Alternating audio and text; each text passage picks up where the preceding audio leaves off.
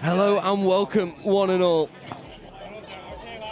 to Nottingham Riverside Sports Complex for the final round of University Touch in 2026. After a cancelled round 2 and a prolonged break in between rounds 1 and 3, we are finally back here at the unofficial heart of touch rugby here in England. Looking ahead to today's actions, the competition really comes down to a 2-horse race, one in pink and the other in green, as Notts Trent and Exeter University fighting out for top spots. It was the final in round 1 where the Exeter side came out 4 tries to 3 over the Trent Timberwolves. And talking to some of the Trent players this morning, the mission is murder for any team that comes their way. Players and officials, this is your 2-minute warning. Players and officials, 2 minutes. With one eye on the Please final, make your way to the field, and the ready other to firmly play. on destroying any opposition that comes their way. Moving on to the plate, where Cardiff Dragons won in round 1. We'll be looking to replicate their success here on the finals.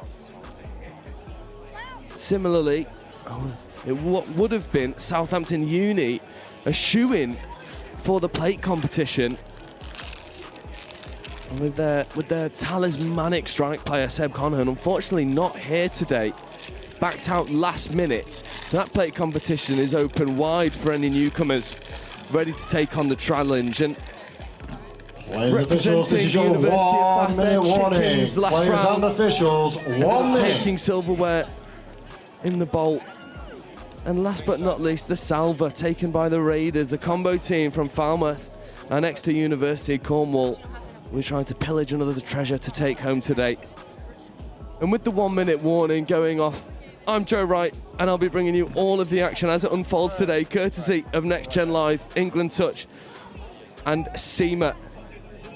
Speaking of, our first action today is Bristol Cobras, 30 seconds. who are with the tap attacking from right to left against the Cardiff Twos, their Sheep, who'll be looking to get underway. We are 30 seconds out from first tap off. A Bristol ball, who had a very good showing of it last round. distracted the Bristol Covers. Players and officials, stand by. Keep an eye out for Seb Hillebrand, Lloyd Dafford in the midfield. And Bristol do get us underway. With Finn Wood trucking up the middle. There is Wood feeding away to Bordeaux. Here is Bordeaux. Wood in acting half. Bordeaux back with the ball. 10 and 11 working together. Wood looking for the middle quickie. Getting on the outside. Bordeaux back to Wood. Stepping opportunity. Hands to the wing was on. Not taken. So Cardiff Uni defending the first onslaught.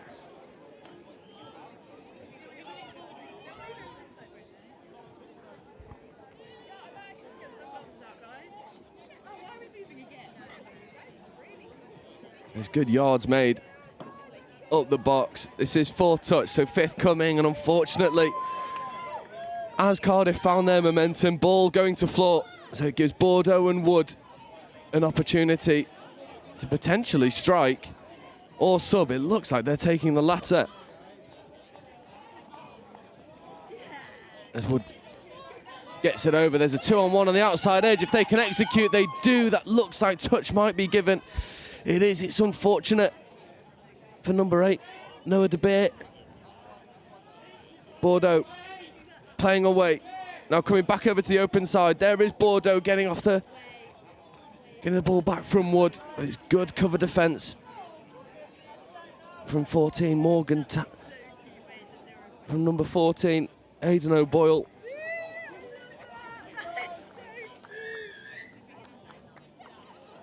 However, after a brief bit of conversation, O'Boyle deemed offside.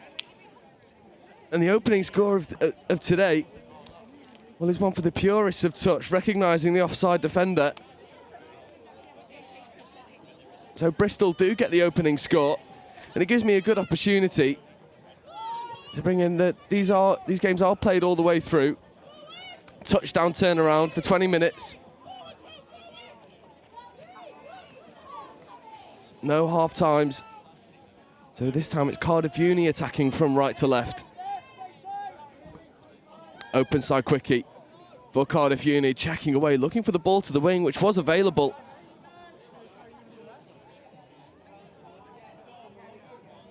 Just unfortunately for William Houston, not enough pace on the ball to find the outside edge. And both teams coming unstuck in their transition early today.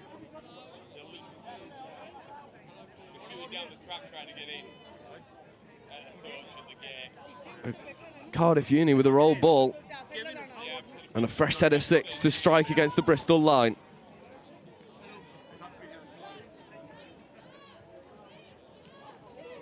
Open side quickie, little bit slow and static on the floor, but the defenders don't number up, and Cardiff Uni get their reply.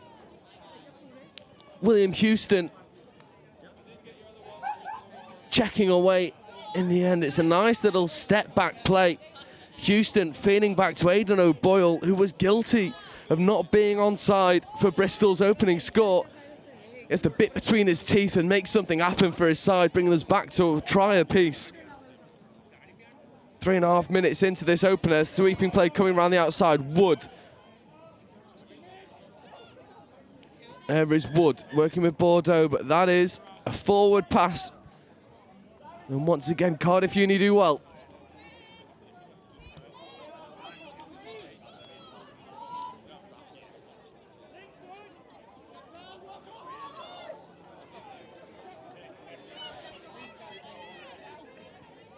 And 3 touches into transition, Cardiff Uni making good meters. There's a nice show and go to getting behind the press.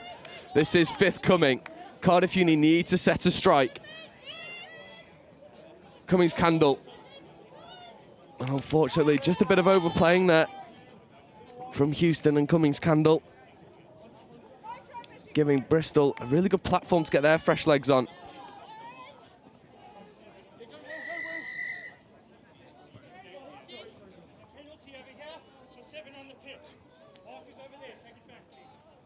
And 7 on here for Bristol, so a logistical error at the transition.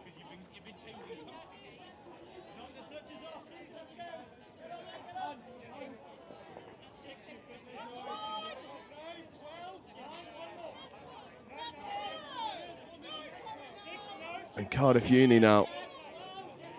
Lloyd Daffyd looking for the off-the-mark penalty. Not given. Really strong touch coming in from that Bristol link. Cardiff Uni looking for that long, and it's good endeavour, but not executed well. As Aidan O'Boyle can't quite bring the ball with him on this occasion.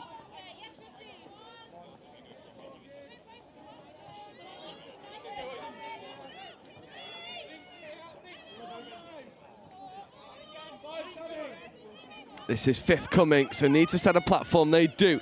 Wood looking to scoop through, finds his way through, but unfortunately for Bristol, Cardiff defence onside.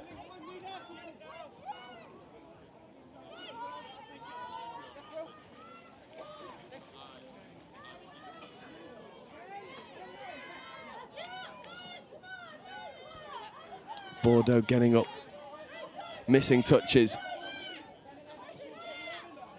Cardiff Uni looking to strike.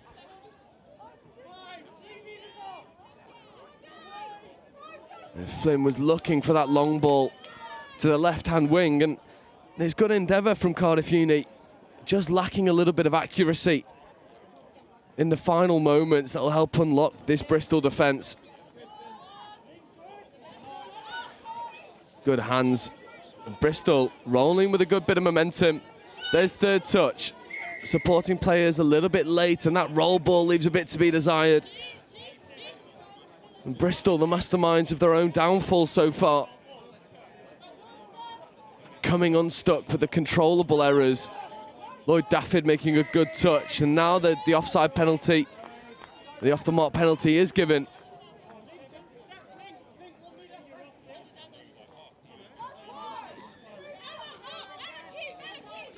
Good yards made.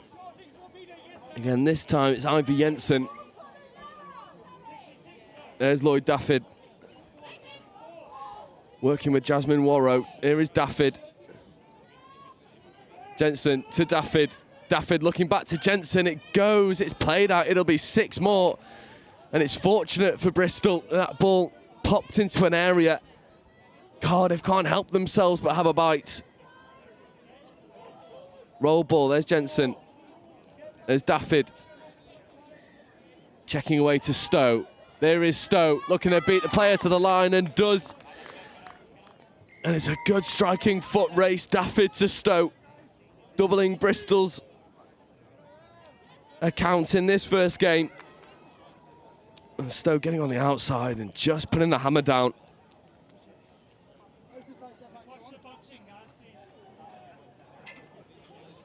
And Stowe on this occasion keeps the ball in hand and executes well. This time it's Cardiff looking for a bit of momentum.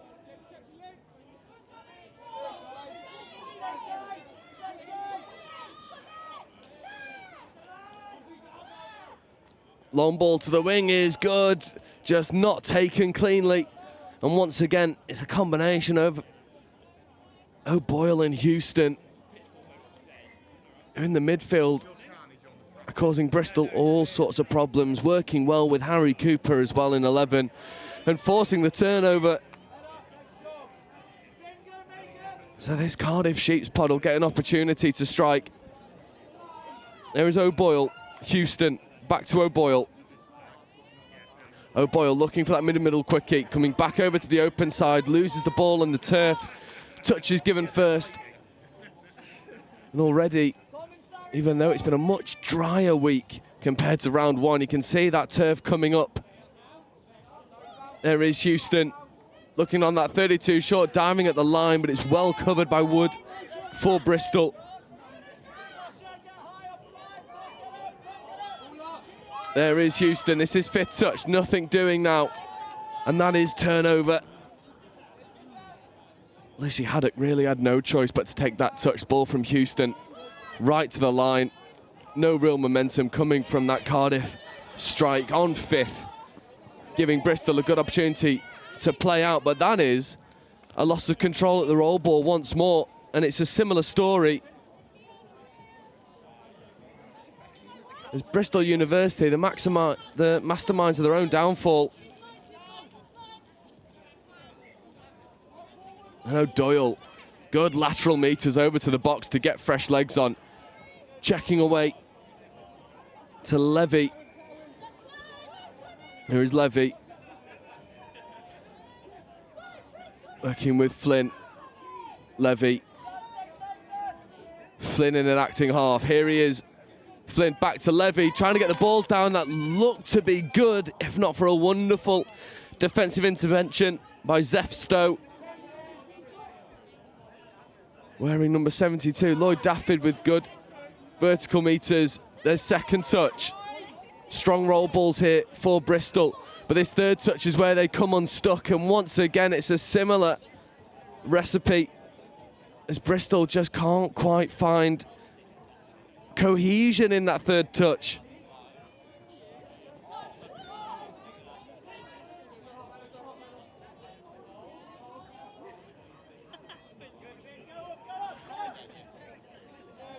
And Cobras defending against the Sheep. Flynn trying to get the ball back, checking back away on the inside. Ball is away and good. There's not a lot of momentum coming for the Cardiff Sheeps. Cummings-Candle looks long, finds the long ball, but it's well defended in the end. By number 7, Sasha Lever. A fifth touch, nothing happening. So Cardiff need to create something from nothing. Switching back over to the short side, looking to check that ball away, but that's just ball down. And Cardiff Uni running out of ideas against a very stubborn Bristol defence.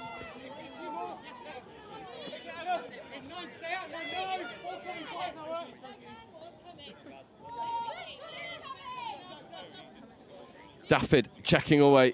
Here is Daffyd looking to scoop, trying to execute a 2-on-1. Nothing doing though on this occasion.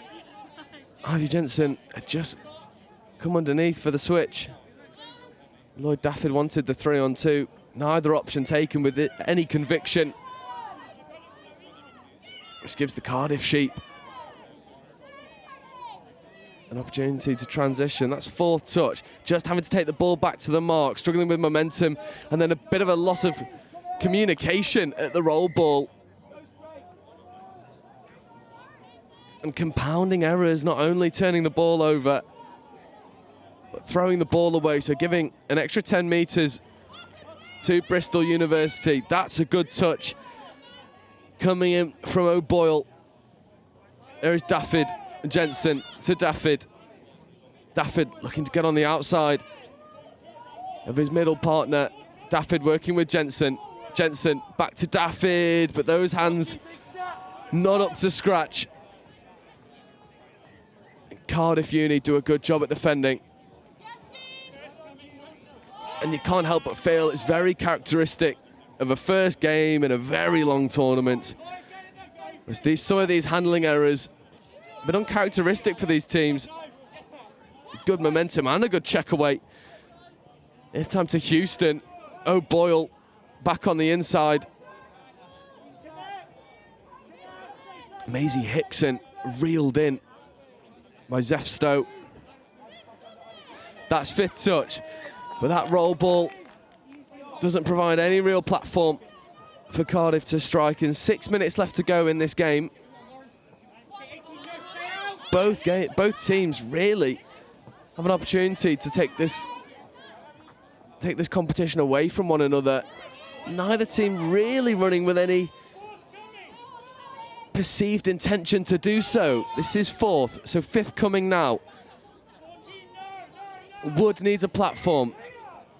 Instead, they'll get a tap penalty for offside.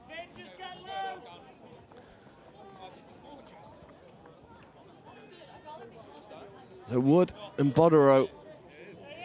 There is Wood. Bodereau back to Wood. Wood looking to go himself, checking away, back to Bodereau, resetting the platform. Wood coming back over. It's a lovely link hole,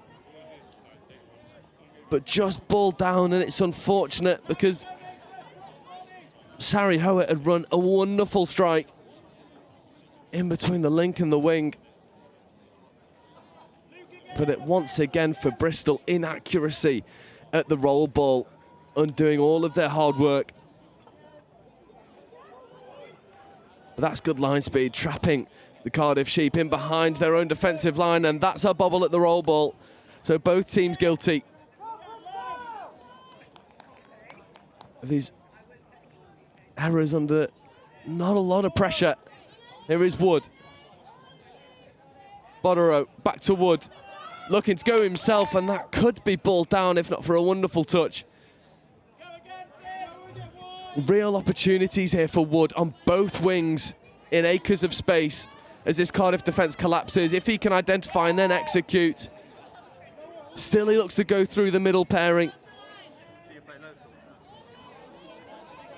of Flynn and Cummings-Candle. This time coming over towards the link. Flynn gets over, makes the touch. Step back opportunity is on, but that is 6 and turnover.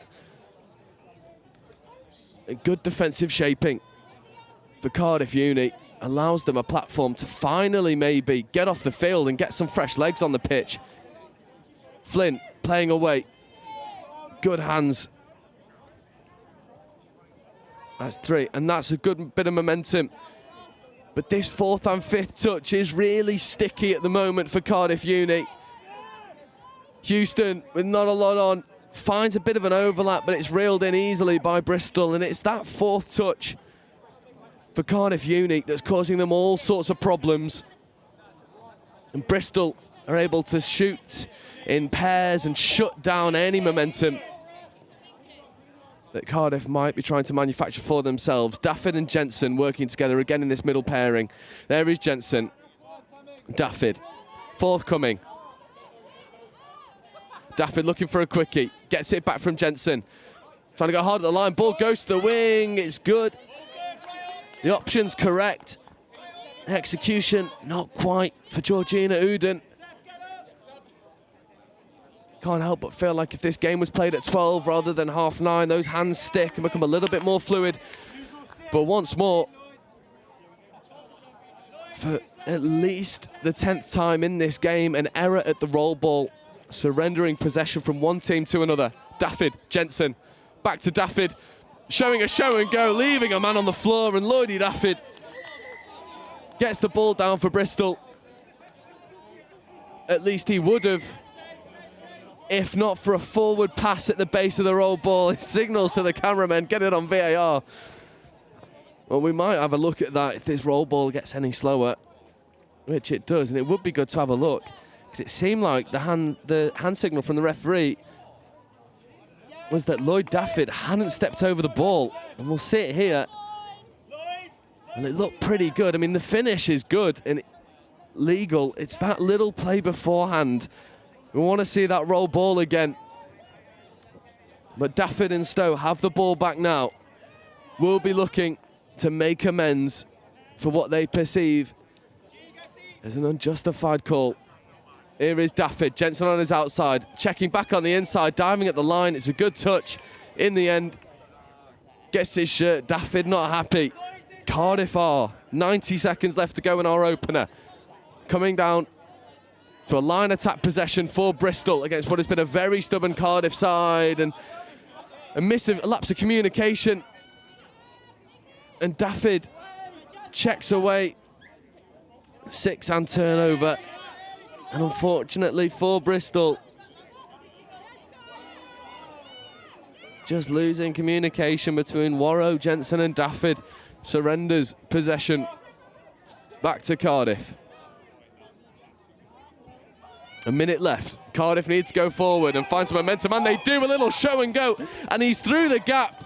And Toby Levy will equalise with 40 seconds left to go in this half, in this game.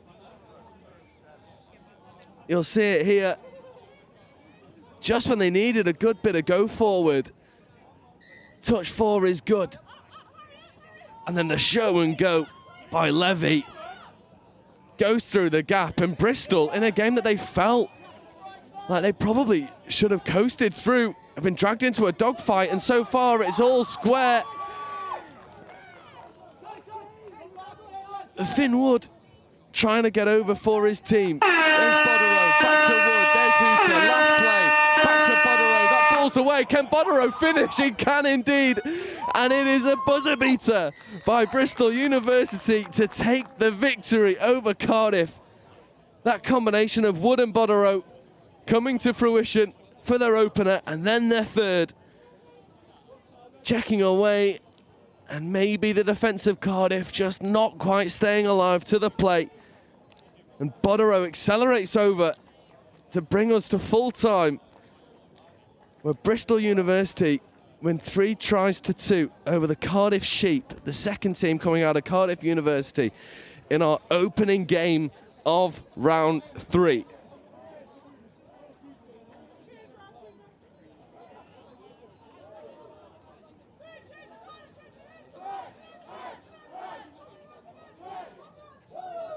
And it's a breathless first game here.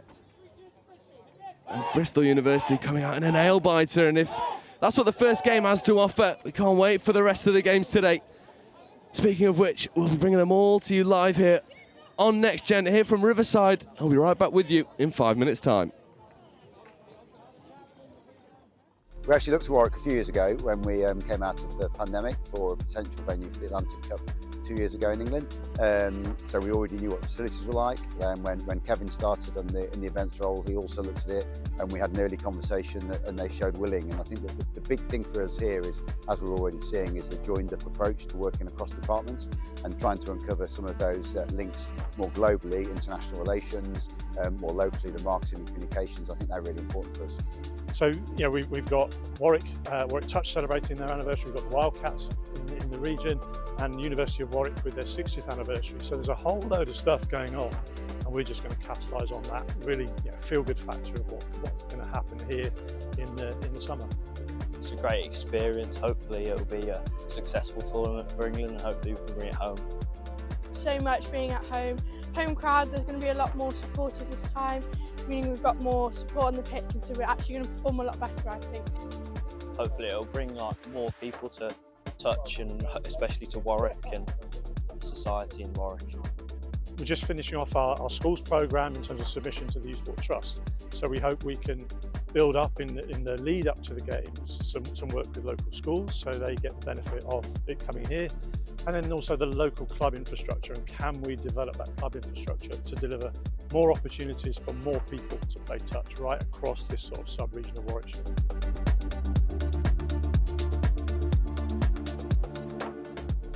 It was the first time in my life that I was studying something that I'd actually be doing at work the next day. I'd never had that connection between work and study before. And then that sort of shaped itself into a really solid understanding of everything, and then the tools to then set up the strategy.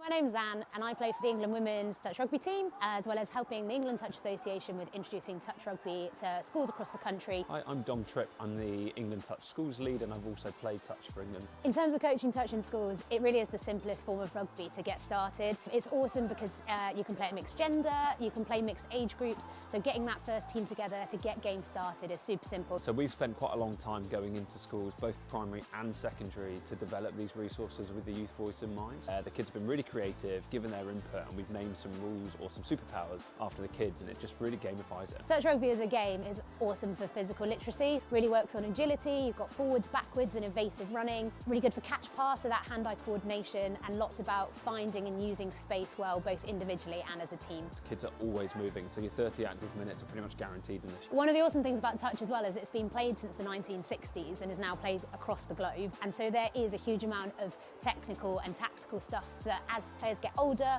or more experienced, they can start to bring into the game and really test their learning and growth and development through the game. It really is for everyone, but then if schools really do enjoy it and they want to play, there's a whole competitive pathway where kids in their schools can go and play in regional rounds and make a national finals. Touch is really like a values-based game. Honesty is just so important. It's not really about winning or losing, it's about working together. Ultimately, touch is just really fun. It gets kids active, and it's all about learning through play. So with the resources, there's not only stuff for the teachers, but we've got really strong...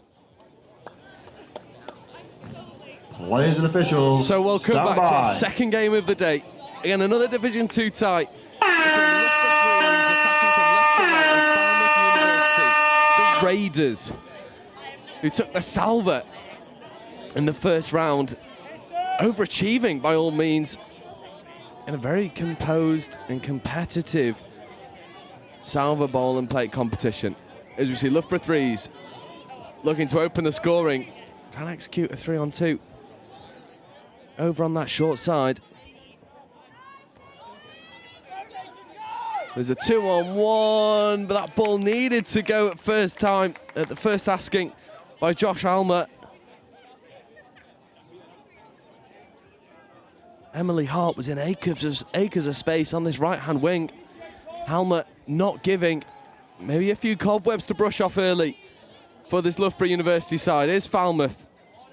The Raiders looking to just accelerate through the gap. Was Nathan Foote. Fleet of for just a moment before reeled back in by Loughborough Uni. 32 short platform, 3-on-2 on the short side. And it's the first one of the day. Trying to put the ball down and score on the 7-metre line rather than the try line. We've all been there. 3-on-2 opportunity and a good bit of pace shown to try and get round the outside. From number 9. Unfortunately, I don't think I've got a number 9 down on the team sheet for.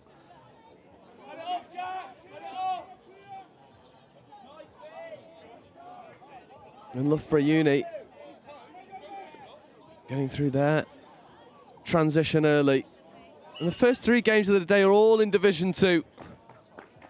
And then we move into Division 1 for the rest of the afternoon before our lunch break, and then finals rugby all throughout the late afternoon and into the early evening, with a finish scheduled for around 5 o'clock here. A long day of rugby.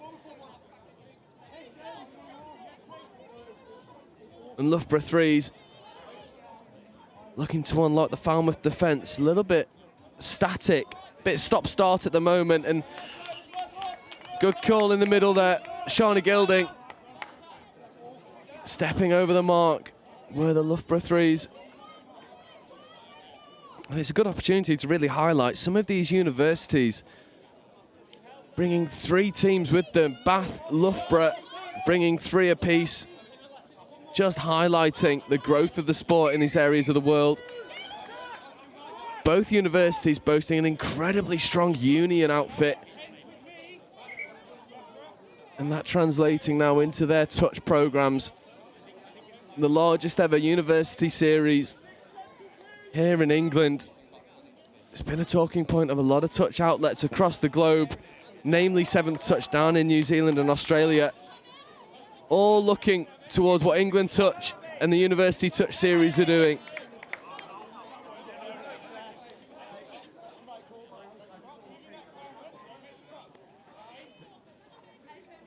Is Harper driving hard at the line and getting over. Dan Price opening the scoring in our second game. Harper to Price, 89-69. It's worked so far for Loughborough University, and there's just a bit of a pace mismatch, bouncing on the outside of his opposite defender. And Dan Price getting over for a good score. And Falmouth University wanting to go quickly because Loughborough have forgotten its touchdown turnaround. The referee's just asking them to take the ball back.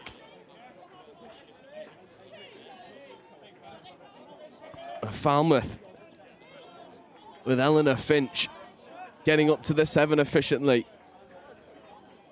Finch wearing 99, enacting half, checking away. There's Reese Hawkins trying to get over off the pop from Eleanor Finch. There is Reese Hawkins wearing 23.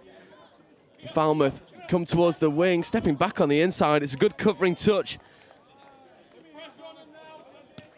by Oscar Smith for Loughborough University. And Smith now checking away, and Loughborough looking to get under defence efficiently. Beasley wearing 109, a little bit of a juggle. That ball on the floor for a bit too long, but no one from Falmouth University set ready to get up and press. A good pace to get around the outside.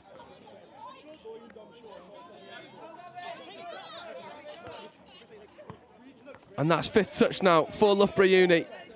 Can they make something happen? There's a good bit of pace, but once more scoring on the 7 metres and not on the try line. This time it's Seb Beard falling foul of that 7 metre line. And it'll be roll ball turnover for Falmouth. And an opportunity goes begging for Loughborough. Beard was in. It found the space, it found the gap. But could not find the try line, only to find the 7. Remains 1 try to nothing for Loughborough. And Falmouth maybe needs to capitalise on a bit of the luck and fortune that they found for themselves. Good wraparound play, but that is 6-hand turnover. Jack Jones. And Loughborough might just look to go all the way around the outside. There's a good bit of wheels on display from Turnmouth, and Turnmouth this time makes no mistake. Matthew Turnmouth puts the burners on, punishes a rolling Falmouth defence, and Loughborough threes. Well, it's been the pace that set them apart from Falmouth. And Falmouth, who won the Salva competition last round, up against it early against a very fast and frenetic Loughborough threes team.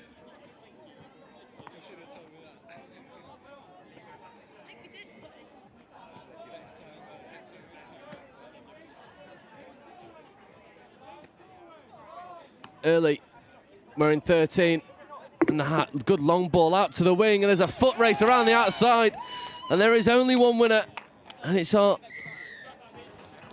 mystery number 9, who I'm going to hazard a guess is down as 91, Abby Mascalia. Nice hitch kick around the outside to bring the deficit back down to 1.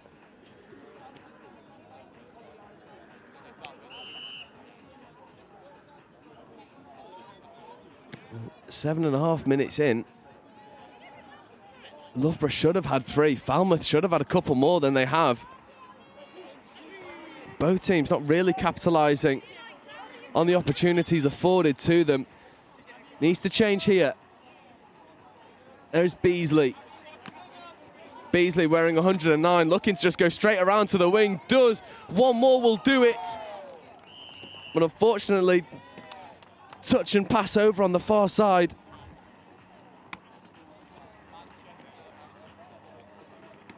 But possession will remain in the pink of Loughborough. There's an offside penalty spotted in the middle. So Beasley will have another crack at it. And Falmouth just need to defend what's in front of them. Loughborough finding these outside edges all too easily. Here is Beasley, carrying well. Flash ball to the wing. It's wonderful execution. Beasley flashing the pass. Zakronia.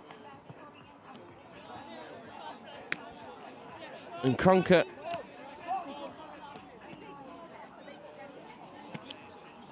Getting over and scoring.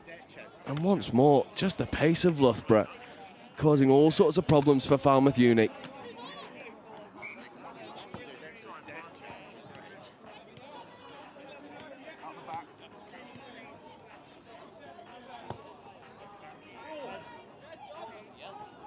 So Falmouth looking to reply almost immediately. Not quite happening for them. Tom Walk. And no touch initiated, dropping off early were Loughborough. They were indeed. So it'll be penalty ball to Falmouth.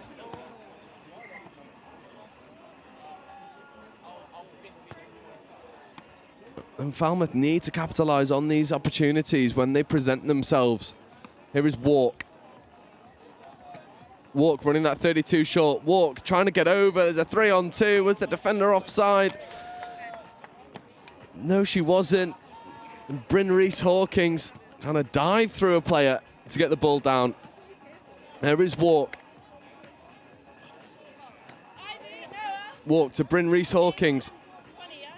No real width, but again, you give it a foot race, but that's touch first. You can't help but feel that if this Falmouth team are just a little bit wider and set a little bit deeper, almost taking a leaf out of the Loughborough playbook, they'll be able to find some momentum. That's fifth touch, Walk. Again, coming over to this outside edge to Mascalia. Walk. Falmouth doing well to recycle the play, but Loughborough crowd them out in the end. And what was a really good attacking platform for Falmouth doesn't come to anything. And you give this dangerous Loughborough Freeze team an opportunity to strike with clean field in front of them. Well, they've shown that they'll make you pay. This is his fourth touch coming. That's better line speed from Falmouth, and Walk finally putting on some pressure. 11 minutes in, they've found their line speed. It'll be Falmouth ball. Although not for long, as Walk with an inaccuracy at the roll ball, surrendering possession unceremoniously back to Loughborough Threes.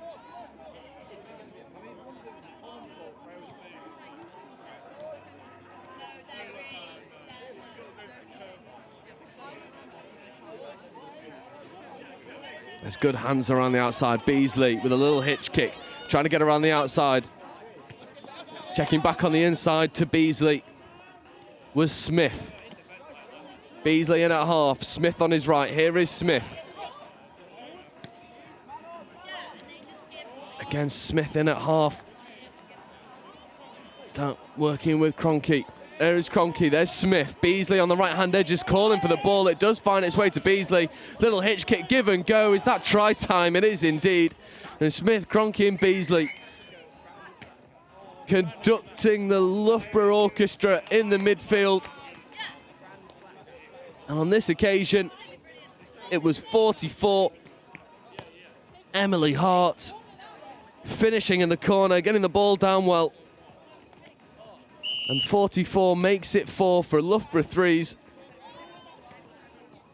And at the moment, it's a bit too easy for the team from the Midlands.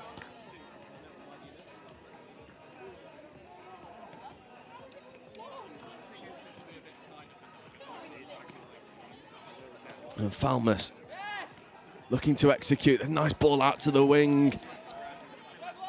Not quite executed though, but immediately going back over to that short side.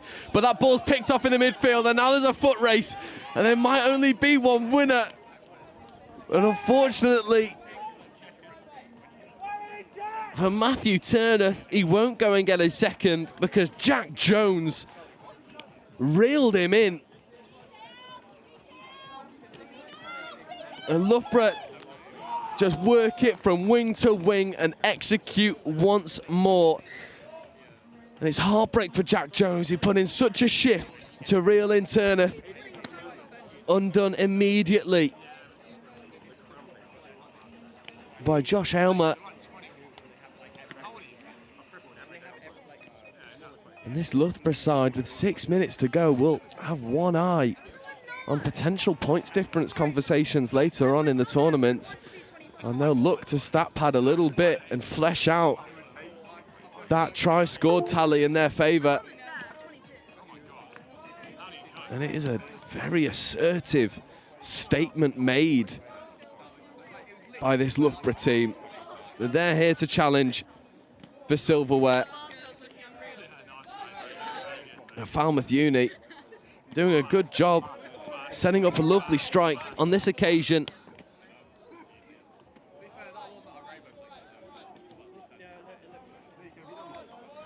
For Foot, but Foot can't quite execute. Foot in motion, wearing one. But Falmouth are just letting the conditions and the circumstances get the better of them, not only losing track of the touch count, but then hacking the ball forward off the 6th touch, surrendering an extra 10 metres to Loughborough. And Falmouth needs to do it. Try and not let their emotions get the better of them. Keep the frustrations on an even keel. Because with 5 minutes left to go, if your frustrations start to boil, it's warning signs. There's a nice check around the outside, and Beasley stepping back on the inside, not using Smith on this occasion. Beasley.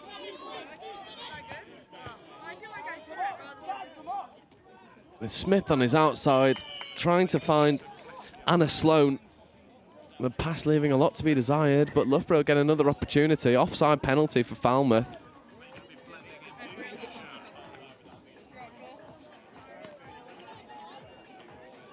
There's Kroenke. Beasley. Smith. Smith might look to just go and execute. That should be a touch and pass. It is indeed. Falmouth University get the defensive turnover. They worked so hard for it.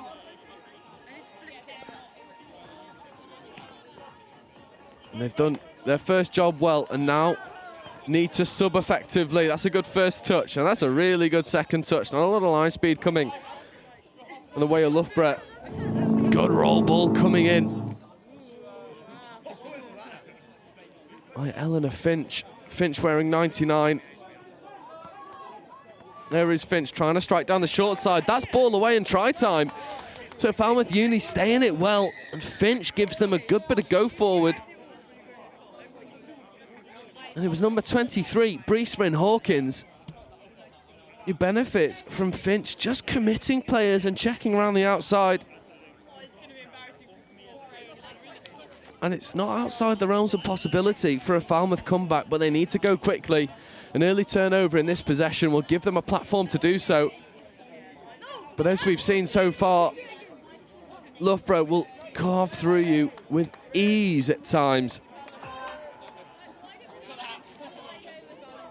There's Turner, wearing 85. Platforming well, stepping around the outside.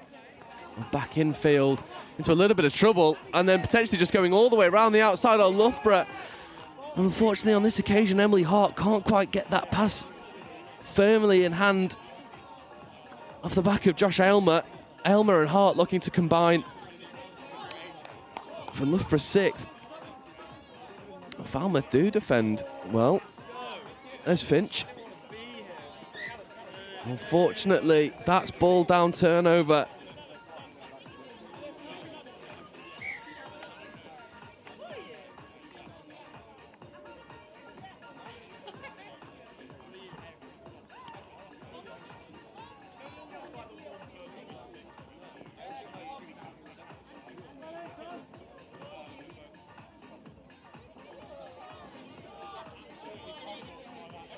So Loughborough going through their subset with just a couple minutes left to go. Nice show and go, but touch well made by Arthur Early.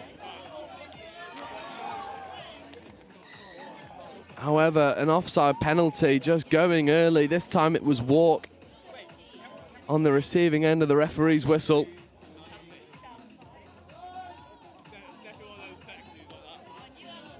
There's Harper wearing 89. Working with Price wearing 69. And unfortunately for Connor Gillies, he just can't quite reel in that ball. And it seems like Loughborough slightly taken their foot off the gas as we approach the end of this game. 90 seconds left. And lots of learning opportunities here for Falmouth Uni. That's a really good roll ball from Walk. There does seem to be a bit of a discrepancy between the two teams in terms of that ability to play heads up. That's a nice wraparound play. Good check over the top as well. But it's those little inaccuracies that Falmouth aren't quite able to execute. And Loughborough just check around those single shooters, and once more it'll be another Loughborough score. This time it's Will Harper.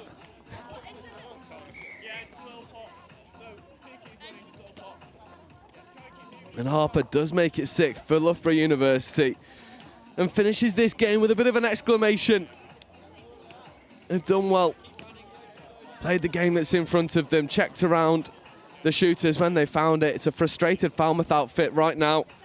And it's come up against a very well-drilled Threes team.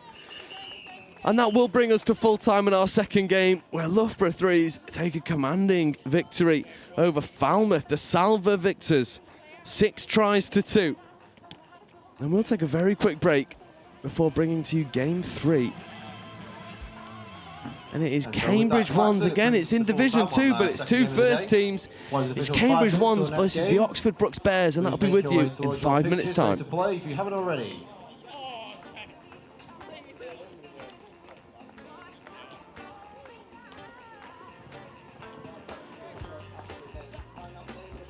I think what I always liked about the Cima qualification is it was much more than just tax advice or much more than just sort of corporate finance management. It was always very wide-ranging. So having the Cima qualification kind of cemented that I knew a little bit about lots of different areas, about project management, about people management, about HR. So it really helped me understand lots of different areas which helped fit into the bigger picture. And for me, that's strategy. It's thinking big. It's kind of thinking, okay, this is all great, but what's the point of it?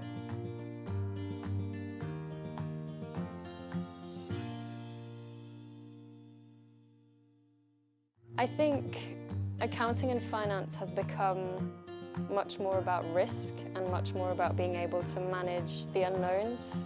The finance business partner role of today is nothing like the 5-year from now finance business partner role. It's in technology, in intelligent sort of automation.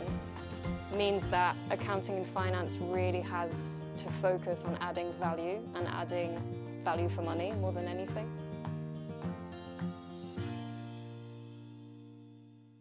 Management accounting explained in touch rugby terms. Like the coach of a touch rugby team, management accountants need to keep track of performance to help their business or team improve. They track revenue and costs. This is like monitoring your team's tries scored and conceded. They analyse performance, like identifying which players are most effective and where improvements can be made. They develop strategies, like creating game plans to help your team win. Management accountants make informed decisions to help businesses, your team, succeed. Find out more about becoming a chartered global management accountant with Cima today. Studying through the Cima exams, I already felt a little bit of a difference going into the strategic level. I could tell it was a different kind of thinking. It was really maybe more master's level is what I imagined it to be. And then the final exam, so the strategic case study, I remember sitting the exam and thinking, this is brilliant because this isn't accounting or finance, it's about PR, it's about sort of external relations, it's about managing the press, it's about sort of risk and consequences. And so I actually really enjoyed it.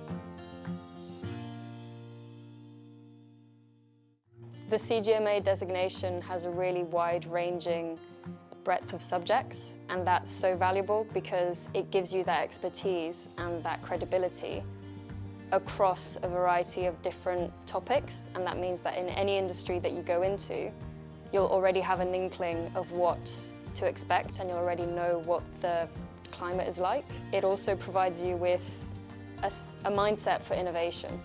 And that mindset for innovation means that you're ready to take on any challenge and to shape the future and how it will look like.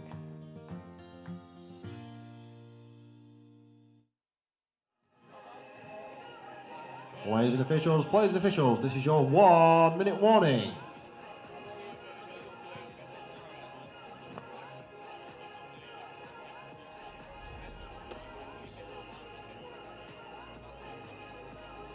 So welcome back to our third game of the day, where we have the Oxford Brookes Bears versus Cambridge University. Cambridge in blue, over on that far side. And Oxford Brookes here in the gradient pink and grey strip. Players and officials, 30 seconds. Again, Division 2 action, but 2 first teams. Our first opportunity to see what these teams can offer. And what has turned out to be a glorious day for rugby here at the Riverside Sports Complex. Very different compared to round 1, which was played in wet and windy conditions. Oxford Brookes with tap. Stand by. And here are the Brookes and Hooker. get us underway. There is Hooker, working with Todd Williams and Welpton. And Welpton to Hooker. There is Hooker, looking to get on the outside. There's an opportunity here. Ball goes to the wing, and it's wonderfully executed and finished by Cara Gattis. Welpton and Ben Hooker doing so well. And Welpton feeds the final pass to Gattis, and that is a wonderful start for the Oxford Brookes Bears.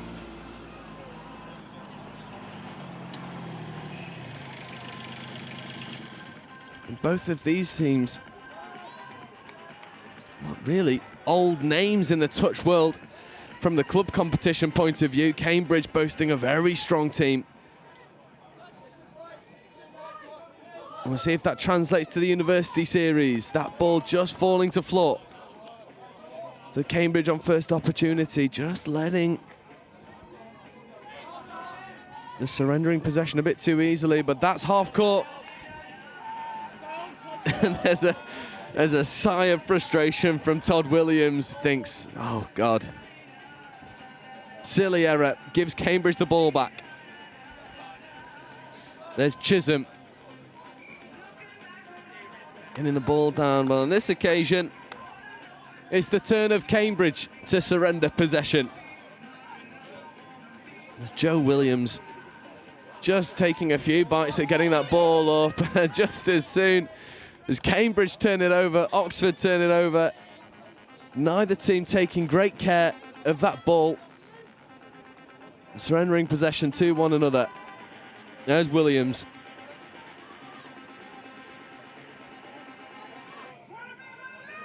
There's Marshfield. There's Williams. 3-on-2 if they want to execute. They try to, but it's well covered in the end. Not a lot of space there for Juliet Caddo to get over. Cambridge looking to go quickly. That's fifth touch.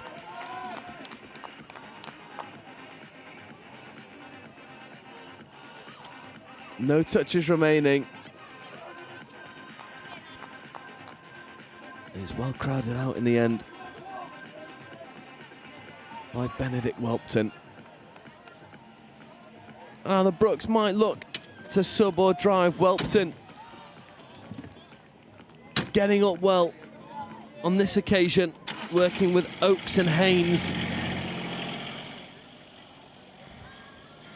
There is Oakes. Haynes on his outside. This time it's Welpton, and Welpton just accelerates to the line and gets that ball down. And Welpton with a hand to play in both scores for the Oxford Brookes team. And not too dissimilar from their first score. It's just a heads-up play, finding the space, identifying where the outside edges are, where those frailties lie for Cambridge University. And it's early advantage Oxford 3 minutes in.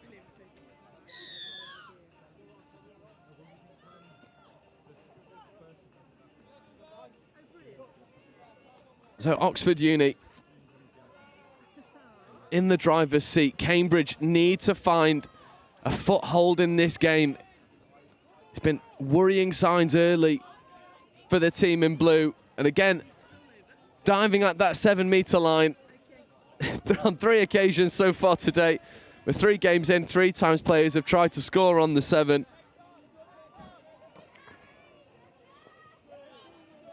Oxford Uni. Well, Oxford Brookes Uni, a bit unceremonious in the roll ball. Unforced errors, surrendering possession to Cambridge. And it might be something that Oxford Brookes want to keep an eye out on. You're 2 tries up early in this game, 4 minutes in, and yet your error count has been quite high.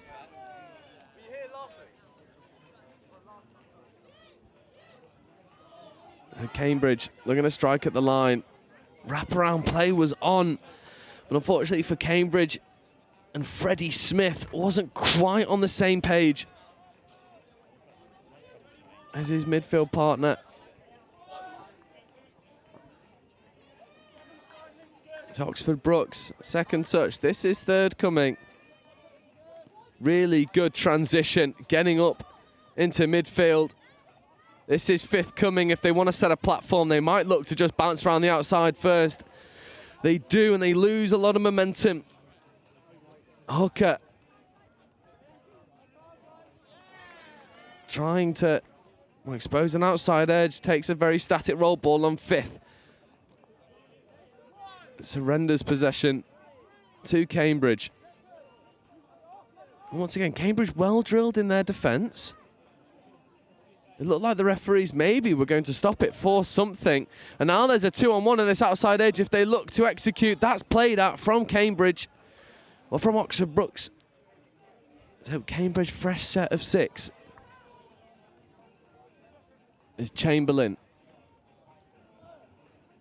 Working with Wong. And Chamberlain escaping a touch, back to Wong, over to the outside edge. Can they finish? It's good covering touch by Ben Hooker. And the referees have spotted something they're not happy with. And that's not a correct restart for Oxford Brookes. So good defensive work, surrendered in the end.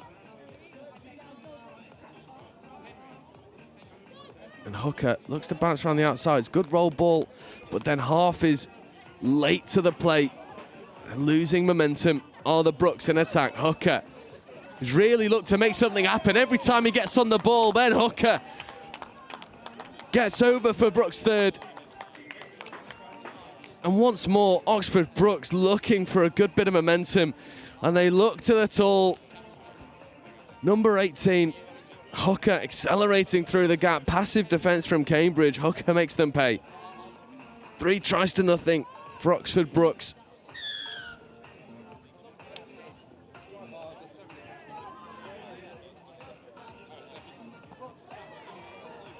Cambridge really need to get the next score on the board. If not, this game starts to look like it's falling away from them.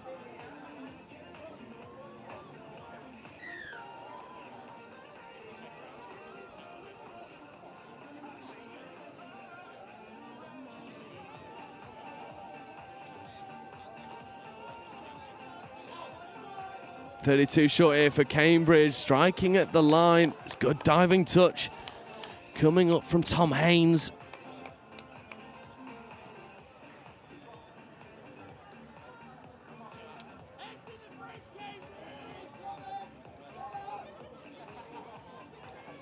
Joe Williams platforming well.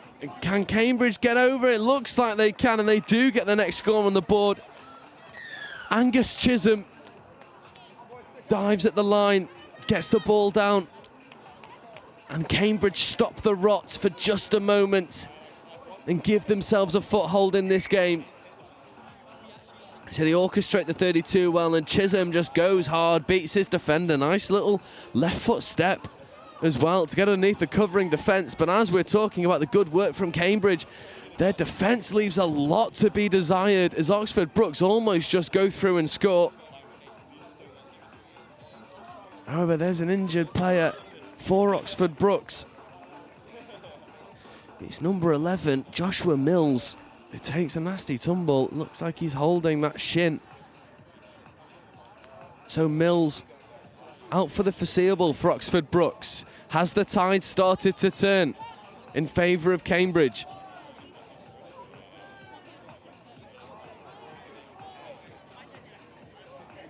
That's touch 4, 5th coming. There's Wong.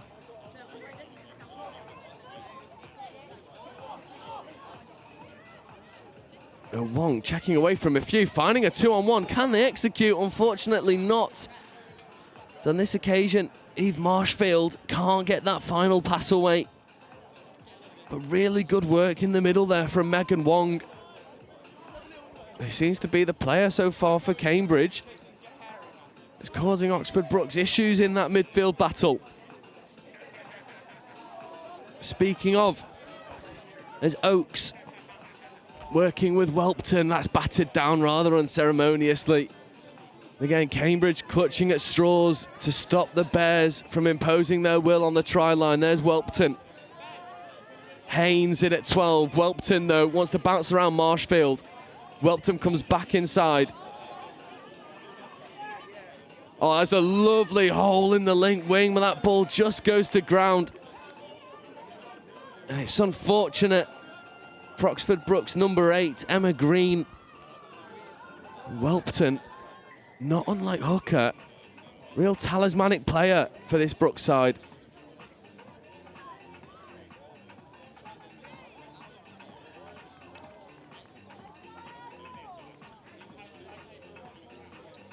For Cambridge, they're really stuck in this midfield grind, struggling to find momentum in their line attack, struggling to get there effectively. Touches 4 and 5, static and a bit passive. It allows Oxford Brookes to constantly turn the ball over in the midfield, give good position, then go and strike. There's Welpton. He's had a stunning 10 minutes so far for Brookes. This is 5th coming. Here is Hooker. Hooker puts the hammer down, tries to beat a man on the outside. Basketball pass over the top. Just drifts forward. But that's what this Brookes team can do when they're given midfield turnover ball.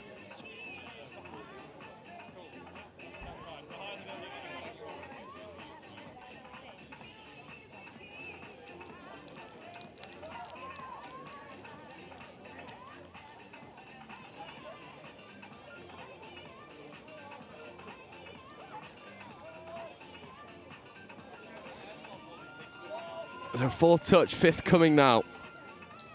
Unfortunately, an error at the roll ball once more.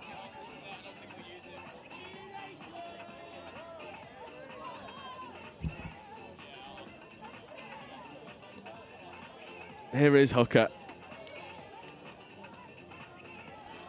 On this occasion, working with Todd Williams in at the midfield, wearing number 10. 17, Freya Myhill. Hooker coming back over. Myhill is in space. Can't quite reel the ball in. That pass from Callum Bosco just behind Myhill. And one can't quite escape Hooker. And again, it's good momentum. Stunted by Oxford Brookes. And something that you'll see at this, more so in Division 2 than Division 1, is a tendency to always try and beat a player, regardless of where you are on the pitch. Sometimes just need to get that ball down cleanly to get momentum, so you're not coming back to the mark constantly. It leads to a bit of a stop-start game as we've got here on pitch 1. Here is Hooker. Bosco wearing 6. Here is Hooker. Trying to bounce around a couple, trying to escape the touch. Not quite happened. Bosco wants the ball on the right-hand edge. There's a 2-on-1. Callum Bosco, can he make something happen? Bosco accelerating round. Is that ball down? It looks like referee is happy. He is indeed. And Bosco gets over for the Brookes 4th. He's screaming for the ball on the right-hand side. And Bosco justifying the call.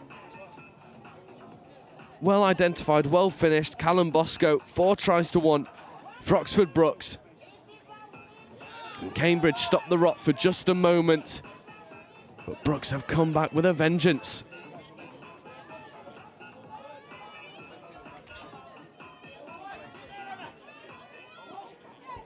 Good covering touch coming in.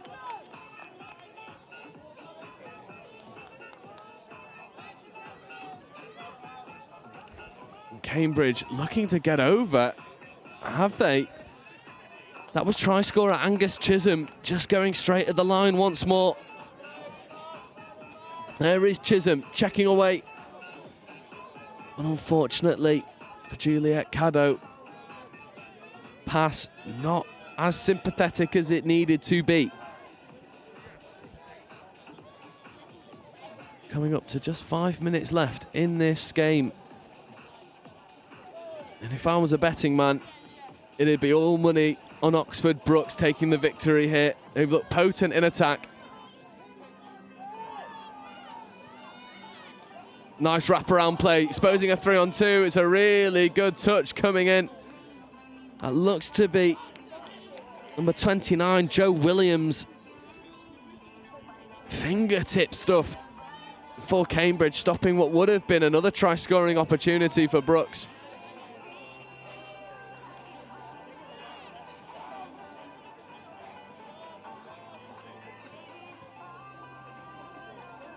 Good hands in the midfield. Good evasion from a couple touches, but then again, trying to do one too many was Bram.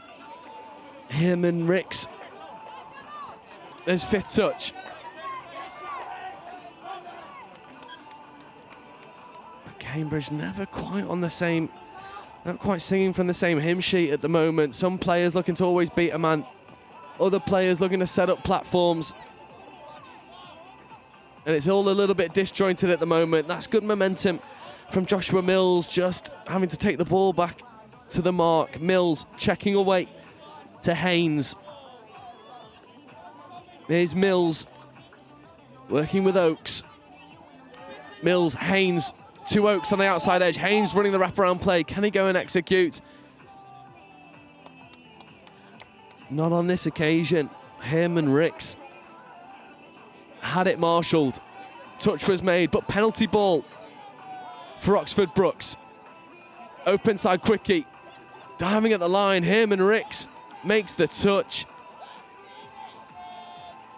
on Joshua Mills, wearing number 11. Haynes wearing 12.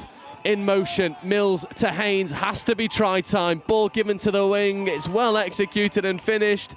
Did the covering touch come in? No, it didn't. And Oxford Bucs get their fifth, courtesy of their number 5, Cara Gattis. Over in that far corner, sweeping player coming round, finding the 2-on-1, committing defenders. Oxford Bucs 5, Cambridge 1. And it is warning signs for Cambridge. A lot of adjustments need to be made. And for Oxford Bucs, you're happy with your performance so far. And a performance you can really build off of and start turning the screw against your opposition in these divisions.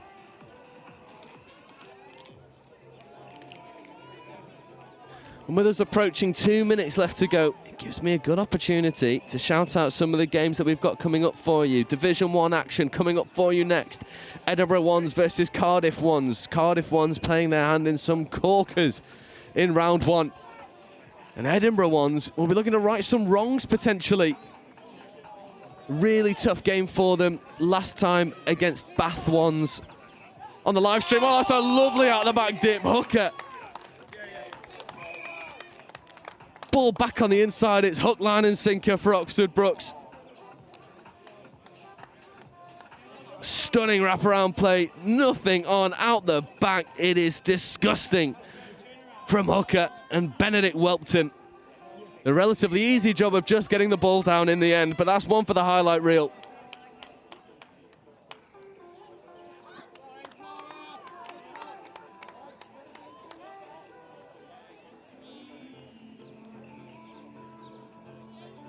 And you have to feel for Cambridge. They've stayed in the game, they've gone through their motions, they've tried to find success when it affords the opportunity.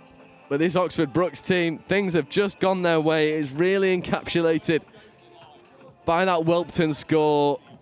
Hooker having an individual performance here on live stream. Sauntering about with a bit of swagger about himself. A minute left to go. And Hooker just going through the motions. Coming into the box, wry smile on his face. He knows that was good. Rewards himself with a little grape. Oxford Bucs might look to try and finish with a flourish.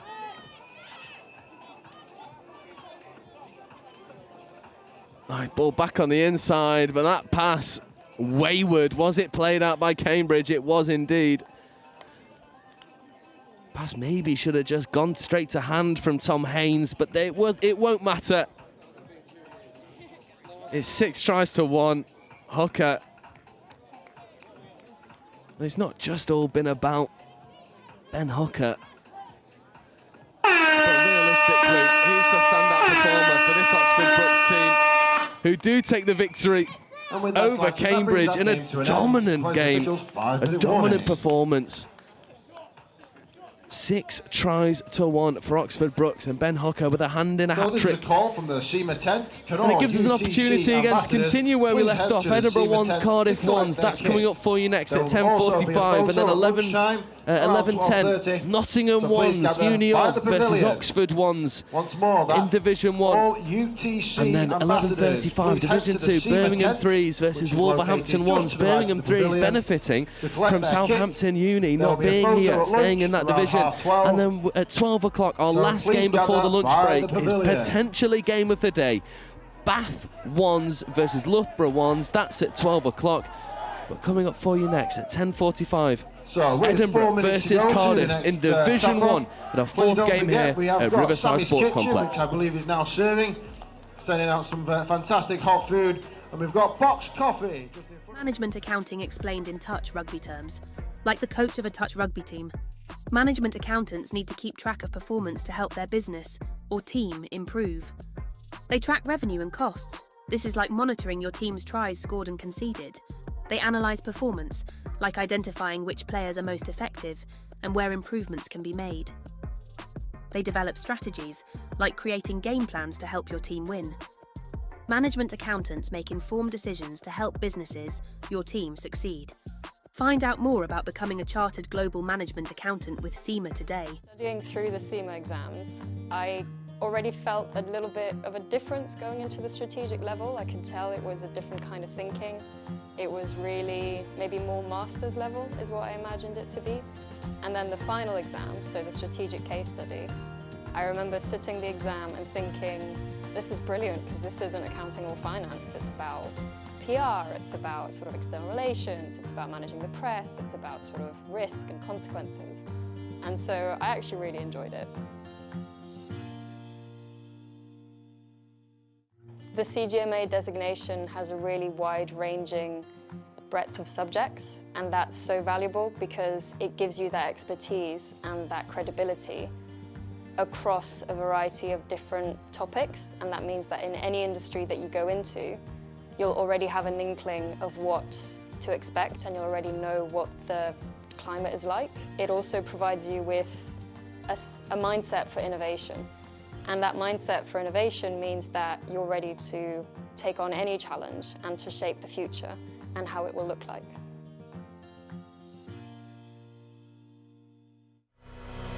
It's our turn now.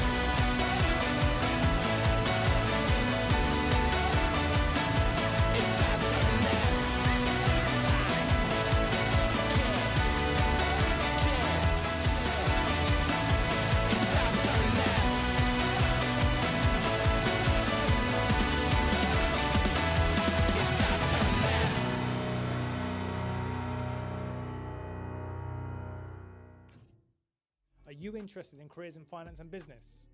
If so, come and follow us on Instagram and TikTok to find out more about Cima's CGMA qualification. Cima Early Careers UK is your one-stop shop for all things finance and business with Cima.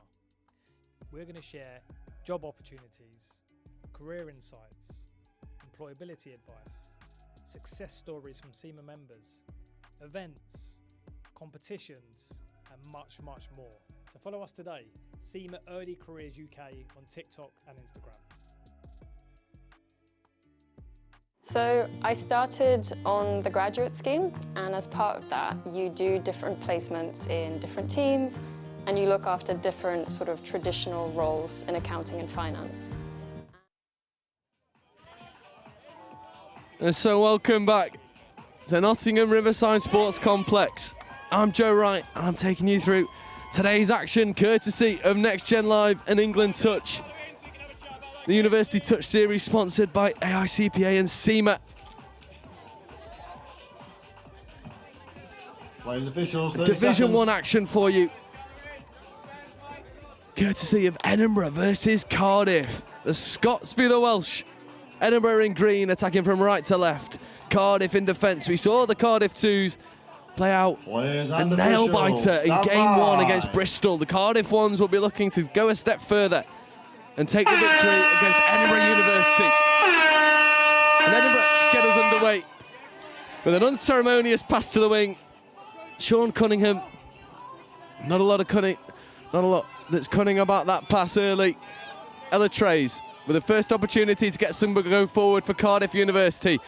Ella Trays showing a big dummy, caught in the touch. Just a moment. Tabatabai, Trays playing around the outside, back to Trays, ball back on the inside was good by number 12, Donnelly. Here is Trays. Tabatabai in motion, Donnelly taking the touch. Trays coming back over to the short side, one more hat to go, but that's ball down and turnover, and Edinburgh will go quickly. Good hitch kick and momentum for Edinburgh. Second touch up onto the box, and the fresh legs come flying on this third over halfway. This is dangerous for Edinburgh University. Max Gold. There is Gold flashing a ball to the link. Gold with a scooping opportunity. Link play is on, it's played out, but now it's picked up and we're in a foot race. And will he have the gas to go all the way? Gold is coming all the way back to try and make the touch, does in the end. And it's unfortunate for Jack Palmer, didn't quite have the legs to get over. It's frantic early, Charlie Gold throws the intercept, comes back, makes the defending touch. Here's Morgan Tagg, potent player in line attack, gets this 6 more. And Morgan Tagg gives us an opportunity to take a breath. Arian Tabatabai in at half, there's Tagg. Tagg trying to step around a few, diving underneath the covering defence. Referee seems happy. Good touch made in the end by Austin Cross. Tagg working with Tabatabai.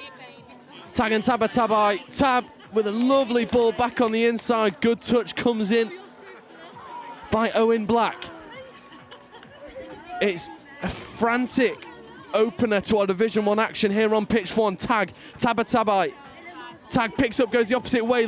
Wing play is on. It's a lovely ball, not quite taken on that far edge. Both teams coming oh so close to opening the scoring, but it remains 0-0.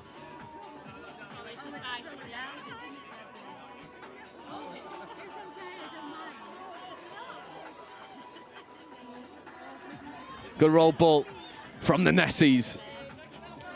Second touch getting over. Here is Gold. Motoring through their processes are Uni of Edinburgh. Fifth touch, Platform gets both middles in the touch. And the pace on display. And unfortunately for Edinburgh University and Sean Cunningham, Cardiff University deemed to be onside. I'm not too sure how onside they were. We'll defer to the referee's judgment. Edinburgh University get a second crack at the line. It's not great initially from Cardiff in their exit. Edinburgh playing Matador with the Cardiff defence. Trying to dive at the line, that could be ball down. Is the referee happy? No, good touch from Morgan Tagg. This is Lefebvre Dupre wearing 16. Working with Cunningham in 17. Cunningham trapped. Dupre stepping away from Tagg. Now getting the ball back. Lovely show and go. Ball to the wingers. Good. Was it away? Oh, the referee's happy. There's a conversation to be had. And I think it's given touch and pass. And it is frantic.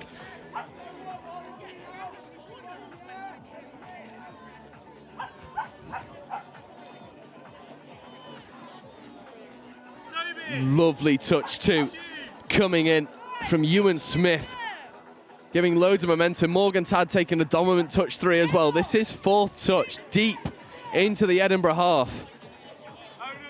Tabatabai checking away back on the inside. There is Tabatabai. Ella Trays on his outside, plays the ball. It's played out by Edinburgh University. Joel Hassan slapping the ball down. A little bit last ditch from Edinburgh University. Both teams riding a very fine line. Here is Tabatabai. Trays checking away. Well defended by Edinburgh University. And just as soon as the defence starts to creak, the attack becomes panicked. Well, that creaking defence has surrendered. A penalty for Cardiff University. Tabatabai. Bit static at the roll ball.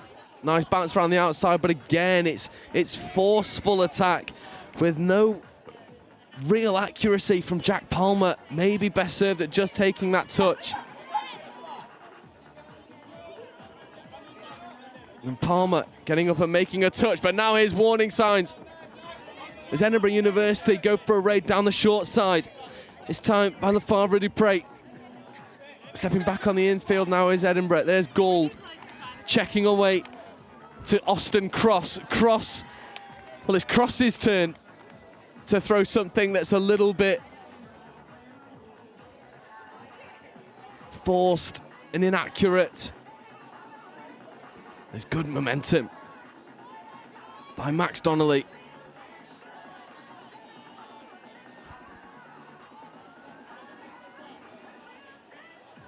Tag.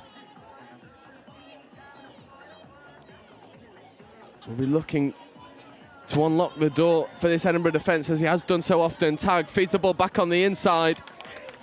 And it's a nice flash pass from Stanley Sindel.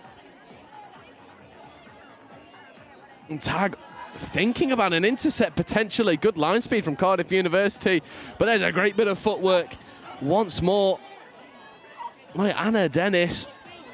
But this is third touch. Cardiff Uni doing a better job with their line speed. That's fourth touch, fifth coming. And Edinburgh University need to find some go forward. They look to flash the ball to the wing early, but that's fifth. So not a lot of platform for Edinburgh to strike. Dummying back on the inside. But for Pierre Lefebvre Dupre, he's met with nothing but a stubborn Welsh wall.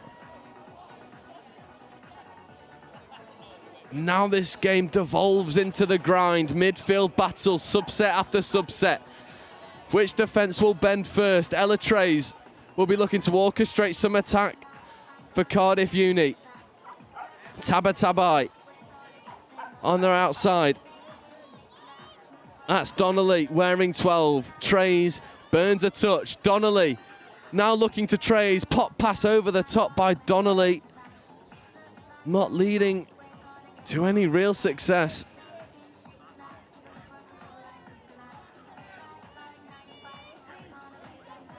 Again, line speed on top by Cardiff University. Edinburgh do a good job of checking around, but now they need to find some straightening momentum. That's a good check around Tabatabai. Edinburgh do find some success with Lefebvre Dupre.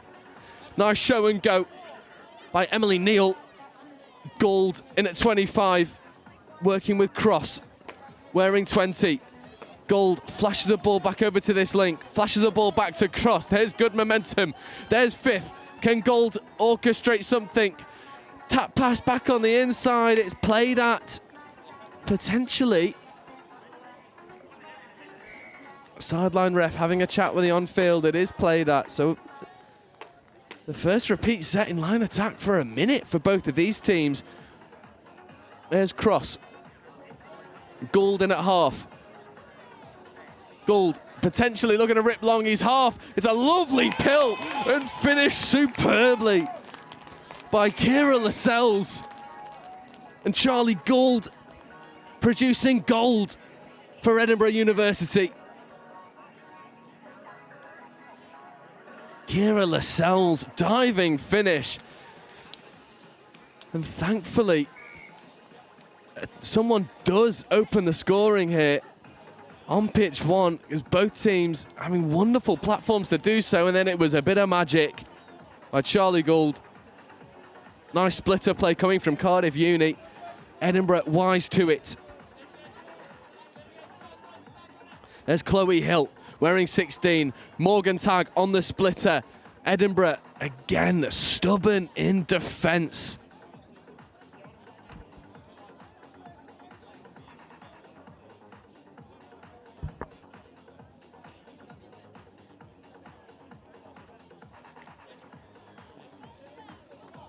A roll ball on first, playing around the single shooter from Cardiff University. Morgan Tagg gets up, makes a good touch. Bit of a bobble. Morgan Tagg's asking for a forward pass, but the referee won't change his mind. Austin Cross, that pass was forward, not noticed by the referees. Cross to Gold. Can Gold make something happen once more for Edinburgh? Show and go back on the inside. Tries to escape the covering defence of Stanley Sindel. But Cardiff are up to the task. Sindel popping away to Chloe Hill, but nothing doing. And now Gold goes quickly. Can they execute? Edinburgh Uni just takes the settler. Does Owen Black.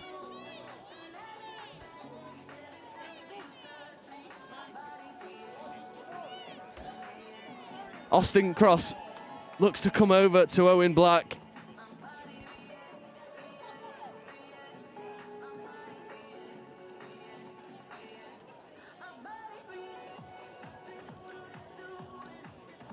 It feels like everyone on pitch one takes a collective breath. Black to Cross to Gold. Gold ripping long goal. It's stunning. It is absolutely phenomenal. Charlie Gold is having a game of it here on pitch one. Right to left long ball against the momentum. Just rips it. Almost on instinct. And this time, it's number 5, Natalie Roy, who doubles the scoring for Edinburgh University. But make no bones about it, Charlie Gold, the magic man in the middle for Edinburgh University. Tagg working with Hill, will be looking to equalise. It looked pretty good. The referee's called offside. Tagg goes quickly, ball to the wing, and that's what Morgan Tagg can do. He plays quicker than everyone else. His touch IQ is superb, and Morgan Tagg recognises Edinburgh Uni are too busy chatting to the refs rather than playing the game. And Morgan Tagg drops a lovely pass off to that far side winger. Just missed the number. I'll try and get that number for you as play continues.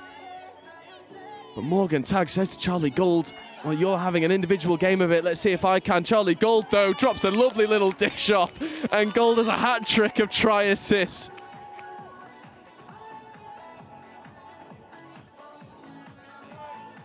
Just playing quicker than anyone else. Charlie Gold gets over. Lovely pass. George Murdoch. It's silky smooth from Edinburgh University. They go quickly. 3 tries to 1. It's a bit of a classic here between Edinburgh and Cardiff. Tagg looking to go and get another score, looking for the phase play, a little bit slow to react with the rest of their support. Morgan Tagg asking the sideline refs, are they dropping early? It's a fine line to walk. What Morgan Tagg has shown in this university series, just how important he is for Cardiff Uni, and he's trying to find any foothold in this game to make a difference for his team. Edinburgh University now rolling through their subset. This is 5th touch. Can they find a strike? Here is Owen Black. Black coming over to this short side, accelerating around the link. No touch. Can he find the spare player? Little pop pass back on the inside. It's picked off though by 22. Hugh Owen makes a big defensive intervention. There's Chloe Hill. Here is Tagg. And now can Cardiff get out of dodge? No, they can't. Surrendering possession back to Edinburgh. Black. Working with Lefebvre Dupre. Apologies. There's Cunningham. There's Black. Lefebvre Dupre. Checking around. Tabatabai. Dupre. Little bit static at the roll ball from Cunningham, and that'll be turnover ball. So good defensive work from Cardiff and Tabatabai. And there's good footwork to give some momentum. Tabatabai straightens. Ella Trays, vertical yards, eaten up with ease. Morgan Tagg cannons into the roll ball. There's Chloe Hill. The glue that binds this pod together is Chloe Hill. Morgan Tagg looking for the little drop out the back. Nothing doing. And with 5 minutes left to go, there's more than enough time for Cardiff to get back into this game. Need not force it. What they do need to do is stop Edinburgh from getting over their try line. Especially if this next subset includes the dangerous Charlie Gould. Here he is wearing 25, working with Cross in 20 and Hassan in 21. Here is Gould. Does he want to go long? He wants to try and take on Morgan Tagg, but Tagg stays firm. Chloe Hill evades the touch of Austin Cross with ease to give Cardiff Uni a good bit of go forward. Tagg trapped behind the roll ball. And here is Max Donnelly.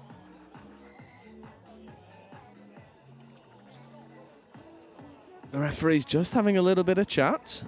Not happy with something. Watching for the hand signal. Look like they'll just take that tap ball back. Ella Trays trying to get around Austin Cross. Does. Donnelly accelerates through. Finds a pace mismatch. Bounces around the defender. Finds the extra pass away. And that should be try time, if not for a wonderful diving touch. It comes in, I believe, I want to say that's number 21, Joel Hassan.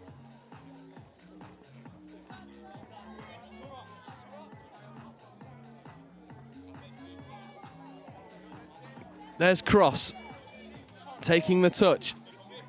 And it's good work again from this link and wing combination of Alexia Johnson.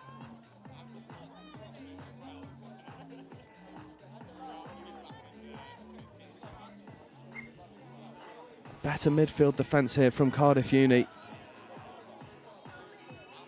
But the midfield defence isn't enough to see them back into this game. They need to find some potency and some venom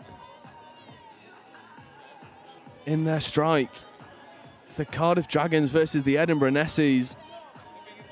And this game's been one for the history books for both of these teams. Tagg working well, ball back on the inside, wants to go, but again, Cardiff Uni can't quite get over a very stubborn Edinburgh defence.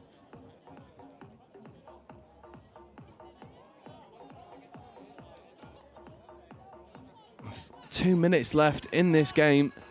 The opportunities for Cardiff Uni are few and far between. They need to take them when they propose themselves. That's a lovely show and go, but that's a no touch by Morgan Tagg, again demonstrating the touch IQ, tapping and going quickly. Were they back 10? No, they weren't. Morgan Tagg will get another opportunity to tap and go. Morgan Tagg showing a dummy, not bought. Tagg working with Jack Palmer in at 11 and Sindel in at 9. There's Tagg. Palmer back to Tagg, bouncing around Austin Cross, trying to beat him to the line, asking a question of the referees, gets the penalty. Tagg knows he needs to go quickly. Here is Sindel. Sindel checking away to Chloe Hill. Sindel back to Tagg, played away from Charlie Gould. You don't want to challenge him on line defence. Morgan Tagg, dummies, back to Sindel. Chloe Hill receives the ball flat to the line, but good defensive pressure. Sindel to Hill. Sindel in at half. Flashes the ball to Morgan Tagg. Gives Morgan Tagg a foot race. Now to Palmer. Can Palmer execute? Ball out the back. Cardiff University do get over the Edinburgh line. It's 3-2 with a minute left to go. And on this occasion, it's Mia Weiss finishing Morgan Tagg to Jack Palmer. Jack Palmer to Mia Weiss. Weiss makes it 2 for Cardiff, and Edinburgh University, with a little bit of gamesmanship, knows that they just need to wind this clock down. 30 seconds left. Calls of work hard from the Edinburgh sub-box. Lovely momentum. Again, Emily Neal. This game for Edinburgh has been all about Charlie Gould, but the likes of Neal having their say. Nice dive over the line. Is that try time? Aaron Tabatabai waves him off the line. Try again for Edinburgh. And that is full time. And Edinburgh University will surrender the touch. They will take the victory, 3 tries to 2 in an absolute classic here on pitch 1. Charlie Gould, a hat-trick of try assists, wonderful handling ability, matched only by Morgan Tagg, who had a phenomenal game of it for Cardiff University. On another day, it could have gone in favour of the youth of the Welsh University. On this occasion, Edinburgh take the victory, 3 tries to 2. And if that is anything to go by for what Division 1 has to offer under the sun here in Nottingham, then we are in for a treat for the rest of the day. Coming up for you in about 5 minutes' time, it's more Division 1 action. This time, University of Nottingham versus University of Oxford. And that'll be with you live in 5 minutes' time.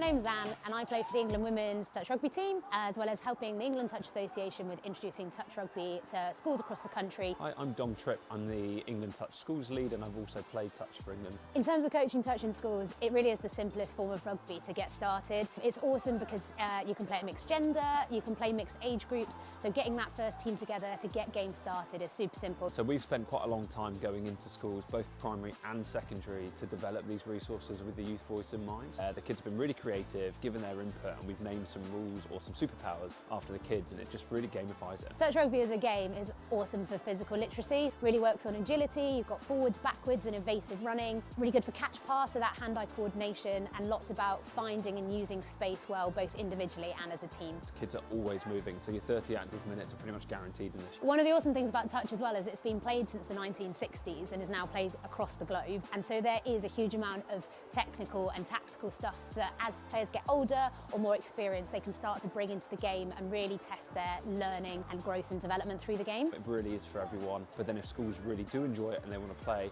there's a whole competitive pathway where kids in their schools can go and play in regional rounds and make a national finals. Touch is really like a values-based game. Honesty is just so important. It's not really about winning or losing, it's about working together. Ultimately, touch is just really fun. It gets kids active, and it's all about learning through play. So with the resources, there's not only stuff for the teachers, but we've got a really strong young leaders program. Because it's so simple, we've had primary school kids being the young leaders to their fellow peers, and the sessions run brilliantly. Done and tested these resources and the game format. It's fun. They start playing it at lunchtime, at break time. Just an awesome sport. If you're interested in finding out more, contact the England Touch Association, schools@englandtouch.org.uk to find out more. I think what I always liked about the Cima qualification is it was much more than just tax advice or much more than just sort of corporate finance management. It was always very wide-ranging. So having the Cima qualification kind of cemented that I knew a little bit about lots of different areas, about project management, about people management, about HR.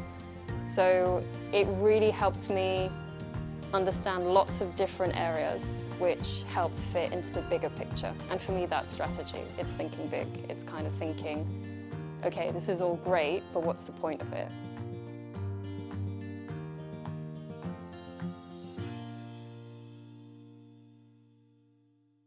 I think accounting and finance has become much more about risk and much more about being able to manage the unknowns.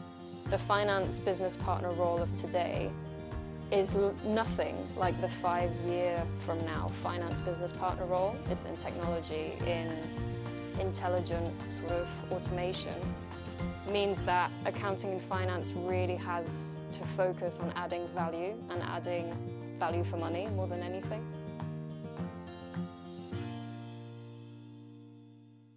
Management accounting explained in touch rugby terms, like the coach of a touch rugby team. Management accountants need to keep track of performance to help their business or team improve. They track revenue and costs. This is like monitoring your team's tries scored and conceded.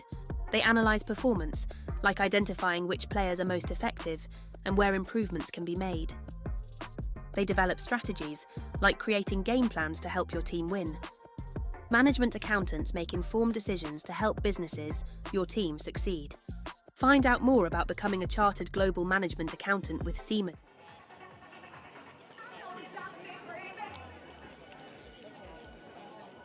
And so welcome back after a much needed break. And that was game of the day so far between Edinburgh University and Cardiff University, and now we have the Oxford Blues versus the University of Nottingham Arrows. The Uni of Notts just over the road. It is the hosts versus the Oxford Blues.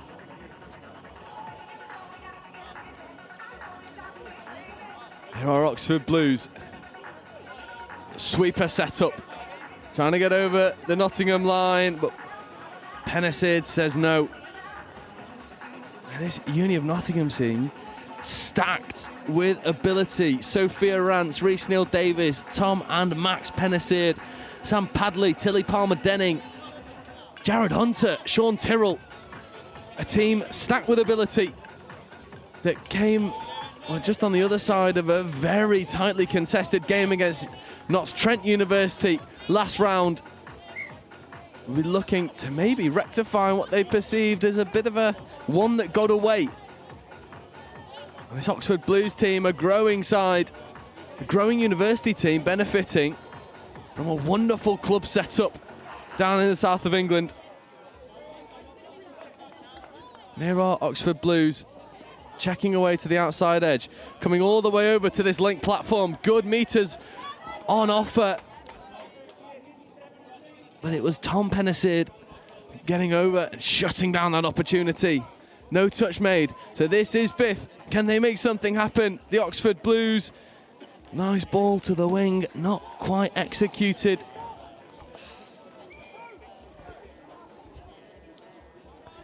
The Penicid with a platform for transition for the Uni of Notts. Good meters made up the middle.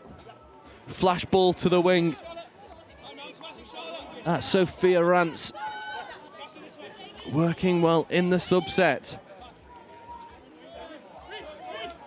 One-handed pick up and then accelerating through the gap was Rhys Neal-Davies. Can he find the pass? He can, but it's a wonderful covering touch from Oxford Blues.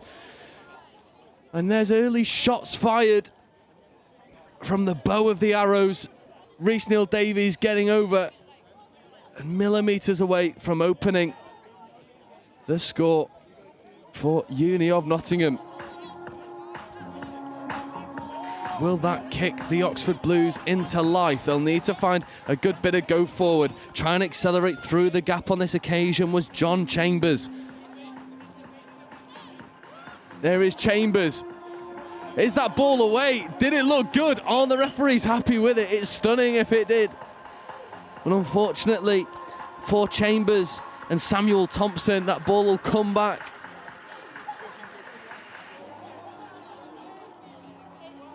A good platform for Uni of Notts. Rhys Neal-Davies working in at half, wearing number 15.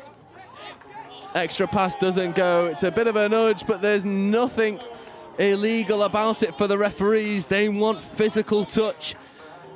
And Edward Hodgson might have to be a little bit stronger in his roll ball. Penicid ghosting through a couple touches. Here is Penicid.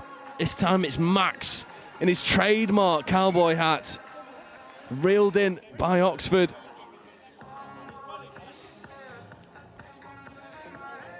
And this game, 4 minutes in, firmly in a midfield battle between Oxford Blues and Uni of.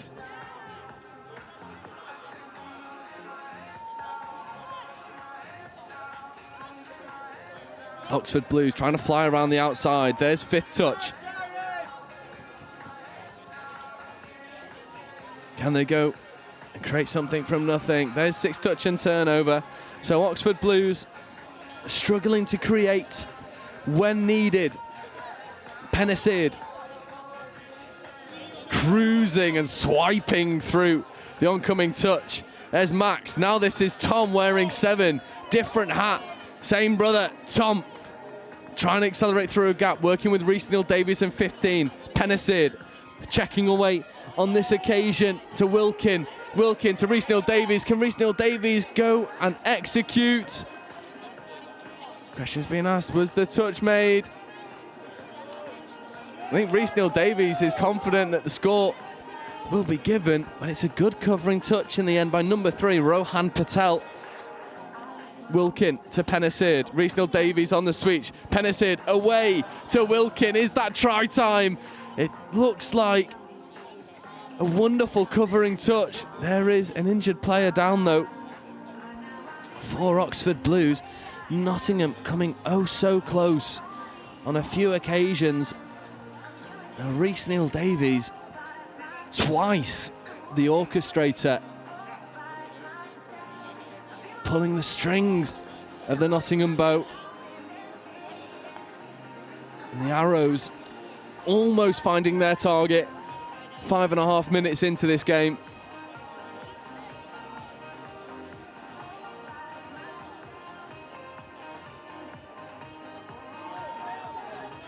The Blues with fifth touch. Penisard just shadowing in defence. Here's Rees-Neil-Davies in at half. Wilkin, vertical meters on offer and taken well.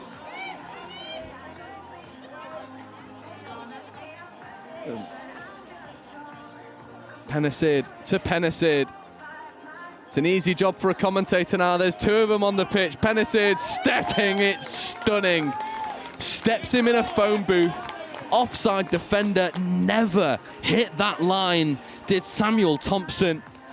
And Tom Penisard with a stunning right foot step and dive to open the scoring. And finally the Arrows do find the mark.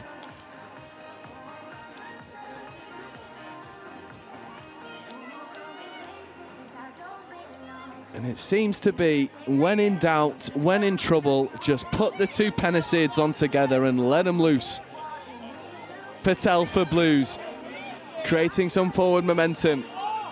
Half is static. Rohan Patel gets caught behind the roll ball.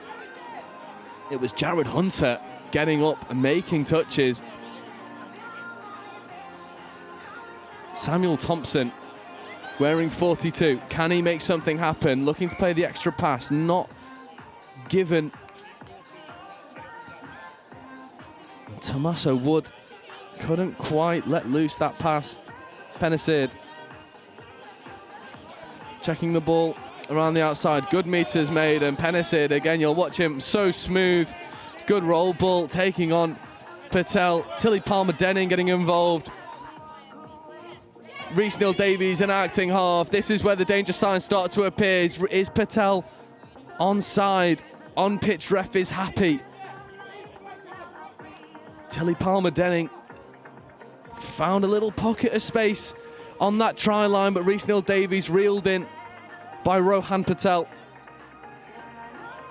Tommaso Wood carrying up the middle, working with Thompson, but this line speed from University of Nottingham creating all sorts of issues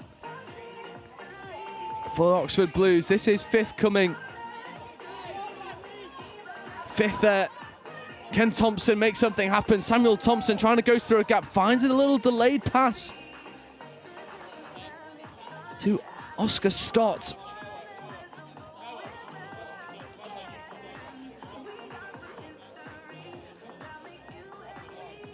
Rees-Neil-Davies initiates the transition for Uni of Nottingham. Tilly Palmer-Denning just cruising upfield. Little bobble at the roll ball. It's unfortunate because the vertical yard's taken with ease. But Palmer-Denning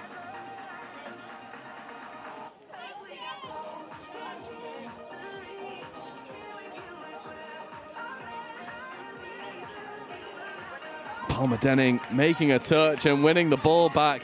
It was initially her mistake that surrendered possession back to Oxford Blues, but that's a marker of a very talented touch player. You go make a mistake and then you make up for it immediately. Here is Palmer-Denning. Will look to execute that roll ball skill, does to perfection.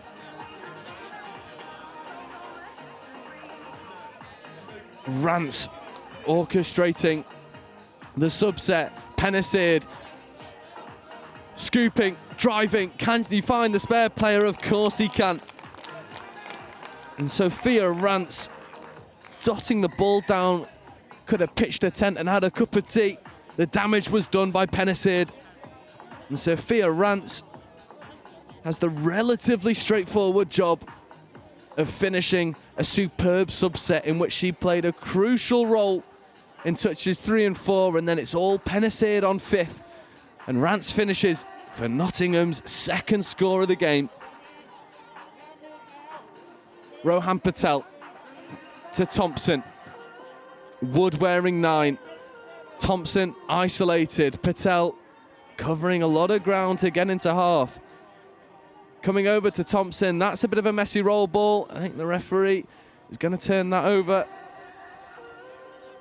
And 10 minutes in, Uni of Nottingham relatively straightforward so far. Penisade. That's Hunter. Rance, try scorer, carrying well. Noah Snowden playing his part. Here is Snowden. Penisade in acting half potentially. Snowden checking away, coming back over to Penisade. Penisade beats a man with his footwork and then goes over. It's wonderful. It's potent, it's dangerous, it's Tom Penisade. Hitch kick step to bounce around the covering defence of Wood and then shows the dummy and slows up and saunters over the try line with a swagger of a player in his groove. And Penisade makes it 2 for himself and 3 for University of Nottingham.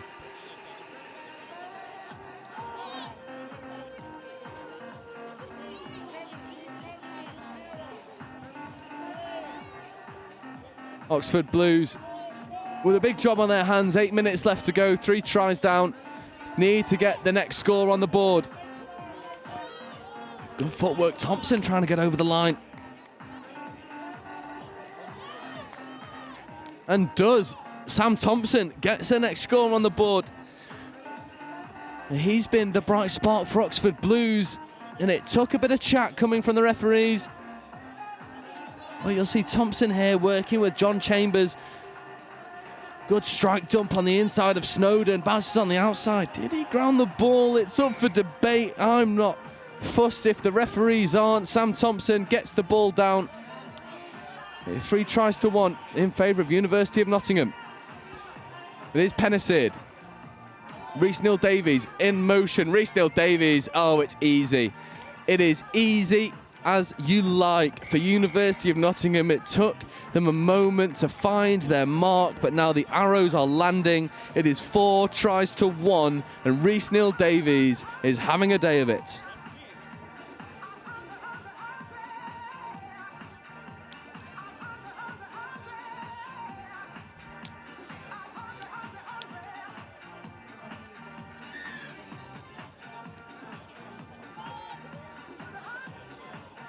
Thompson, try scorer Thompson.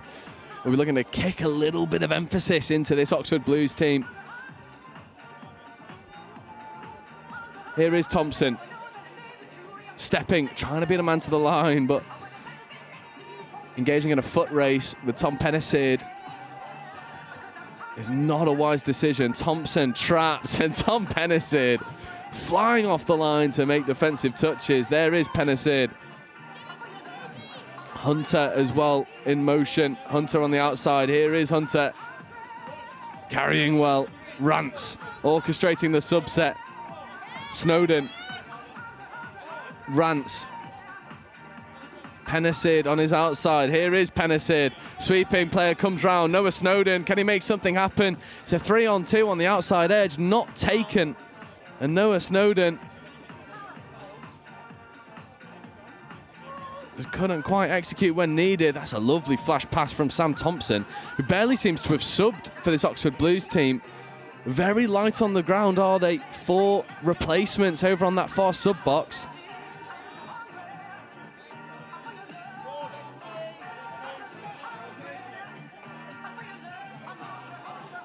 Here's Rohan Patel. And it's a nice check over the top. Well, Sophia Rance is wise to it.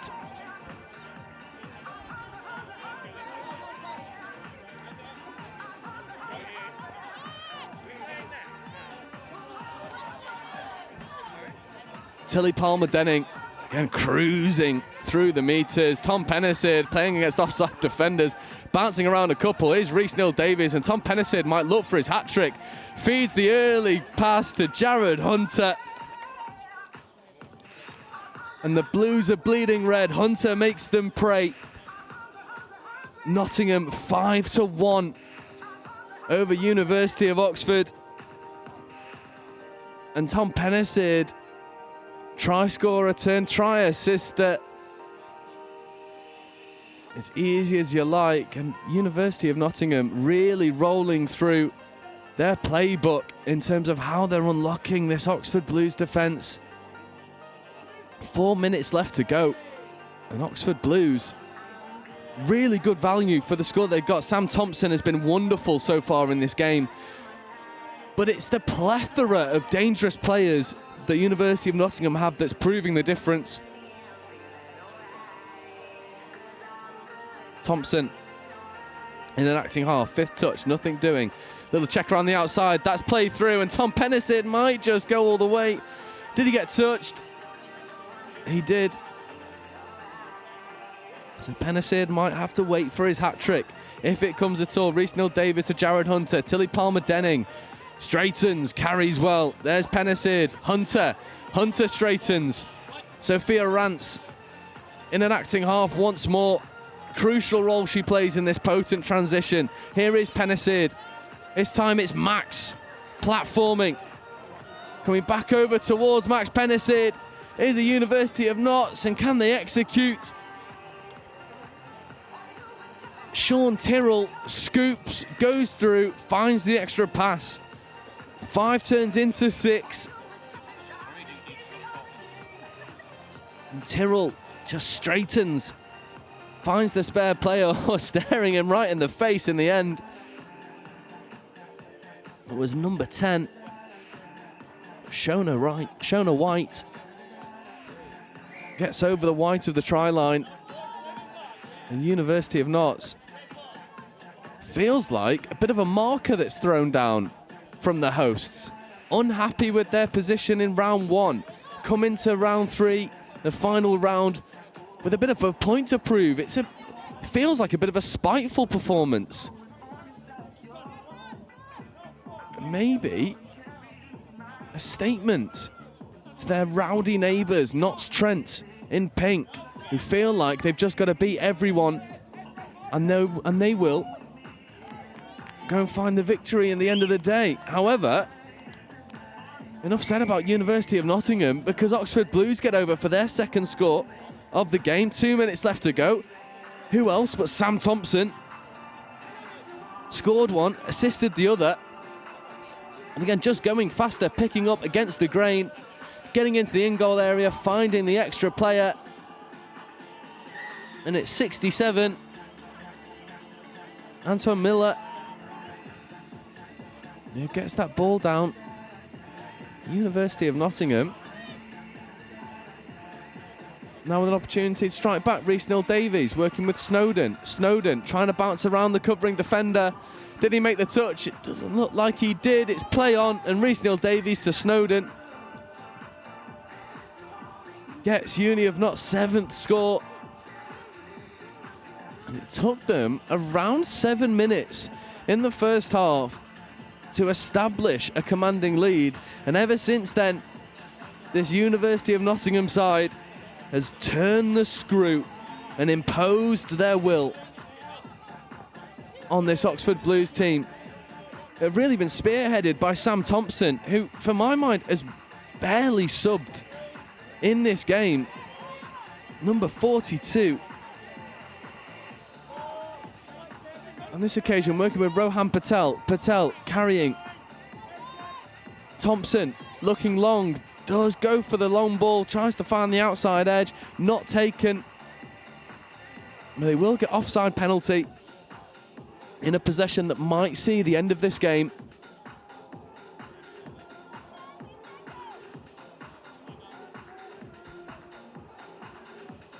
And they'll know that the result is well out of reach at the moment. But nevertheless, will the likes of Sam Thompson be looking for his 3rd try involvement of this game, and he would fully deserve a hat-trick of try involvements. Thompson, middle quickie, get the ball back from Rohan Patel. Flicks the long ball, but just drifting forward under all sorts of pressure from Noah Snowden. And that will bring us to the end of the game. University of Nottingham Arrows letting fly against Oxford Blues, and they might look to go for one more. Ball back on the inside, batted down. That is all she wrote for University of Nottingham. They don't get their 8th score, so 7 will have to do over the Oxford Blues. In a commanding game in which Tom Penniseed we have the lovely ladies over at the coffee was really the potent player for University of Nottingham. So if you need a refreshment, but for the moment, that'll bring the end of Division 1 action. We will take a very quick 5-minute break as we come into the penultimate game of this morning's action before we get into finals footy later on. The penultimate game being Birmingham 3's the Jaguars versus Wolverhampton 1's, and that will be followed by potential game of the day, the Bath 1's versus Loughborough 1's. That'll be at 12 o'clock, and we'll be right back with you in 5 minutes' time.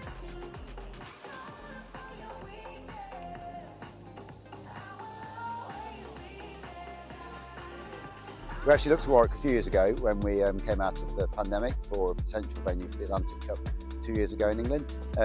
So we already knew what the facilities were like. When Kevin started in the events role, he also looked at it, and we had an early conversation, and they showed willing. And I think that the big thing for us here is, as we're already seeing, is the joined-up approach to working across departments and trying to uncover some of those links more globally, international relations, more locally, the marketing and communications. I think they're really important for us. So, we've got Warwick Touch celebrating their anniversary, we've got the Wildcats in the region, and University of Warwick with their 60th anniversary. So there's a whole load of stuff going on, and we're just going to capitalise on that. Really, feel-good factor of what's going to happen here in the summer. It's a great experience. Hopefully it'll be a successful tournament for England, and hopefully we can bring it home. So much being at home crowd, there's going to be a lot more supporters this time, meaning we've got more support on the pitch, and so we're actually going to perform a lot better, I think. Hopefully it'll bring more people to touch, and especially to Warwick and the society in Warwick. We're just finishing off our schools programme in terms of submission to the Youth Sport Trust, so we hope we can build up in the lead up to the games some work with local schools, so they get the benefit of it coming here, and then also the local club infrastructure, and can we develop that club infrastructure to deliver more opportunities for more people to play touch right across this sort of sub-region of Warwickshire.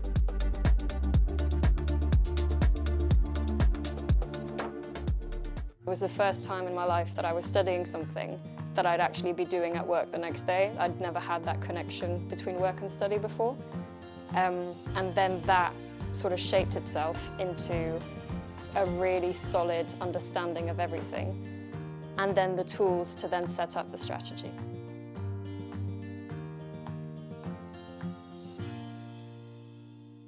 My name's Anne, and I play for the England Women's Touch Rugby team, as well as helping the England Touch Association with introducing touch rugby to schools across the country. Hi, I'm Dom Tripp. I'm the England Touch Schools lead, and I've also played touch for England. In terms of coaching touch in schools, it really is the simplest form of rugby to get started. It's awesome because you can play at mixed gender, you can play mixed age groups, so getting that first team together to get games started is super simple. So we've spent quite a long time going into schools, both primary and secondary, to develop these resources with the youth voice in mind. The kids have been really creative, given their input, and we've named some rules or some superpowers after the kids, and it just really gamifies it. Touch rugby as a game is awesome for physical literacy, really works on agility, you've got forwards, backwards and evasive running, really good for catch pass, so that hand-eye coordination, and lots about finding and using space well, both individually and as a team. Kids are always moving, so your 30 active minutes are pretty much guaranteed in this. One of the awesome things about touch as well is it's been played since the 1960s and is now played across the globe, and so there is a huge amount of technical and tactical stuff that as players get older or more experienced, they can start to bring into the game and really test their learning and growth and development through the game. It really is for everyone, but then if schools really do enjoy it and they want to play, there's a whole competitive pathway where kids in their schools can go and play in regional rounds and make national finals. Touch is really like a values-based game. Honesty is just so important. It's not really about winning or losing, it's about working together.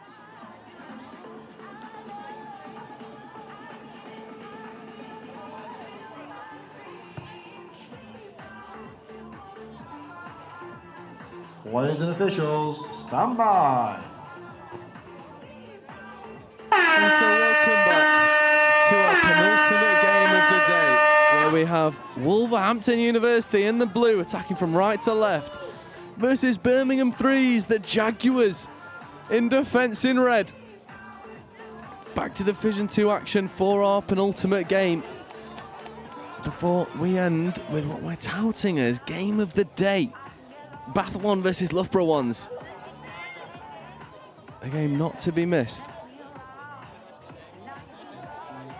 And the Jaguars purring through their transition early against Wolverhampton Uni, who we've seen are very good against broken field defence.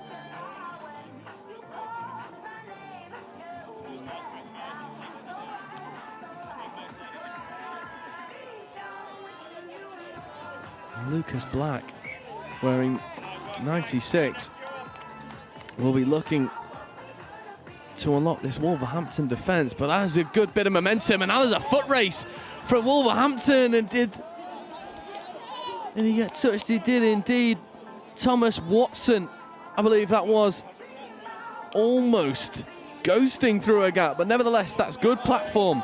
That's second touch deep into Birmingham half.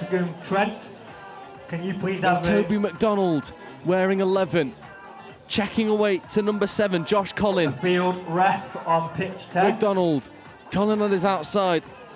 So that is Nottingham Now Trent finding Raphael Peters.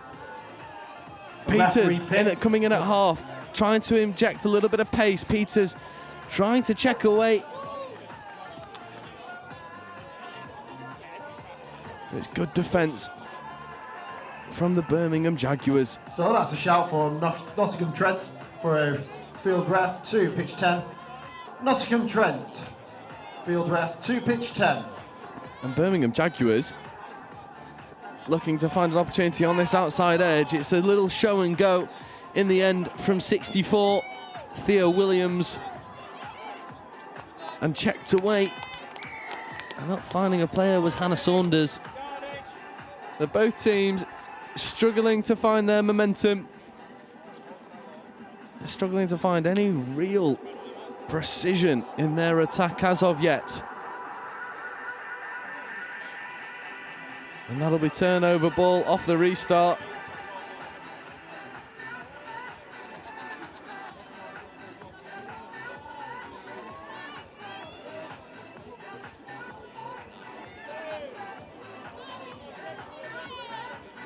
The Birmingham Jaguars with a platform to strike and have a go at the line. Nathaniel Mountain wearing number 1. Mountain on the outside, wants the ball back, gets the ball back. Does he get it down? He does indeed. And Nathaniel Mountain makes it happen. Ed Rimmer gives the ball back. Good pick up from half. Apologies, it's not Rimmer. Henry Goodchild to Nathaniel Mountain. And number 1 gets the first score for Birmingham Jaguars over Wolverhampton Uni.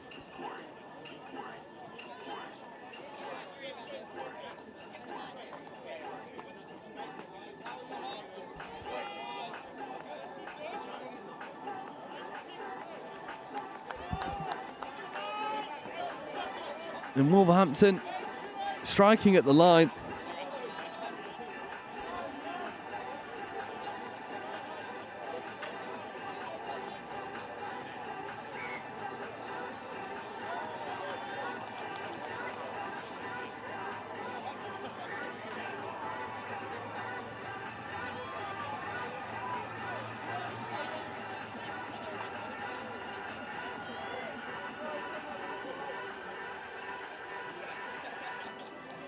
So Birmingham with 5th touch coming, trying to strike at this Wolverhampton side. And for anyone who's had me on all morning, you will have noticed that there's no longer a Wilf Kelmsley on my right hand side commentating alongside me. It's been a bit of a one-man band, but not anymore. I've got Lloyd Dafford from Bristol University. Lloyd, first of all, how are you? Not too bad. We had a bit of a slow start to the morning. If people are watching the stream from the start, they'll notice me celebrating a try that was disallowed in the game that we made close to it should have been. But then we switched on and we absolutely dominated the next 2 games, so we're where we want to be now. And it's wonderful conditions for University Touch right now, isn't it? Oh, I mean, if anyone was watching 2 weeks ago, by the end, pitch 1 was more brown than green, but now it's absolutely scorching. I'm absolutely dripping through it and looking good. It is, and speaking of scorching, we've had 2 phenomenal games back to back. Edinburgh versus Cardiff in what might end up being game of the day in Division 1, and then followed by Uni of Nottingham versus Oxford Blues, and Uni of Nottingham just cruising with precision and power to victory. And I think the conditions are definitely playing their part. We're seeing more expansive rugby, long balls being thrown. It's definitely nicer conditions than last round. Well, yeah, again, like game 1, there was still a bit of dew on the ground, kind of it was a bit slippy still. People maybe weren't throwing that long ball. Every single time now the ball's going to hands, it's getting caught, and we're seeing that expansive player come as a result. People aren't afraid to take risks. This kind of middle being forced because of the crap conditions isn't happening this week. There's the whole pitch is available. As we see, Birmingham Uni, their threes end up drawing the penalty, and it's try scorer Nathaniel Mountain wearing number 1, working with Theo Williams, 64, and 35, Henry Goodchild. Mountain to Williams. Back to Williams. Can they go and execute? Bouncing around the wing, potentially. That'll be try time. And it's Mountain to Williams. It's 2, and you said about using all the pitch to go and execute round the wing. Yeah, again, it's one of those things where they see the link and the mid are both up, and they go, we're going to give it a go. Winger has got to make 2 minds there, stay inside, stay outside. She made the wrong call this time, but either way, if she stays inside, the pop's going out. Birmingham flexing their muscles 6.5 minutes into this game. And it's, this University Series has been a little bit stop-start. It's not quite flowed as well as it did last year. There's no fault of anyone's. It's British weather is probably the fault to take. But it's the biggest University Series that we've ever had. It's been talked about in touch outlets all across the world. 7th Touch doing a promo piece on how much the University Series is growing. And Wolves University, I think, encapsulate this. Huge cohort that they bring with them, maybe only 2 or 3 players away from having 2 teams in the competition. Universities like Wolves really having a hand in the growth of the sport, no? Oh, definitely, and I'm sure they won't mind me saying this. I remember playing Wolves 2 years ago. I think they turned up with 8 players, and we beat them silly amount to 0. And this isn't the Wolves team we're seeing today. They've gone, we're going to create a club, and we're going to build this club, and we're going to create numbers. And the thing is, those players who were first years back then, who were just getting into sport, and now I'm playing 2 years, 3 years. They're now experienced players, and it's showing. Well, they're coming out, and they're getting results. They're looking strong. Absolutely. Birmingham Threes, however, another university that's maybe just a few steps ahead of that development journey. Birmingham University really growing. Their ones a real force to be reckoned with, and a little bit of a dark horse in that Division 1 conversation. Yeah, if you look at the results from the North region, you think Birmingham won in the first round, maybe they are the dark horse. Suddenly the second round they finished below their 2s, you're like, do they have it all? But they had a good nationals last time. You got to think they fancy themselves. And it's a testament to how this sport is growing at the university level. Bucs getting involved, helping out. Places like University of Wolves, Wolverhampton Uni getting involved, growing the sport. And unfortunately, a logistical error there. Penalty ball surrendered to Birmingham Threes, not passing the ball through the legs. And I wanted to bring that up, actually. Your try that got disallowed, that was given for you not stepping over the ball, no? It was. In the moment, I felt upset about it. I've watched the replay. It's maybe the worst one I've ever done. I can't fault the decision. I was angry in the moment, but it's completely right. However, the next score immediately afterwards, I'd like to shout out Will Hewson, has not made that touch. Later, we'll be drinking on the bus. He'll admit to me he hasn't made that touch. I'm glad you have owned up to it, because we watched it back on the replay, and it is egregious. It's absolutely terrible. I thought maybe, I was like, oh, surely I've got a bit of a foot in it. I basically walked backwards. It's awful. It's shocking. It is diabolical behaviour. That's going in the low light reel for sure. It's good touch coming in. Maybe a little bit of an injury that's... Well, we've seen this a few times today. Again, I think some of those things is, while the ground is much better, it is still a bit kind of like, feels like almost like you're walking on clay a bit. People are taking bad steps, taking overconfident steps. Maybe 10% needs to be taken off it. But again here, either way, Wolverhampton are losing momentum again in the ruck. There's been a few over the marks. There's been a few just not rolling the ball in time, no halves. And you feel that's the difference here, is that Birmingham are getting the pitch direct, and Wolverhampton are kind of making a fuss out of it. Ooh! Good hands, it stays alive. Wolverhampton Uni doing Good work to keep it alive and keep the threat aware. Well, Birmingham Jaguars do just enough to see it out. And I think it's fair to say that you know, you've brought up the roll ball there and some inconsistencies and some inaccuracies at the roll ball. I think it's fair to say that that's the main difference between Division 1 and Division 2 at the moment, is that the speed and smoothness of that roll ball. Oh, absolutely. Even if you look at our game 1, where we didn't play that well at all, there was maybe 5-6 times. I had one scoop that game because our transition, dropping the ball every single time. And that's how Cardiff 2 got themselves into that game. They made a game out of it. And those are the mistakes maybe last couple of weeks ago in Division 1 we were making. And in Division 1 you can't afford to make those mistakes. And now we've tidied up games 2 and 3. We've made it look quite easy. Oh, that might be a foot in the ruck there. Or is it ball to ground? Yeah, I think it's been given ball to ground. Separation between hand and ball for Wolverhampton Uni. And again, it's just a little bit sticky at the moment. Looks to go play for it. Doesn't in the end. It's good line speed. Again, Thomas Watson getting up. Almost ghosted through a gap. Second minute of this game to open the scoring for Wolverhampton Uni. Watson seems to be a bright player. Again, getting in the gap there, getting in the channel just enough to throw off the catcher. That they think, oh crap, maybe I've got to chase this out. And it's just enough to put them off. Ooh. Yeah, Watson coming back over. 3-on-2. Offside penalty given. So it will give platform for Priyan Mistry, Thomas Watson, and number 8, Harrison Martin. A Mistry here with the ball. Martin on his left-hand side, checks the ball back on the inside to Keegan. Keegan looking to get over, but a second offside penalty. So first opportunity of the day to introduce the 3 penalty rule for anyone watching. Three penalties in the same possession on your line will mean a defensive player will go for the rest of the possession. Mistry, Keegan, back to Mistry. Long ball is on, looking to step back on the inside. Touch is good. You've got to feel there that second penalty, not necessary. Quite frankly, the quickie, it's a bit of a static roll ball. It's a bit slow. You've got the time to get on. If you've got the right profile, should be hitting that line. You shouldn't worry about the offside. Or was he on there? Oh, it's picked, and now there's a foot race. And it seems to be only one winner at the moment. Extra pass goes, finds the gas man on the outside. However, it's not going to be given. It's not going to be given because I think this sideline ref has just signalled forward pass, but Warren on the field has overruled him and said, no, thank you, sir. Number 64, Theo Williams, gas man through the middle. I think it's flat. I think it's flat. We'll see it on the replay here. Is it I'm flat? fine with that. I'm fine with that. It's fine. The sideline ref thought he had a nibble at it, not taken. Theo Williams gets over for the score. It's a good chase back as well by Harrison Martin. Almost makes the defensive read. Selfless too. When you've got that, when you feel you've got that much space, I'm never giving that pass. I'm slow as anything, and I'm backing myself there. So that's really selfless, really smart thinking there. Oh, he's got to go to the wing. Wing is in the corner. Oh! It's unfortunate for Wolverhampton Uni. Again, it's good endeavour. All constantly knocking on the door, trying to make something happen. But it's just those fine margins. It's not quite happening for them as of yet. Again there, it's got in the forward pass in the end, but you've got to feel that wing has got to be diving in the corner. You've got the space, you've got to back yourself, you've got to go for it. Oh, but a silly handling error has given Wolverhampton the ball on the 10. Are they going to do something with it? We'll see. Wolverhampton Uni,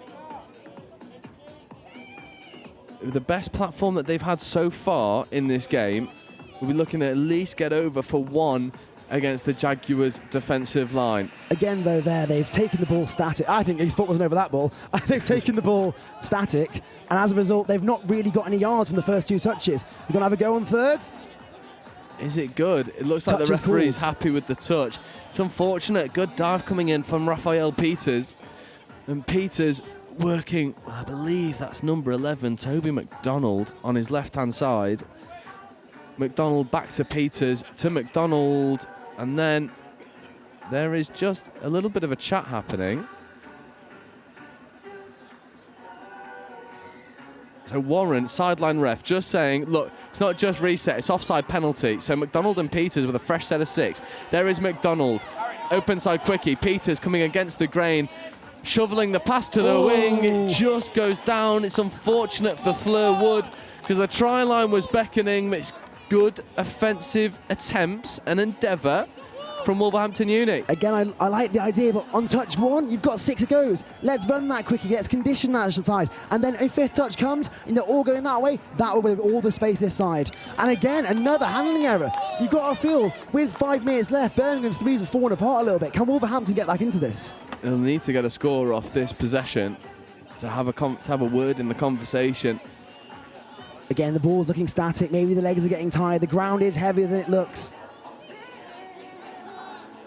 As Joe gets his coffee order in. Oh, I've got to. I've been up here all morning. Here's Peters. Raphael Peters. You've got a hot eye for that, feeling a little bit hard done by. Where are these refs when I need it? Raphael Peters, long ball option. Might want to go, just dives to the line. Is it ball down? But Mountain says no. There's a 2-on-1 on the outside. He takes it in for the glory. It's a big, again, it's a big point of difference between these more established universities and the universities that are merging in this touch another handling error. It's 3 for 3. Birmingham haven't left the half in the past 4 minutes. It is stubborn work at the moment from the University of Wolves, and a good check, but not leading to many yards. There needs to be some go forward. Where's the enthusiasm? I think the other thing to consider is, yes, this defensive pod have managed to sub all 3 times. This attack pod has been on the pitch three sets in a row. Is that ball down? It is, but touches come in just beforehand. I think that's 5th, is it? Wow. We have Priam Mystery here wearing 9. Managed to sub himself on. Mystery working with Raphael Peters. Peters picks up, shovels the pass long. That's ball down, and it's indicative of a tired attack that wasn't able to sub efficiently. As the cardinal sin of subbing in defence happens. All attack, no defence. That was my policy anyway. I thought it was another handling error from Birmingham for a second there.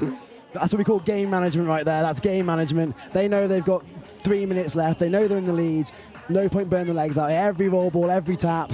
Take your time. It is. It's a tale as old as time. If you're up and you're struggling, you wind the clock down as much as you can. And Birmingham finally connect with the pass, and the hands are good to give them some sort of offensive platform. And as I'm saying that, there's your first opportunity for Curse of the commentator. And again, it's before the half. They haven't found the half in a long, long time. And you've got to feel that while they are still winning this game, dangerous. It's got to punish the legs. Touch is called, though.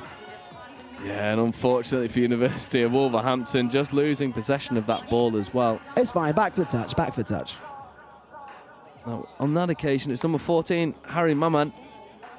And Maman gets the ball back, gets to roll.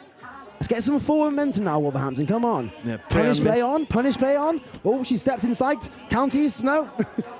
It's tricky because Birmingham Uni are very structured in defence. So just sending a single shooter, and you can't help but feel like that's the read for Wolves. If you can play around that shooter, they'll be able to make some good yards. Speaking of, wonderful work by 24.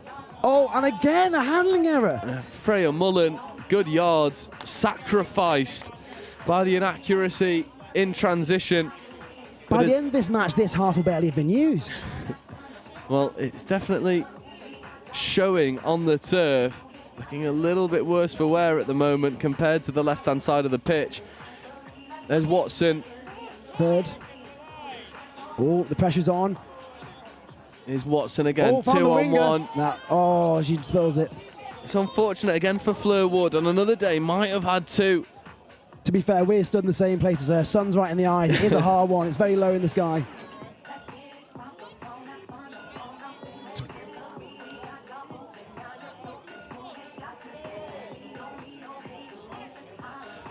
Oh, maybe over the mark there. Has got away with it. As Birmingham are static again. Will they find the halfway line? 5th is coming. They've got to get over. They've got to get over. It's got to happen. And they finally break the curse. And now, 3-on-2. Oh, the ball's gone. Oh, it's good work. Got the pace. One more. Oh, it's greedy.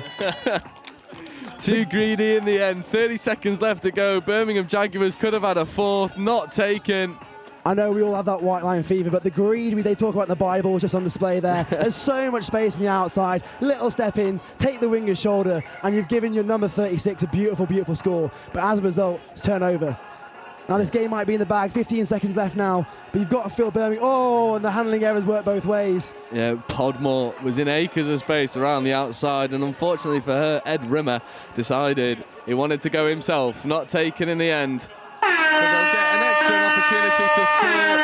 Offside penalty is given, so they will get one more possession. Birmingham must feel hard done by there. They're trying to play the advantage, and maybe, they score. Clacton, that brings us to the end of that game. If this will be last touch, nothing else available. Birmingham might want to finish with a flourish, but it's a second penalty for offside, and you can't help but feel that both teams are maybe just thinking, get us off the pitch, sir. At around 12:30 during lunch. So stepping away, offload, ball goes to ground, and that will be all she wrote. Birmingham 3-0 against University of Wolverhampton. Brings us into the final game of the day, into what I'm touting as potential game of the day. Bath 1 versus Loughborough 1s. Lloyd, give us a prediction for that one. Oh, well, I feel Bath 1s have everything to prove. I think Bath 1s came into the last UTC and they feel they didn't perform as well as they should have done. They felt they could be in the top 3, maybe favourites, helped 4 favourites to win the whole thing, and they came, and I think, was it quarterfinals they maybe got upset? And I spoke to the Bath boys. We had our derby day of varsity against them on Wednesday. All a good bunch of lads. And I've got to feel they want this more than anything. I'm going to say Will Lewis masterclass, 3-1 Bath. 3-1 Bath by Lloyd Daffy. Keep that one on the books.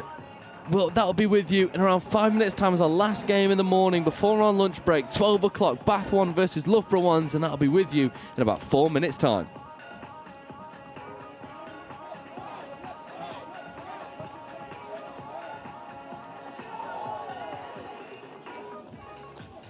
My name's Anne and I play for the England Women's Touch Rugby team, as well as helping the England Touch Association with introducing touch rugby to schools across the country. Hi, I'm Dom Tripp. I'm the England Touch Schools lead, and I've also played touch for England. In terms of coaching touch in schools, it really is the simplest form of rugby to get started. It's awesome because you can play at mixed gender, you can play mixed age groups, so getting that first team together to get games started is super simple. So we've spent quite a long time going into schools, both primary and secondary, to develop these resources with the youth voice in mind. The kids have been really creative, given their input, and we've named some rules or some superpowers after the kids, and it just really gamifies it. Touch rugby as a game is awesome for physical literacy, really works on agility, you've got forwards, backwards and evasive running, really good for catch pass, so that hand-eye coordination, and lots about finding and using space well, both individually and as a team. Kids are always moving, so your 30 active minutes are pretty much guaranteed in this. One of the awesome things about touch as well is it's been played since the 1960s and is now played across the globe, and so there is a huge amount of technical and tactical stuff that as players get older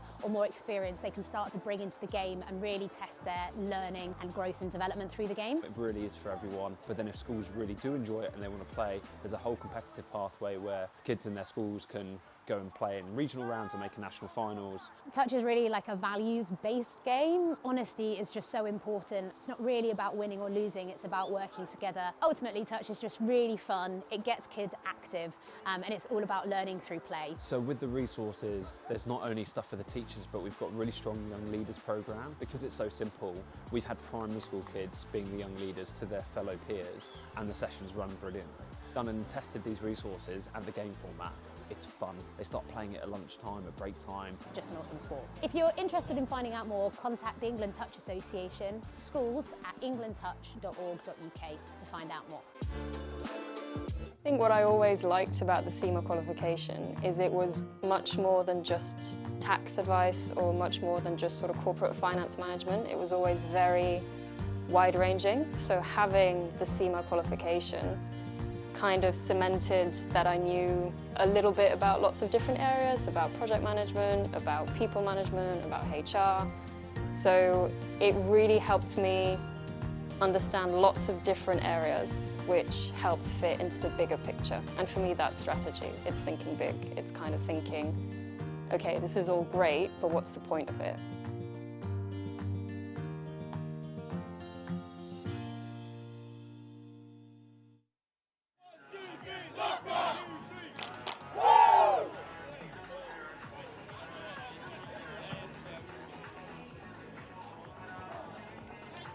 Players and officials, 30 seconds.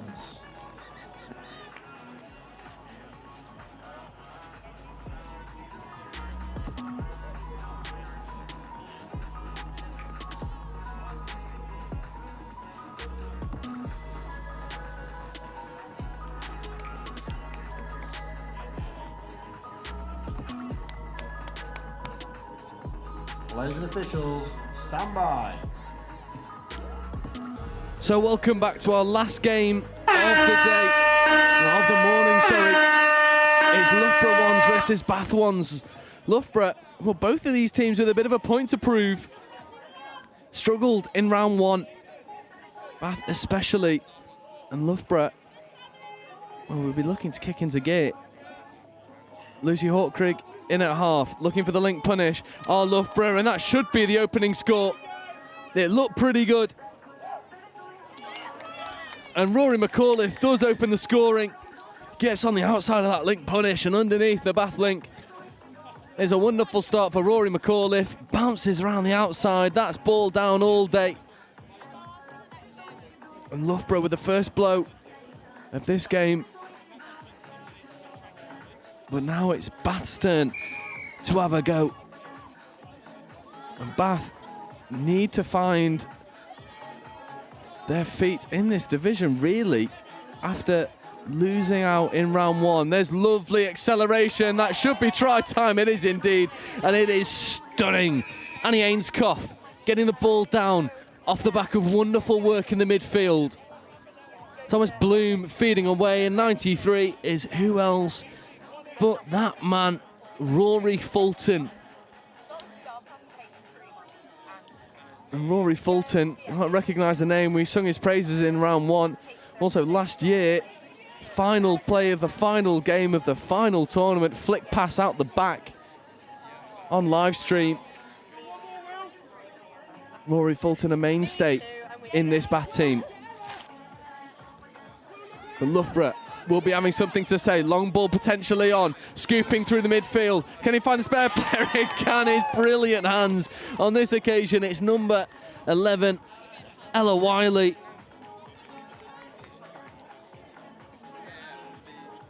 And neither team really investing a lot in defence. Will Heath scooping through, finding the extra player, and Ella Wiley gets the ball down 2-1 to Loughborough. We're 2 minutes in and we're outscoring the minute count. Bath once more with Thomas Bloom wearing 48. There's dangerous Rory Fulton trying to get on the outside of Rory McAuliffe. Fulton, Bloom dragging over for 32 platform. Bloom, Fulton on the long, step back on the inside, trying to get through. Rory McAuliffe in the midfield. And so far McAuliffe up for the task. Good carries up the middle from Joseph Finnegan. Here is Finnegan once more, carrying well. Good momentum coming through. There's fifth touch, wonderful strike dump. Can they go and execute? Play through is the call, not taken.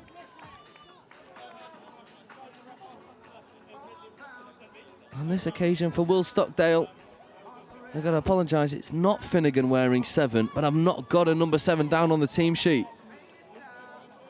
So we'll see if we can get accurate numbers from Loughborough ones.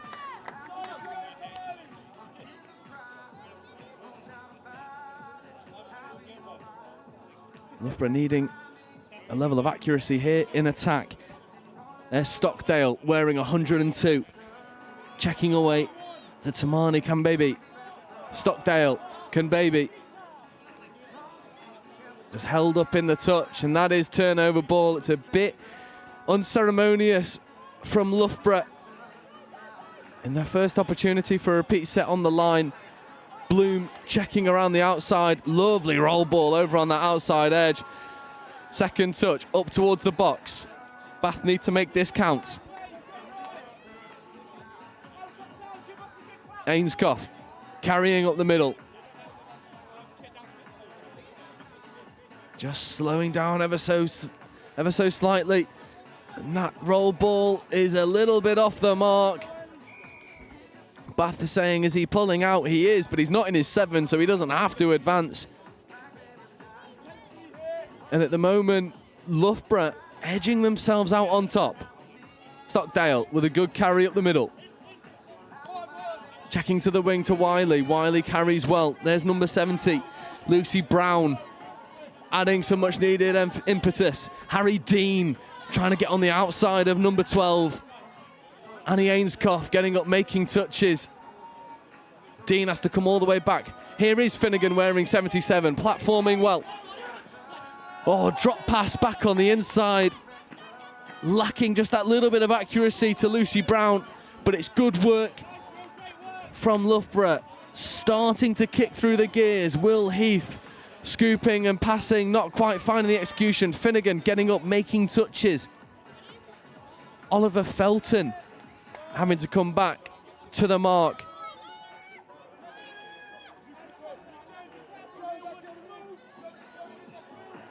Fulton in at acting half. Here is Rory Fulton, but again that roll ball leaving a lot to be desired. Number 48, Thomas Bloom, needs to be stronger in the roll ball. There's a good check through the middle. Will Heath trying to make something happen. Not quite finding success. There's Hawkrig. Good carry. Wiley in an acting half. Our mystery number 7 checking away to McAuliffe. Can McAuliffe bounce around the outside? He can, but he's reined in by Ella Halsall. McAuliffe looking for the open side quickie, coming back over to the short side, checking away to our mystery man. Here's McAuliffe coming back over open side, rips the long ball. It goes to hand, but it drifts forward, unfortunately. On another day, maybe that pass is flat, but from Rory McAuliffe, it's a bit too obviously forward. Bath alleviate the pressure.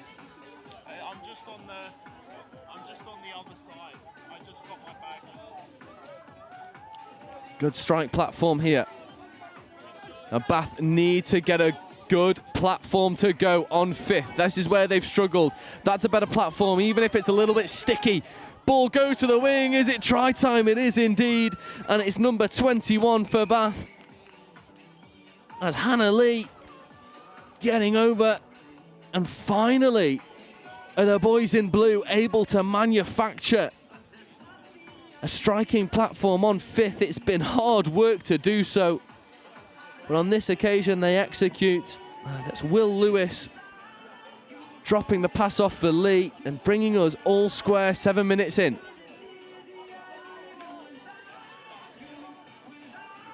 Kieran Kerr in an acting half. Will Stockdale has to bring the ball back to the mark. Stockdale wearing 102. Kerr in 23. Here is Kerr. Stockdale trying to get around the outside and link. It's a dominant touch coming in, and now this is 5th. No platform, no touches available to them. Stockdale back to Kerr. Ball is away, but the referees aren't happy, and Loughborough end up sacrificing 10 metres of field position.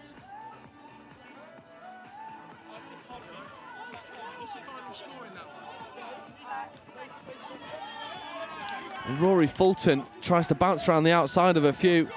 And now Bath are getting a little bit trapped, but it's lovely work. Lovely endeavour by 27, Scarlett Shawliff. Good check over the top, but it's picked off. Harry Dean, ball hawk in the midfield, makes that ball his. And now Stockdale needs to make something happen. Bath getting a little bit bitey in the touches. Here is Stockdale in at half, checking away. Ball wanted to go back to Stockdale, not taken from Kieran Kerr.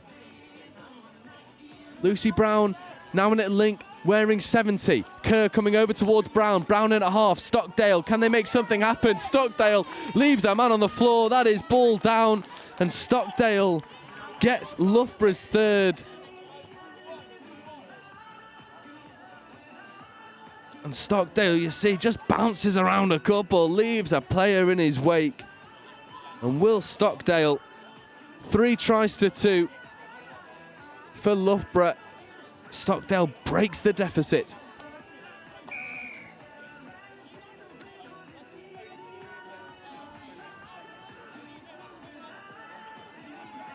So halfway through this game, 3 tries to 2 for Loughborough. Feels fair.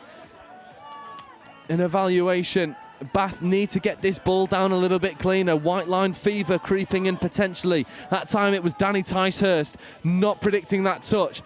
Will Lewis to Danny Ticehurst. Ticehurst flings a ball to the wing. It's inaccurate. It leaves a lot of work for Scarlett Shawliff. Good show and go and really good platform, but I don't think the referees are happy with the mark. They aren't. So Bath are able to turn the ball over on this occasion. And we will just take a breath. Will Lewis checking away to Hannah Lee. Try scorer Hannah Lee wearing 21. Will Lewis in an acting half. Working with Felton. There's Felton. Lewis.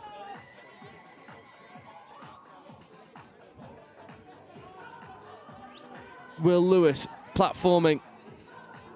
Looking to scoop and strike. Switches was on. Not taken. And that is 5th touch.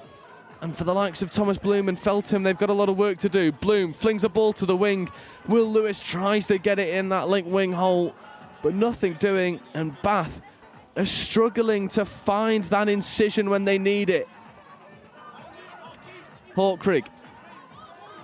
First touch on transition, checking away to Mystery 7.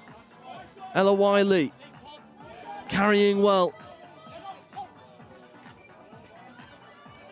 Oh, was Cam Baby as well. Here is Cam Baby. There's 5th touch. Unfortunately, a little bobble at the roll ball. So now it's Loughborough's turn to turn the ball over.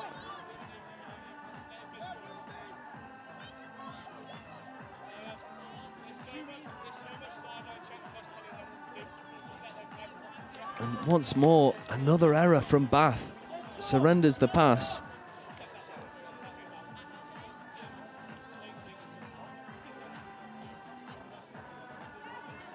And there's a good identification of space. Ball's checking away. Is it good? No, it isn't. It's overplaying. On this occasion from Kieran Kerr, who's trying to find Stockdale in a little bit of space. It was good initially from Kerr, recognising that Bath were crabbing over to the sub-box before the ball had even made its way there. But then overplaying the pass. It's a little bit too easy. Rory Fulton wearing 93. Bath will need him to make something happen for them. Really good platform getting it onto the 7. Fulton, can he execute? Trying to find the spare player. Does he? Is that ball down? Now the referee's got a decision to make because it looked good initially from Danny Ticehurst. I think the referee might call ball down, and he will indeed. And when in doubt, Bath give it to Fulton. And on this occasion, Fulton, with a bit of a blind pass to Ticehurst, gets Bath back on the scoreboard, brings it back to a level game. 3 tries to 3. 13 minutes gone, 7 minutes left. And Bath need Fulton fit and firing as much as humanly possible. Finnegan bouncing around. Will Lewis, or attempting to. Will Lewis makes the touch.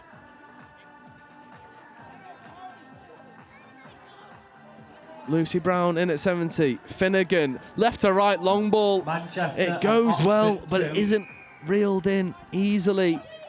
Number 72, Mia Perrymint.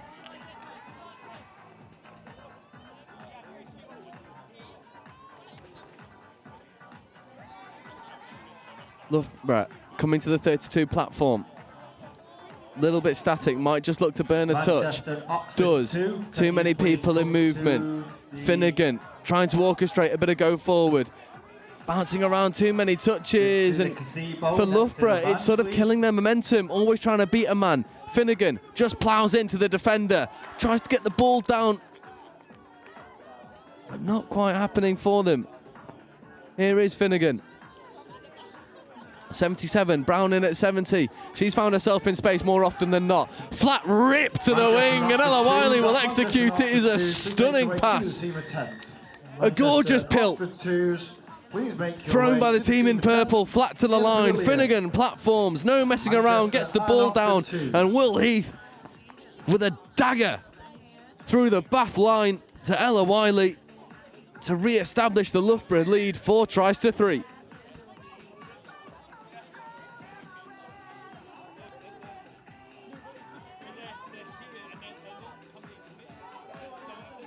Bath, Fulton, back in the strike. Here is Rory Fulton.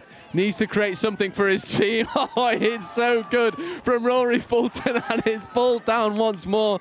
And it is a tale as old as time. Death, taxes, and Rory Fulton on the line, being a menace.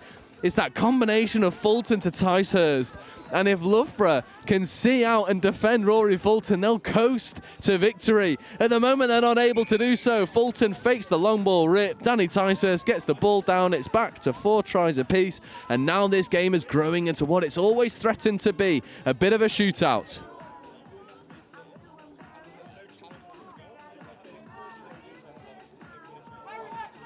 Loughborough, passive, nice link. Oh, can she get the ball down? Unfortunately not on this occasion. Kieran Kerr working with Will Stockdale. Kerr goes to the line. Is that ball down? Did Wiley beat the toucher? Wiley seems pretty happy that she did. The referees disagree. Touch given. Good defence from Bath. And there's a good bit of momentum and a good prediction of the touch. That's better from Bath. They need more of that. They've messed around too much at the roll ball. And unfortunately, there's a loss of control, surrendering possession to Loughborough. 4 minutes left to go. We are locked at dead heat. No drop-offs quite yet. This is still the round-robin tournament stages, but a draw does neither of these teams any favours. There's a big bit of contact coming in from Bath's number 27. Scarlett Shawliff, who's been superior on that wing in defence. And Fulton bouncing around a couple, leaving Finnegan in his wake. And Bath working over to that far end really well. Third touch, here is Fulton once more providing the go forward. Rory Fulton, this time to Will Heath. Changing his middle partnerships. Will that lead to a change in end result, or will it be the same old story of Rory Fulton unlocking the Loughborough defence? Fulton getting on the link. County's play coming back on the inside. Long ball rip is lovely. And is it ball down and try time? The referees seem pretty happy. Sideline ref's just going to have a chat, but it's touch given and wonderful defensive effort, and it is a change to the recipe. Rory Fulton not able to unlock this Loughborough defence at that time of asking.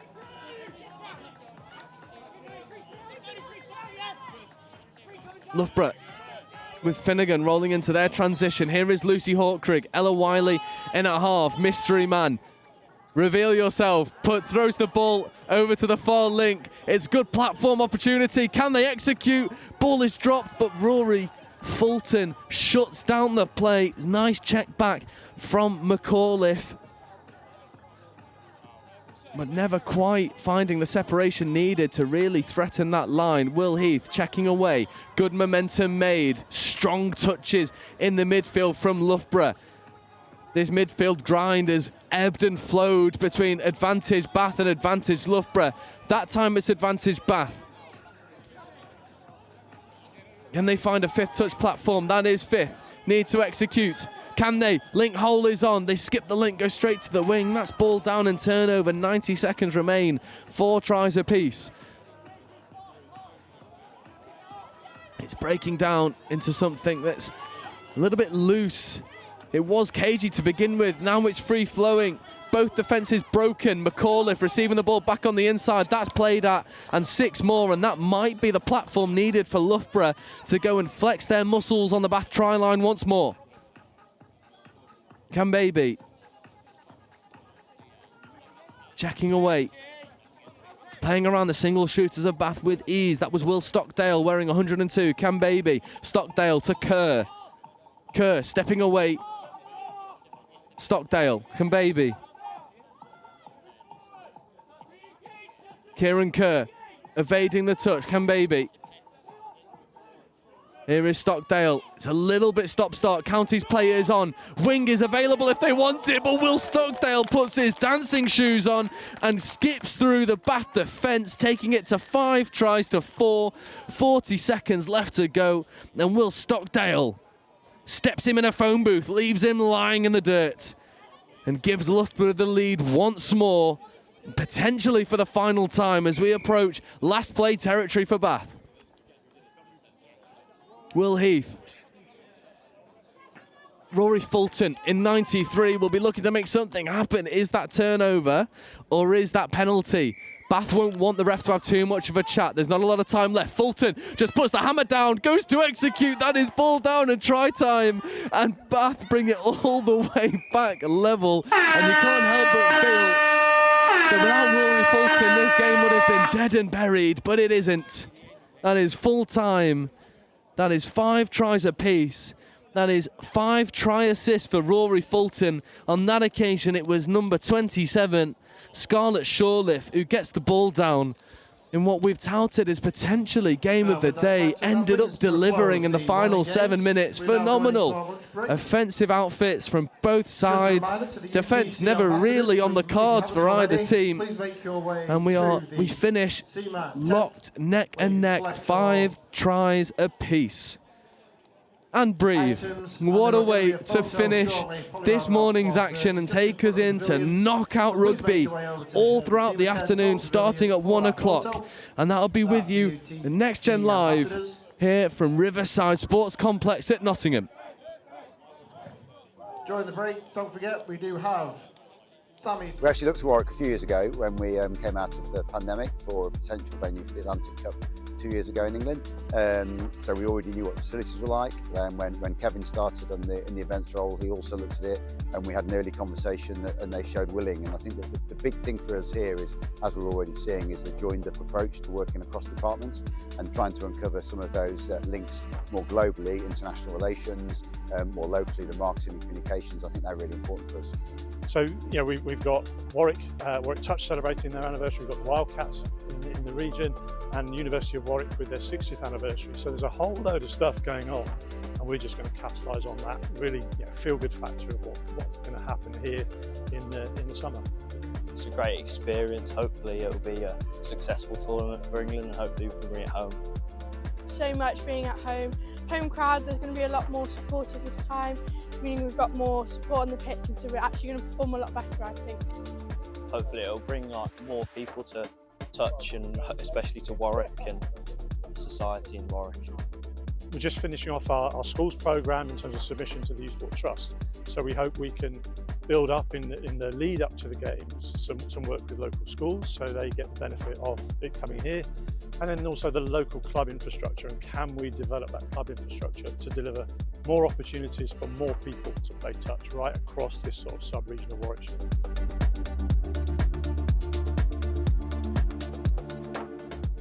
It was the first time in my life that I was studying something that I'd actually be doing at work the next day. I'd never had that connection between work and study before. And then that sort of shaped itself into a really solid understanding of everything, and then the tools to then set up the strategy.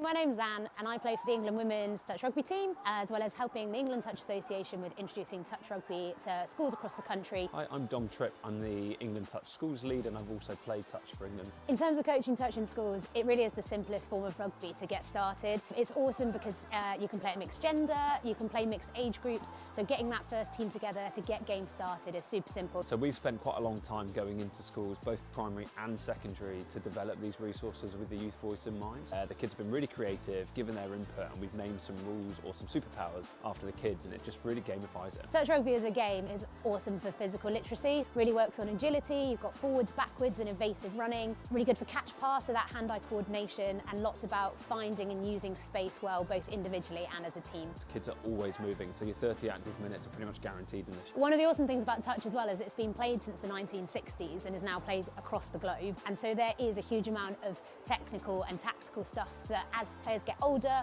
or more experienced, they can start to bring into the game and really test their learning and growth and development through the game. It really is for everyone, but then if schools really do enjoy it and they want to play, there's a whole competitive pathway where kids in their schools can go and play in regional rounds and make a national finals. Touch is really like a values-based game. Honesty is just so important. It's not really about winning or losing, it's about working together. Ultimately, touch is just really fun. It gets kids active, and it's all about learning through play. So with the resources, there's not only stuff for the teachers, but we've got a really strong young leaders program. Because it's so simple, we've had primary school kids being the young leaders to their fellow peers, and the sessions run brilliantly. done and tested these resources and the game format.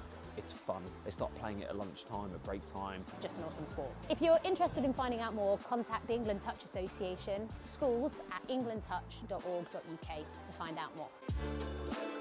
I think what I always liked about the Cima qualification is it was much more than just tax advice or much more than just sort of corporate finance management. It was always very wide-ranging. So having the Cima qualification kind of cemented that I knew a little bit about lots of different areas, about project management, about people management, about HR. So it really helped me understand lots of different areas which helped fit into the bigger picture. And for me, that's strategy. It's thinking big. It's kind of thinking, okay, this is all great, but what's the point of it?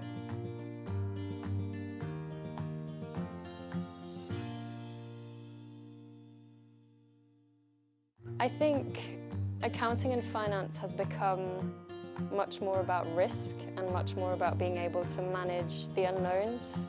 The finance business partner role of today is nothing like the 5-year from now finance business partner role. It's in technology, in intelligent sort of automation.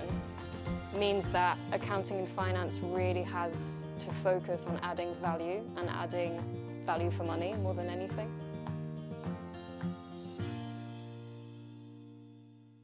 Management accounting explained in touch rugby terms. Like the coach of a touch rugby team, management accountants need to keep track of performance to help their business or team improve. They track revenue and costs. This is like monitoring your team's tries scored and conceded. They analyse performance, like identifying which players are most effective and where improvements can be made. They develop strategies, like creating game plans to help your team win. Management accountants make informed decisions to help businesses, your team, succeed. Find out more about becoming a chartered global management accountant with Cima today. Studying through the Cima exams, I already felt a little bit of a difference going into the strategic level. I could tell it was a different kind of thinking. It was really maybe more master's level is what I imagined it to be.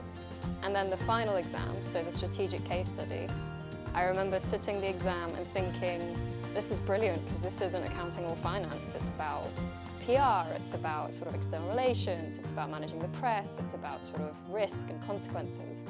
And so I actually really enjoyed it. The CGMA designation has a really wide-ranging breadth of subjects, and that's so valuable because it gives you that expertise and that credibility across a variety of different topics, and that means that in any industry that you go into, you'll already have an inkling of what to expect and you'll already know what the climate is like. It also provides you with a mindset for innovation, and that mindset for innovation means that you're ready to take on any challenge and to shape the future and how it will look like.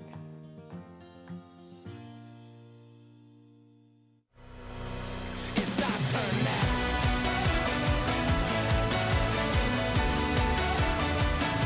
It's our turn now.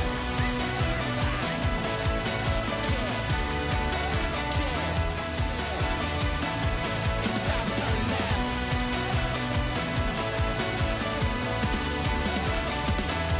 It's our turn now.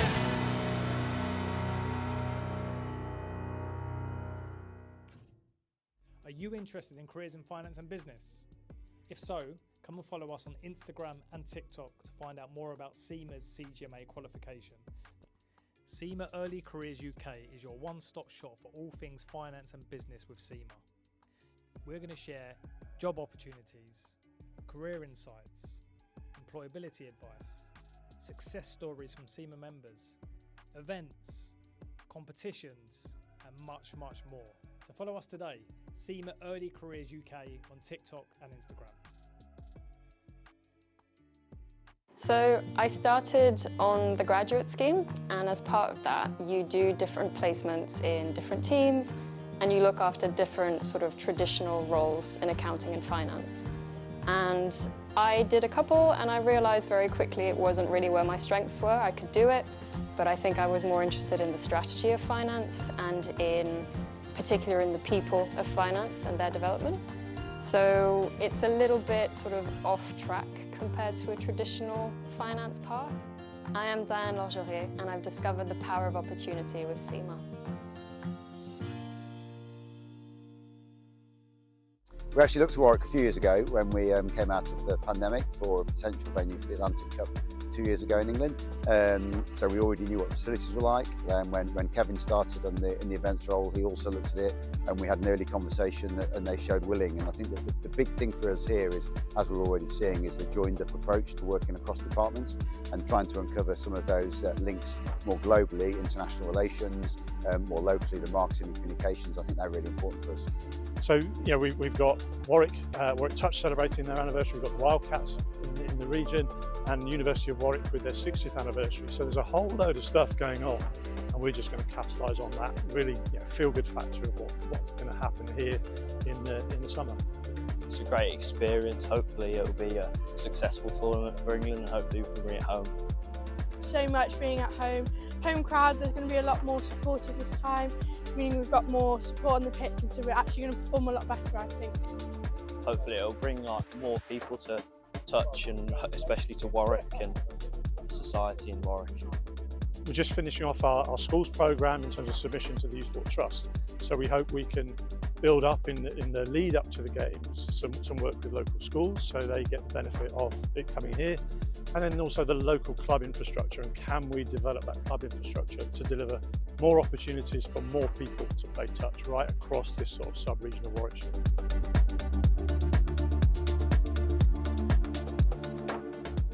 It was the first time in my life that I was studying something that I'd actually be doing at work the next day. I'd never had that connection between work and study before.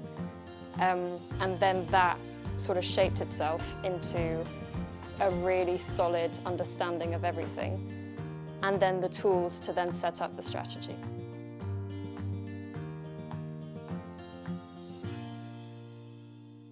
My name's Anne, and I play for the England Women's Touch Rugby team, as well as helping the England Touch Association with introducing touch rugby to schools across the country. Hi, I'm Dom Tripp. I'm the England Touch Schools lead, and I've also played touch for England. In terms of coaching touch in schools, it really is the simplest form of rugby to get started. It's awesome because you can play at mixed gender, you can play mixed age groups, so getting that first team together to get games started is super simple. So we've spent quite a long time going into schools, both primary and secondary, to develop these resources with the youth voice in mind. The kids have been really creative, given their input, and we've named some rules or some superpowers after the kids, and it just really gamifies it. Touch rugby as a game is awesome for physical literacy, really works on agility, you've got forwards, backwards and evasive running, really good for catch pass, so that hand-eye coordination, and lots about finding and using space well, both individually and as a team. Kids are always moving, so your 30 active minutes are pretty much guaranteed in this. One of the awesome things about touch as well is it's been played since the 1960s and is now played across the globe, and so there is a huge amount of technical and tactical stuff that as players get older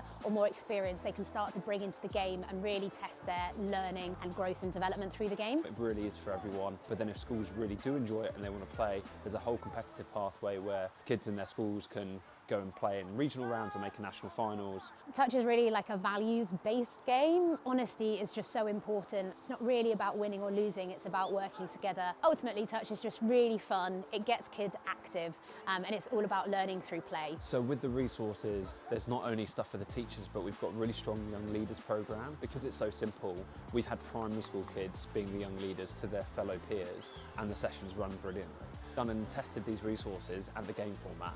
It's fun. They start playing it at lunchtime, at break time. Just an awesome sport. If you're interested in finding out more, contact the England Touch Association, schools@englandtouch.org.uk to find out more.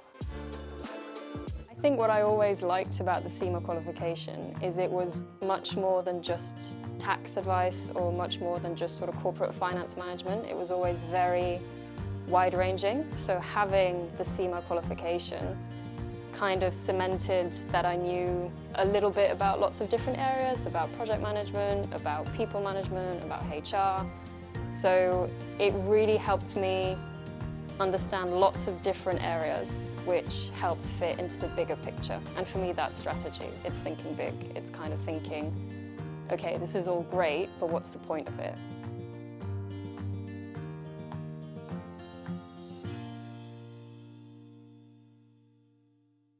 I think accounting and finance has become much more about risk and much more about being able to manage the unknowns. The finance business partner role of today is nothing like the 5-year from now finance business partner role. It's in technology, in intelligent sort of automation. Means that accounting and finance really has to focus on adding value and adding value for money more than anything.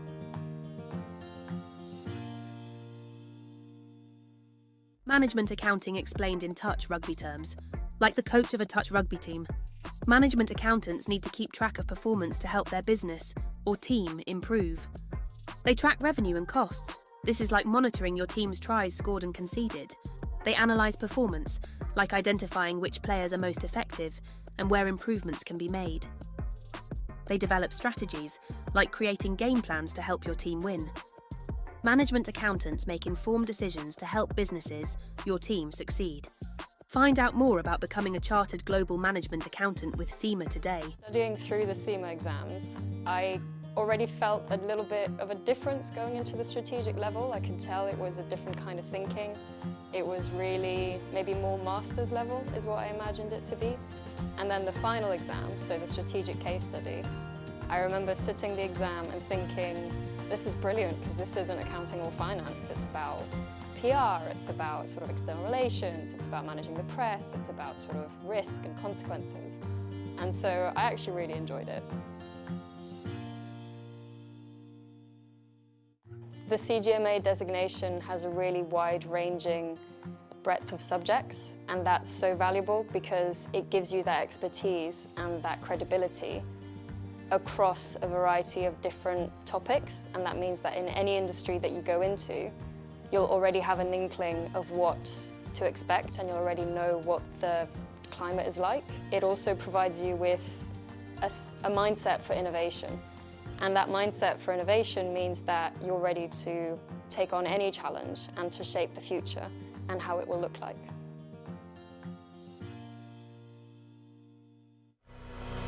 It's our turn now.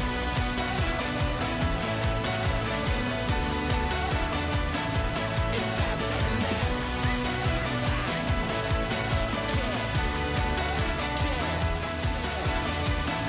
It's our turn now.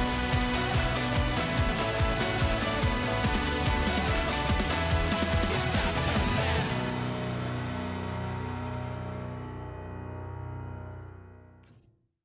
Are you interested in careers in finance and business?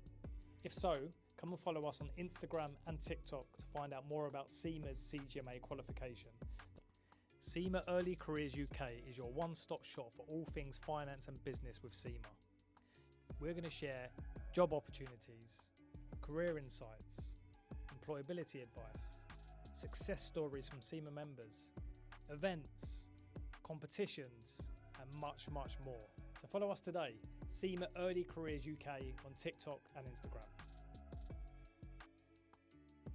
So I started on the graduate scheme, and as part of that, you do different placements in different teams, and you look after different sort of traditional roles in accounting and finance. And I did a couple, and I realized very quickly it wasn't really where my strengths were. I could do it, but I think I was more interested in the strategy of finance and in particular in the people of finance and their development. So it's a little bit sort of off track compared to a traditional finance path. I am Diane Lorgerier, and I've discovered the power of opportunity with Cima.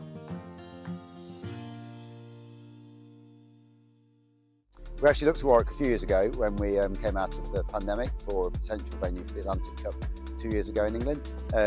So we already knew what the facilities were like. When Kevin started in the events role, he also looked at it, and we had an early conversation and they showed willing. And I think that the big thing for us here is, as we're already seeing, is the joined-up approach to working across departments and trying to uncover some of those links more globally, international relations, more locally, the marketing and communications. I think they're really important for us. So, you know, we've got Warwick Touch celebrating their anniversary, we've got the Wildcats in the region, and University of Warwick with their 60th anniversary. So there's a whole load of stuff going on, and we're just going to capitalise on that, really, you know, feel-good factor of what's going to happen here in the summer. It's a great experience. Hopefully it will be a successful tournament for England, and hopefully we can bring it home. so much being at home. Home crowd, there's going to be a lot more supporters this time, meaning we've got more support on the pitch, and so we're actually going to perform a lot better, I think. Hopefully it'll bring more people to touch, and especially to Warwick and the society in Warwick. We're just finishing off our schools programme in terms of submission to the Youth Sport Trust. So we hope we can build up in the lead up to the games some work with local schools so they get the benefit of it coming here, and then also the local club infrastructure, and can we develop that club infrastructure to deliver more opportunities for more people to play touch right across this sort of sub-region of Warwickshire.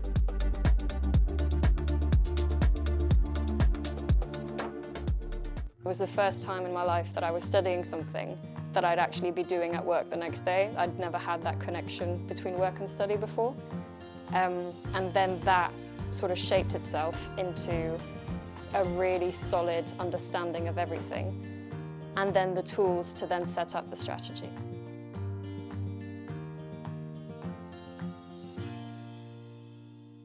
My name's Anne and I play for the England Women's Touch Rugby team, as well as helping the England Touch Association with introducing touch rugby to schools across the country. Hi, I'm Dom Tripp. I'm the England Touch Schools lead, and I've also played touch for England. In terms of coaching touch in schools, it really is the simplest form of rugby to get started. It's awesome because you can play at mixed gender, you can play mixed age groups, so getting that first team together to get games started is super simple. So we've spent quite a long time going into schools, both primary and secondary, to develop these resources with the youth voice in mind. The kids have been really creative, given their input, and we've named some rules or some superpowers after the kids, and it just really gamifies it. Touch rugby as a game is awesome for physical literacy, really works on agility, you've got forwards, backwards and evasive running, really good for catch pass, so that hand-eye coordination, and lots about finding and using space well, both individually and as a team. Kids are always moving, so your 30 active minutes are pretty much guaranteed in this. One of the awesome things about touch as well is it's been played since the 1960s and is now played across the globe, and so there is a huge amount of technical and tactical stuff that as players get older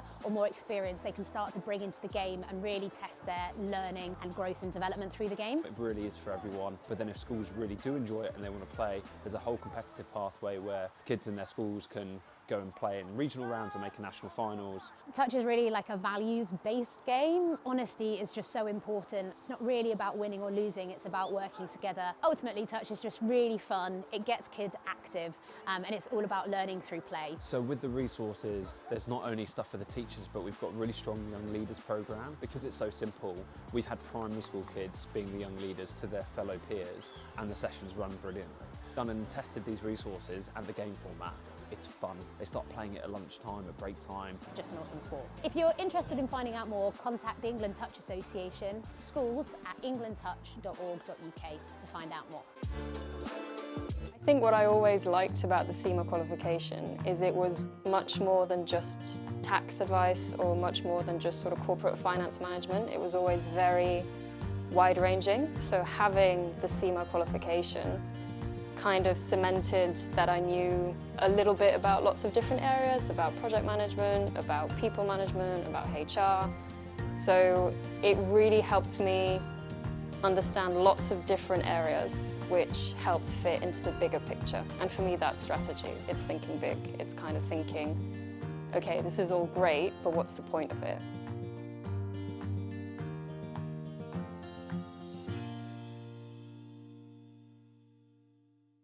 I think accounting and finance has become much more about risk and much more about being able to manage the unknowns.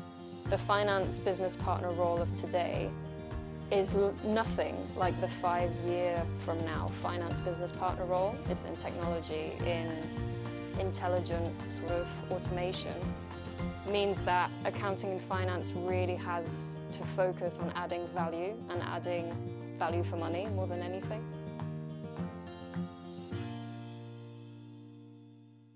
Management accounting explained in touch rugby terms. Like the coach of a touch rugby team, management accountants need to keep track of performance to help their business or team improve. They track revenue and costs. This is like monitoring your team's tries scored and conceded. They analyse performance, like identifying which players are most effective and where improvements can be made. They develop strategies, like creating game plans to help your team win. Management accountants make informed decisions to help businesses, your team, succeed. Find out more about becoming a chartered global management accountant with Cima today. Studying through the Cima exams, I already felt a little bit of a difference going into the strategic level. I could tell it was a different kind of thinking. It was really maybe more master's level is what I imagined it to be. And then the final exam, so the strategic case study, I remember sitting the exam and thinking, this is brilliant because this isn't accounting or finance. It's about PR, it's about sort of external relations, it's about managing the press, it's about sort of risk and consequences. And so I actually really enjoyed it. The CGMA designation has a really wide-ranging breadth of subjects, and that's so valuable because it gives you that expertise and that credibility across a variety of different topics, and that means that in any industry that you go into, you'll already have an inkling of what to expect and you'll already know what the climate is like. It also provides you with a mindset for innovation. And that mindset for innovation means that you're ready to take on any challenge and to shape the future and how it will look like.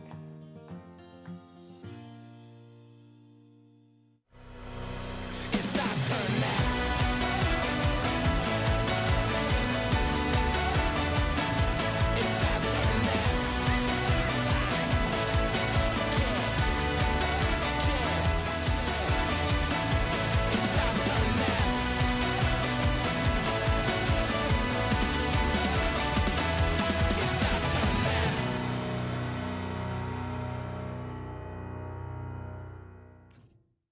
Are you interested in careers in finance and business? If so, come and follow us on Instagram and TikTok to find out more about Cima's CGMA qualification. Cima Early Careers UK is your one-stop shop for all things finance and business with Cima. We're going to share job opportunities, career insights, employability advice, success stories from Cima members, events, competitions, and much, much more. So follow us today, Cima Early Careers UK on TikTok and Instagram. So I started on the graduate scheme, and as part of that, you do different placements in different teams, and you look after different sort of traditional roles in accounting and finance.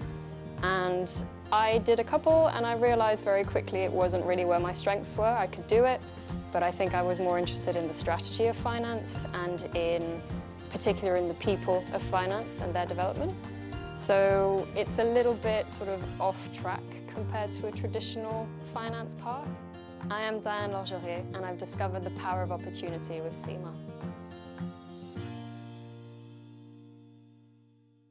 We actually looked to Warwick a few years ago when we came out of the pandemic for a potential venue for the Atlantic Cup 2 years ago in England. So we already knew what the facilities were like. When Kevin started in the events role, he also looked at it, and we had an early conversation, and they showed willing. And I think that the big thing for us here is, as we're already seeing, is the joined-up approach to working across departments and trying to uncover some of those links more globally, international relations, more locally, the marketing and communications. I think they're really important for us. So, you know, we've got Warwick Touch celebrating their anniversary, we've got the Wildcats in the region, and University of Warwick with their 60th anniversary. So there's a whole load of stuff going on, and we're just going to capitalise on that really, feel-good factor of what's going to happen here in the summer. It's a great experience. Hopefully it'll be a successful tournament for England, and hopefully we can bring it home. So much being at home. Home crowd, there's going to be a lot more supporters this time, meaning we've got more support on the pitch, and so we're actually going to perform a lot better, I think. Hopefully it'll bring more people to touch, and especially to Warwick and the society in Warwick.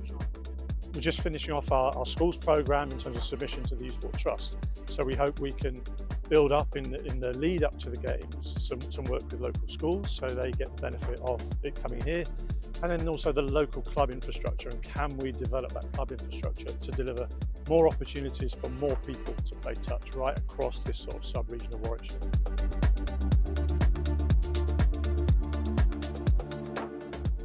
It was the first time in my life that I was studying something that I'd actually be doing at work the next day. I'd never had that connection between work and study before. And then that sort of shaped itself into a really solid understanding of everything, and then the tools to then set up the strategy.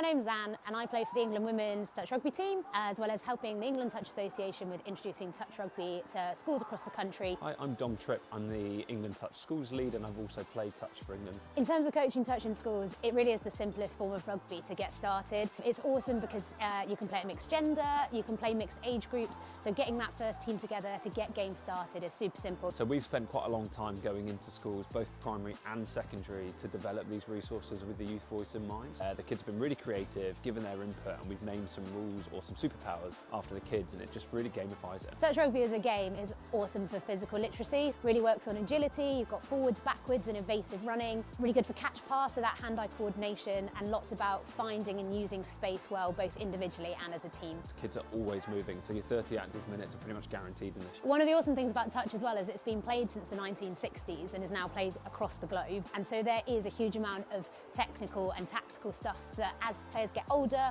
or more experienced they can start to bring into the game and really test their learning and growth and development through the game. It really is for everyone, but then if schools really do enjoy it and they want to play, there's a whole competitive pathway where kids in their schools can go and play in regional rounds and make a national finals. Touch is really like a values-based game. Honesty is just so important. It's not really about winning or losing, it's about working together. Ultimately, touch is just really fun. It gets kids active and it's all about learning through play. So with the resources, there's not only stuff for the teachers, but we've got a really strong young leaders program. Because it's so simple, we've had primary school kids being the young leaders to their fellow peers, and the sessions run brilliantly. Done and tested these resources and the game format. It's fun. They start playing it at lunchtime, at break time. Just an awesome sport. If you're interested in finding out more, contact the England Touch Association, schools@englandtouch.org.uk to find out more. I think what I always liked about the Cima qualification is it was much more than just tax advice or much more than just sort of corporate finance management. It was always very wide-ranging. So having the Cima qualification kind of cemented that I knew a little bit about lots of different areas, about project management, about people management, about HR. So it really helped me understand lots of different areas which helped fit into the bigger picture. And for me, that's strategy. It's thinking big. It's kind of thinking, okay, this is all great, but what's the point of it?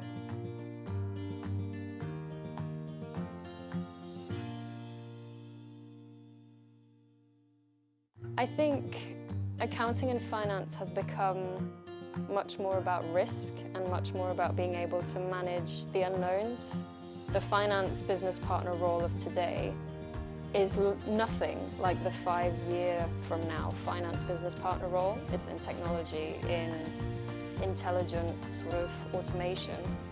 It means that accounting and finance really has to focus on adding value and adding value for money more than anything.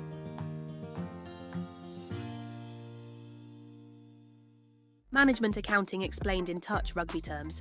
Like the coach of a touch rugby team, management accountants need to keep track of performance to help their business or team improve. They track revenue and costs. This is like monitoring your team's tries scored and conceded. They analyse performance, like identifying which players are most effective and where improvements can be made. They develop strategies, like creating game plans to help your team win. Management accountants make informed decisions to help businesses, your team, succeed. Find out more about becoming a chartered global management accountant with Cima today. Studying through the Cima exams, I already felt a little bit of a difference going into the strategic level. I could tell it was a different kind of thinking. It was really maybe more master's level is what I imagined it to be. And then the final exam, so the strategic case study, I remember sitting the exam and thinking, this is brilliant because this isn't accounting or finance. It's about PR, it's about sort of external relations, it's about managing the press, it's about sort of risk and consequences. And so I actually really enjoyed it. The CGMA designation has a really wide-ranging breadth of subjects, and that's so valuable because it gives you that expertise and that credibility across a variety of different topics, and that means that in any industry that you go into, you'll already have an inkling of what to expect and you'll already know what the climate is like. It also provides you with a mindset for innovation, and that mindset for innovation means that you're ready to take on any challenge and to shape the future. and how it will look like.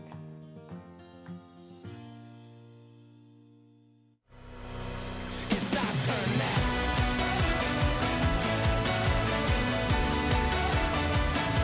It's our turn now.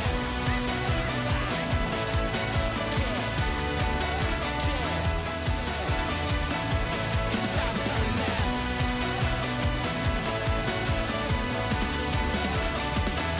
It's our turn now.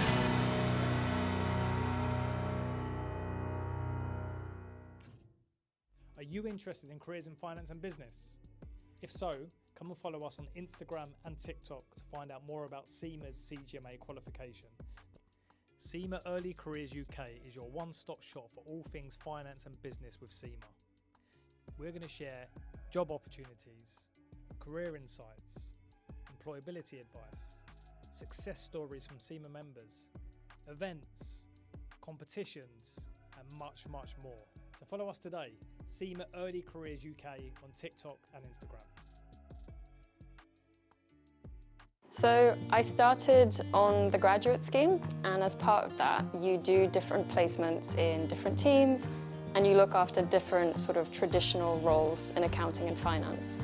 And I did a couple and I realised very quickly it wasn't really where my strengths were. I could do it, but I think I was more interested in the strategy of finance and in particular in the people of finance and their development.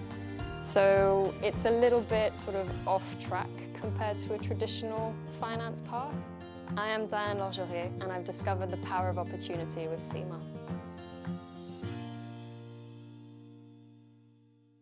We actually looked at Warwick a few years ago when we came out of the pandemic for a potential venue for the Atlantic Cup 2 years ago in England. So we already knew what the facilities were like. When Kevin started in the events role, he also looked at it and we had an early conversation and they showed willing. And I think that the big thing for us here is, as we're already seeing, is the joined up approach to working across departments and trying to uncover some of those links more globally, international relations, more locally, the marketing and communications. I think they're really important for us.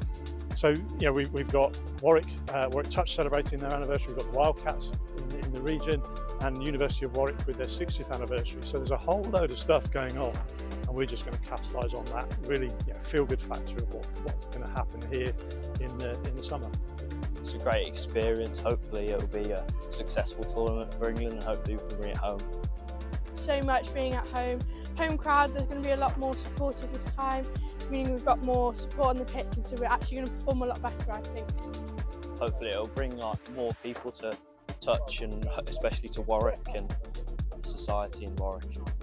We're just finishing off our schools programme in terms of submission to the Youth Sport Trust. So we hope we can build up in the lead up to the games some work with local schools so they get the benefit of it coming here, and then also the local club infrastructure, and can we develop that club infrastructure to deliver more opportunities for more people to play touch right across this sort of sub-region of Warwickshire.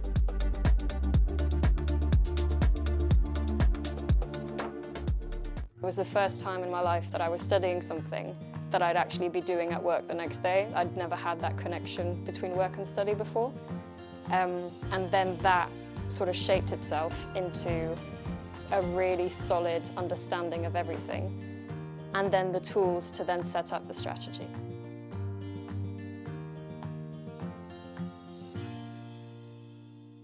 My name's Anne and I play for the England Women's Touch Rugby team, as well as helping the England Touch Association with introducing touch rugby to schools across the country. Hi, I'm Dom Tripp. I'm the England Touch Schools lead and I've also played touch for England. In terms of coaching touch in schools, it really is the simplest form of rugby to get started. It's awesome because you can play at mixed gender, you can play mixed age groups, so getting that first team together to get games started is super simple. So we've spent quite a long time going into schools, both primary and secondary, to develop these resources with the youth voice in mind. The kids have been really creative, given their input, and we've named some rules or some superpowers after the kids, and it just really gamifies it. Touch rugby as a game is awesome for physical literacy, really works on agility, you've got forwards, backwards and evasive running, really good for catch pass, so that hand-eye coordination, and lots about finding and using space well, both individually and as a team. Kids are always moving, so your 30 active minutes are pretty much guaranteed in this. One of the awesome things about touch as well is it's been played since the 1960s and is now played across the globe, and so there is a huge amount of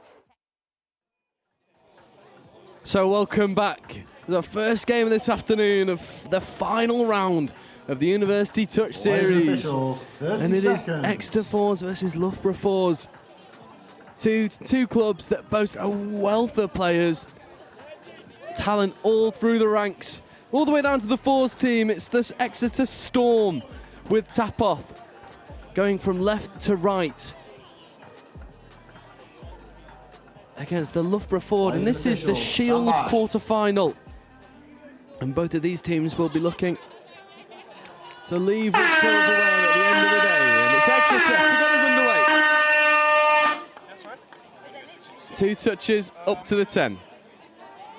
Good speed and good evasion, and it might open the scoring early. It's good pace. Is that ball down? It is indeed. And it's number 74. Unfortunately, not got a reliable team sheet for the Exeter Storm, but it's phenomenal. A wonderful score to get us underway.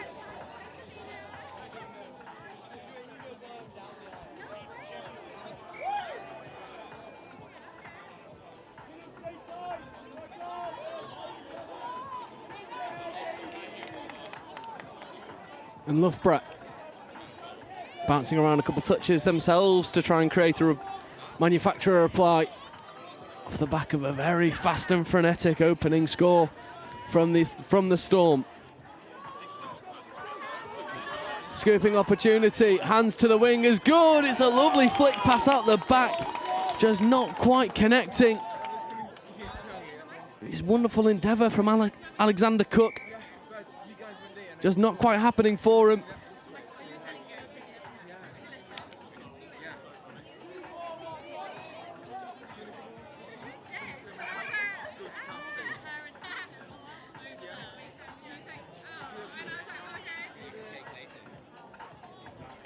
So Loughborough with a first opportunity, 4-line attack, coming over for a 32 platform, getting on the link in the end. And that ball fired at the defence. This is Exworthy wearing 27. Coming back over towards Exworthy. It's a really good flying touch made.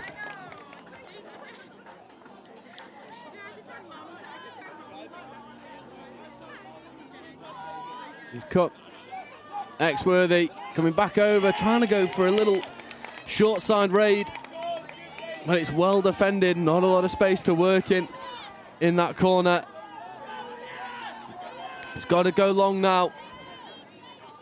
It's well chased and well covered, and Exeter defending well. That ball's away, and that is 6 touch and turnover. So good line defence from Exeter. Not only getting the opening score of the game and then surviving the first onslaught from Loughborough Fours.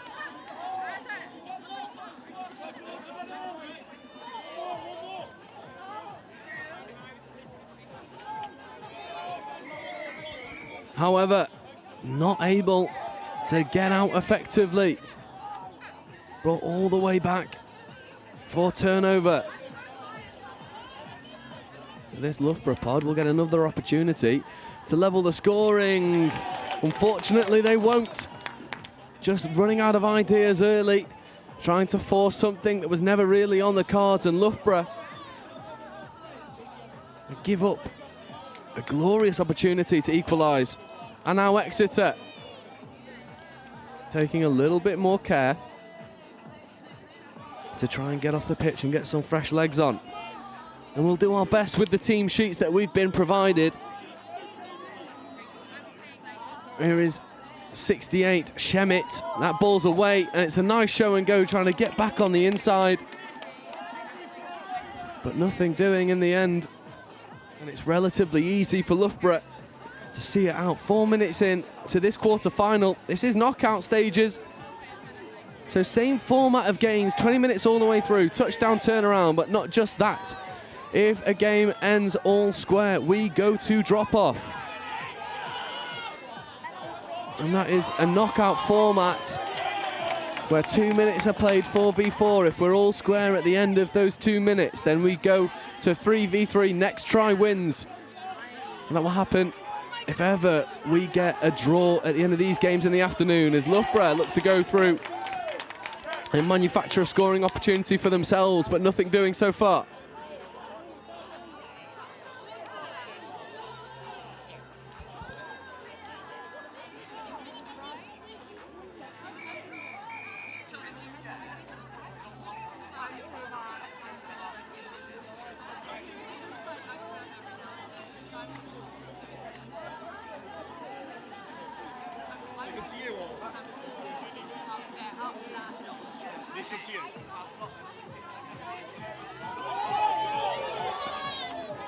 And Exeter once more try and break down the short side. 84 is Jamie Scott.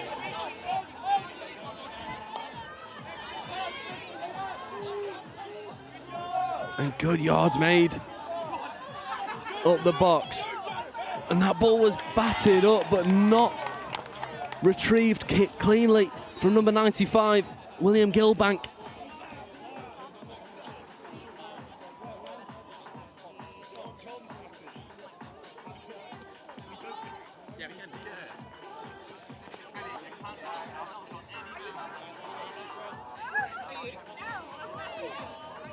So Exeter once more look to come down the short side. Ball to the wing was on. Nothing doing. And it'll be left Loughborough possession.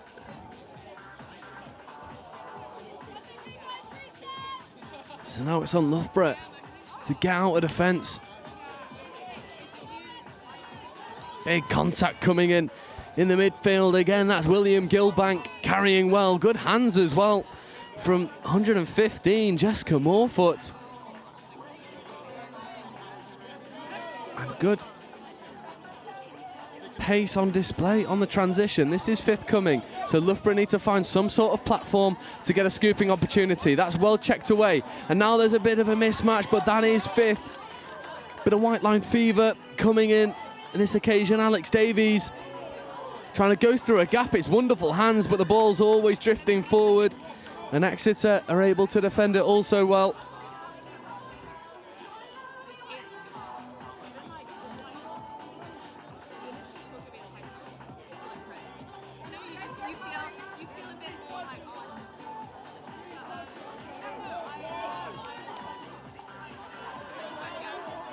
And Exeter just settling into their transition. It's a little bit static, and that ball fired at the oncoming support, surrendering possession over to Loughborough.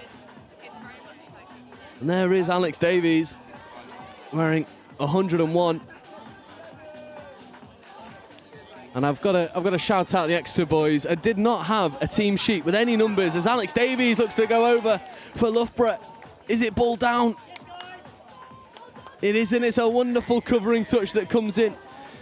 And it's a covering touch that I can finally accredit because some of the Exeter boys have come over to give us a reliable team sheet that we can use. There was number 11, Daisy Saunders, making a wonderful touch for the Exeter Storm. Loughborough trying to bounce around the outside. Davies, bit of a shovel pass back onto the inside, but it's well defended in the midfield.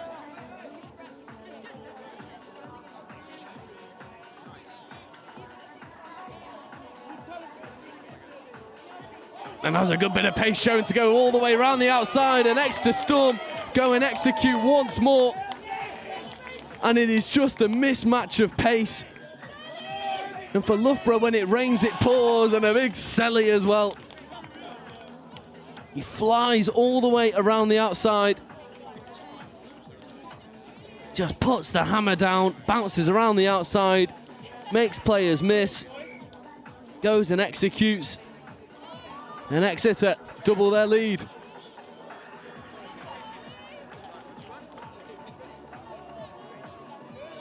And now it's on Loughborough to stop the rot, find some momentum. That's a nice platform. Has to be try time for Loughborough, and it should have been.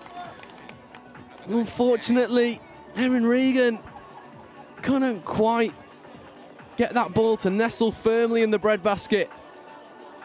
But there's warning signs there for Exeter. If you give Loughborough a free ball, they will make you pay. And on more than one occasion, they might have done it. However, Exeter kicking through the gears, hitch kick, Goosey going all the way Jones finishing wonderfully. Take a look at this, a few hitch kicks. And Grilly-Selly as well. Hitches once, hitches twice, bounces around the outside, the head's going. And Harry Jones, there's no real structure for this extra foresight, but why do you need it? If you've got pace to burn and the foot speed such as the Storm, this time it's Harry Jones. Exeter 3, Loughborough 0. And Exeter are in dreamland right now.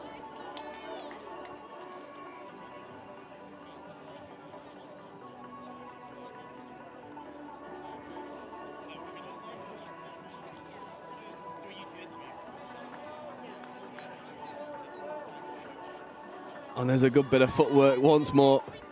Trying to create something from nothing of these Exeter boys. They can see where the space is. That's a big nudge.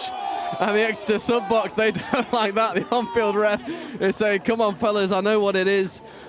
William Gilbank, he's a big figure in the midfield. Just potentially a bit too forceful. You can see that 2 hands into the chest. Potentially milked a little bit in the midfield. I imagine this next touch will be nice and gentle. It is indeed. There's Josh Anderson wearing 97, pulling strings in there for the Storm.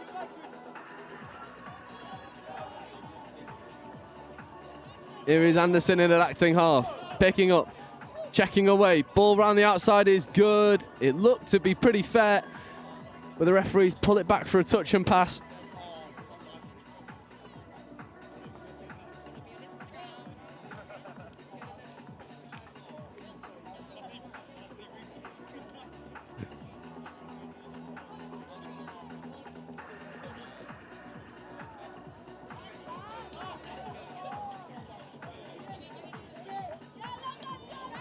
Gilbank carries up the midfield. Loughborough trying to take a leap out of Exeter's playbook and just bounce around the outside. But there's a pace mismatch between the two teams. Exeter clearly finding more success playing loose, unstructured rugby. And Loughborough don't want to be dragged into that style of game, but it seems as though that's what will happen.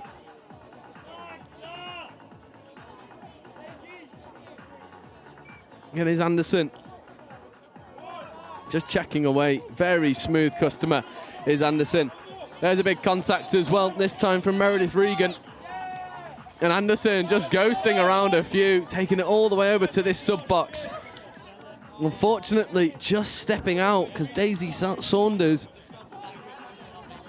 was marauding forward, trying to give her team another platform to take it from 3 to 4. And that's off the mark as well. It's another glorious result for the defence. And I gave some of the Exeter boys a shout out because they came over and filled out a team sheet. And the one number they did not give me, number 74. So the mystery man wearing 74, who breaks his own ankles with his feet, takes the ball to the line. Check pass out the back. It's chicken wing stuff. It's inaccurate in the end, but glorious to begin with. And this Exeter Storm team playing with a lot of freedom. And they'll get another opportunity. There's 84, Jamie Scott taking the roll ball in an acting half. 18, Josh Talbot. Here is the mystery man, 74, with the electric footwork, stepping one, stepping a few, checking the ball away to the wing. Was that good? It's been given touch and pass. It's hands on head stuff. For the Exeter Storm, he looks over to the sub-box and pulls a bit of a mean mug. He's not happy. It looked good, and we'll see it on the replay. It's a hair width away. It looked pretty good to me, but the referee's always in a better position. There's a nice bit of footwork again, trying to bounce around a few. Daisy Saunders says no for the Exeter Storm. Saunders again making good touches.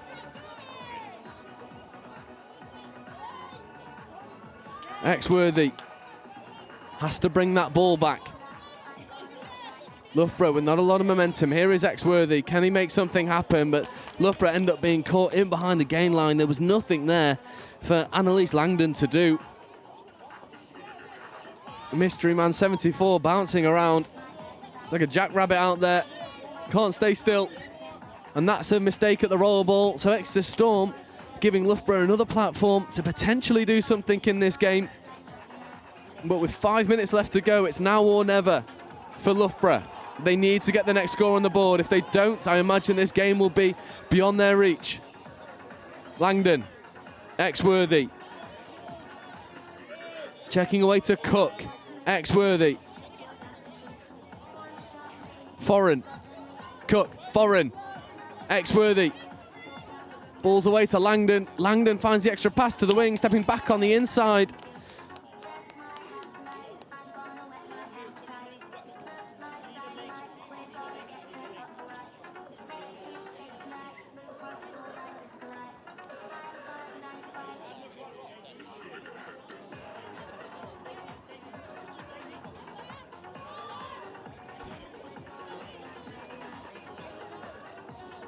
Big juggle at the restart, and Exeter looking to bounce and goes through a couple gaps, potentially off the mark, not given.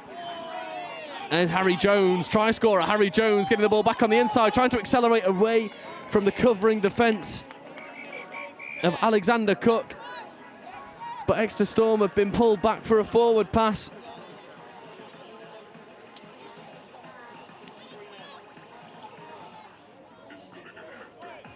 And again, Loughborough just trying to play that same style of rugby as Exeter and not quite able to find the same level of success. That time it was Jake Foran. Foran with a big touch coming in, and it will be given hard. That was Ollie Prescott was just making the point to the referee saying, it's not contact, there's no big fens coming. A good touch made by William Gilbank. And another one.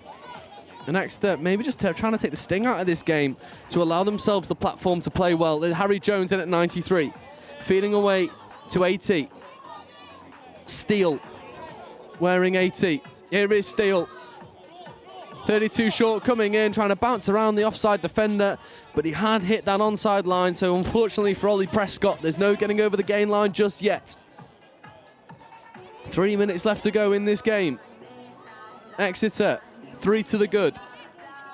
Loughborough struggled really to find their feet. Here's Gilbank. The heavy strapping on both knees. And that pass from Will Atridge just finds the floor. And you can't help but feel like this game is all Exeter so far. Oh, a little flick pass on the back on the inside. And Harry Jones and Exeter, you can afford to play something a little bit more heads up. You've got a nice comfy lead, but no one's getting up to make touches. Harry Jones has to recover as Ollie Smith almost ghosted his way through a gap. Gilbank, Smith in an acting half, working with Doyland. And unfortunately, Doyland with an error at the roll ball will give possession back to Exeter. And Loughborough have just never been able to really establish any sustained pressure.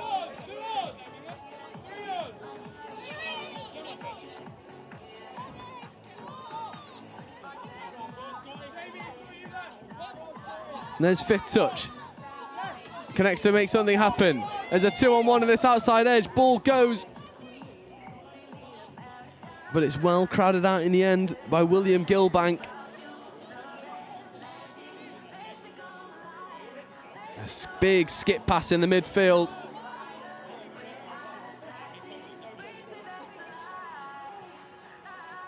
And a player down as well for Loughborough. It seemed to be maybe a bit of an ankle twist. And we hope that she's okay and can continue for the rest of the tournament, as this isn't the last game for these teams. It's Niamh Hennigan. I hope that she's okay. There's nothing worse than getting a little injury right at the last minute.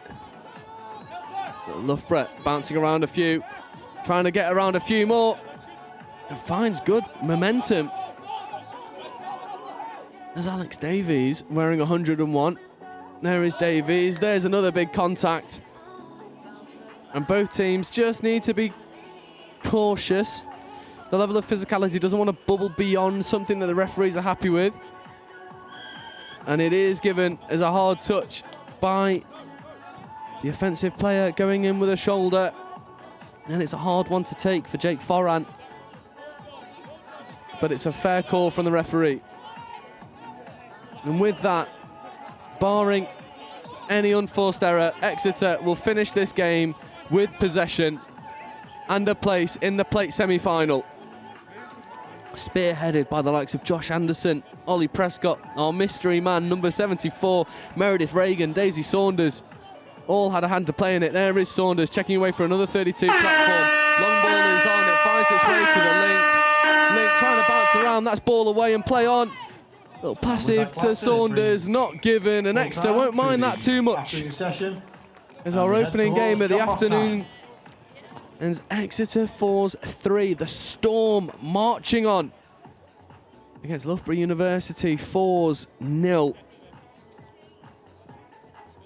And that will bring us to another slightly prolonged break on this occasion. Longer breaks to allow for drop-off timers, and as we said, we'll go through the drop-offs as and when they come. A very dominating lead and victory for University of Exeter. And we'll take a very quick break, this time about 10 minutes, where we will have Cup quarter-final action for you at 1:30, and that will be Exeter 1's, the Hurricanes, the winners of round 1 and the current holders of the University Touch Series trophy, versus Birmingham 1, the Lions, the dark horses, who'll be looking to make an upset. That'll be with you in 10 minutes' time.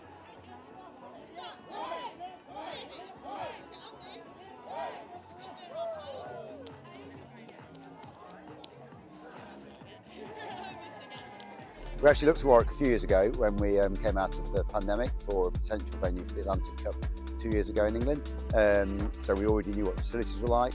When Kevin started in the events role, he also looked at it, and we had an early conversation, and they showed willing. And I think that the big thing for us here is, as we're already seeing, is a joined-up approach to working across departments and trying to uncover some of those links more globally, international relations, more locally, the marketing and communications. I think they're really important for us. So, yeah, we've got Warwick Touch celebrating their anniversary. We've got the Wildcats in the region, and University of Warwick with their 60th anniversary. So there's a whole load of stuff going on, and we're just going to capitalise on that. Really, feel-good factor of what's going to happen here in the summer. It's a great experience. Hopefully, it'll be a successful tournament for England, and hopefully we can bring it home. So much being at home. Home crowd, there's going to be a lot more supporters this time, meaning we've got more support on the pitch, and so we're actually going to perform a lot better, I think. Hopefully it'll bring more people to touch, and especially to Warwick and the society in Warwick. We're just finishing off our schools programme in terms of submission to the Youth Sport Trust. So we hope we can build up in the lead up to the games some work with local schools, so they get the benefit of it coming here. And then also the local club infrastructure, and can we develop that club infrastructure to deliver more opportunities for more people to play touch right across this sort of sub-region of Warwickshire.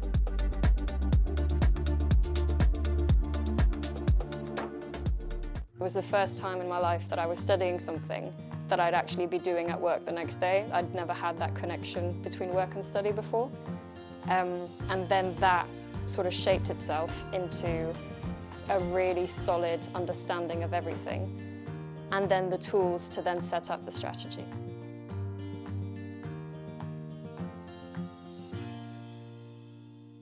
My name's Anne, and I play for the England Women's Touch Rugby team, as well as helping the England Touch Association with introducing touch rugby to schools across the country. Hi, I'm Dom Tripp. I'm the England Touch Schools lead, and I've also played touch for England. In terms of coaching touch in schools, it really is the simplest form of rugby to get started. It's awesome because you can play at mixed gender, you can play mixed age groups, so getting that first team together to get games started is super simple. So we've spent quite a long time going into schools, both primary and secondary, to develop these resources with the youth voice in mind. The kids have been really creative, given their input, and we've named some rules or some superpowers after the kids, and it just really gamifies it. Touch rugby as a game is awesome for physical literacy, really works on agility, you've got forwards, backwards and evasive running, really good for catch pass, so that hand-eye coordination, and lots about finding and using space well, both individually and as a team. Kids are always moving, so your 30 active minutes are pretty much guaranteed in this. One of the awesome things about touch as well is it's been played since the 1960s and is now played across the globe, and so there is a huge amount of technical and tactical stuff that as players get older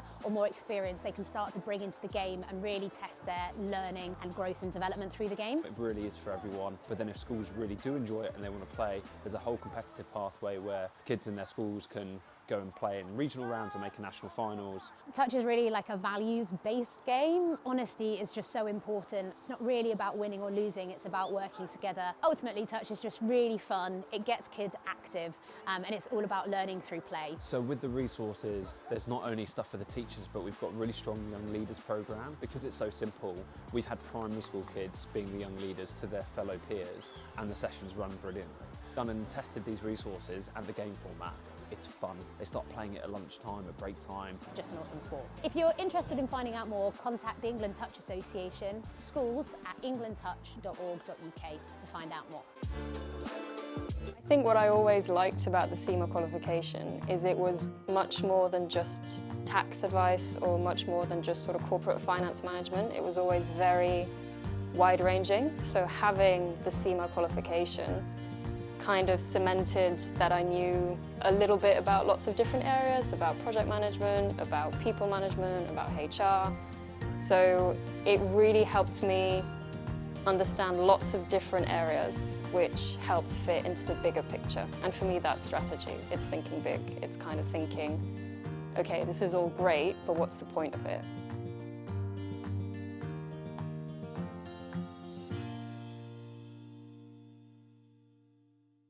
I think accounting and finance has become much more about risk and much more about being able to manage the unknowns.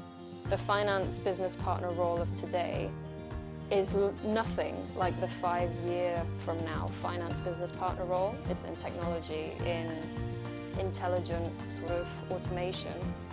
Means that accounting and finance really has to focus on adding value and adding value for money more than anything.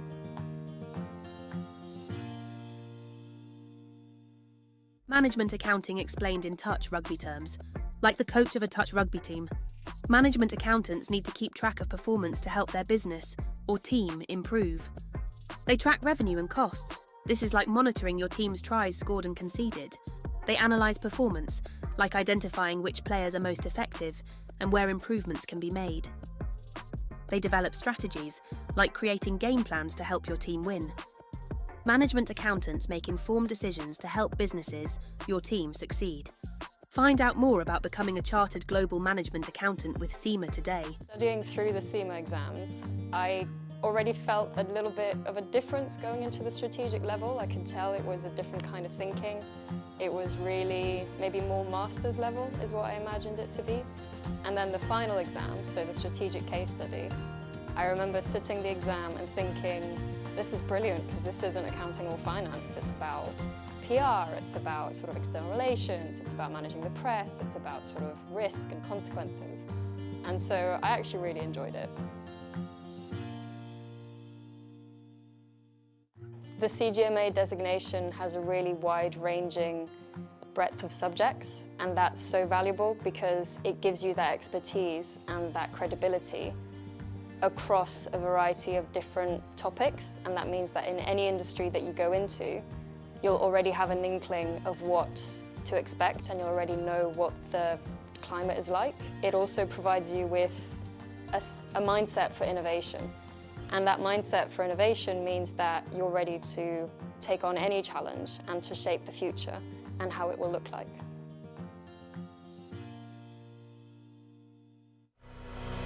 It's our turn now.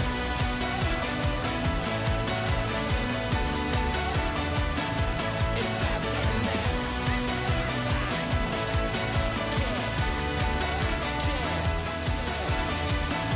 It's our turn now.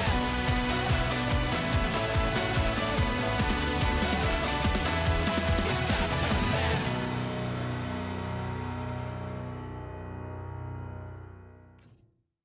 Are you interested in careers in finance and business? If so, come and follow us on Instagram and TikTok to find out more about Cima's CGMA qualification. Cima Early Careers UK is your one-stop shop for all things finance and business with Cima. We're going to share job opportunities, career insights, employability advice, success stories from Cima members, events, competitions, and much, much more. So follow us today, Cima Early Careers UK on TikTok. Players and officials, 30 seconds. So welcome back to our first look at Cup competition this afternoon here under the sun at Nottingham Riverside Sports Complex. And I am very happy to say that I have a co-commentator for only the second time today. I'm joined by Rory, representing University of Birmingham. Rory, first of all, it's a bit different conditions than last time, isn't it? Yeah, absolutely. We've already seen that it's made quite significantly more expansive play than we got to see last time out. So, yeah, a lovely day for it.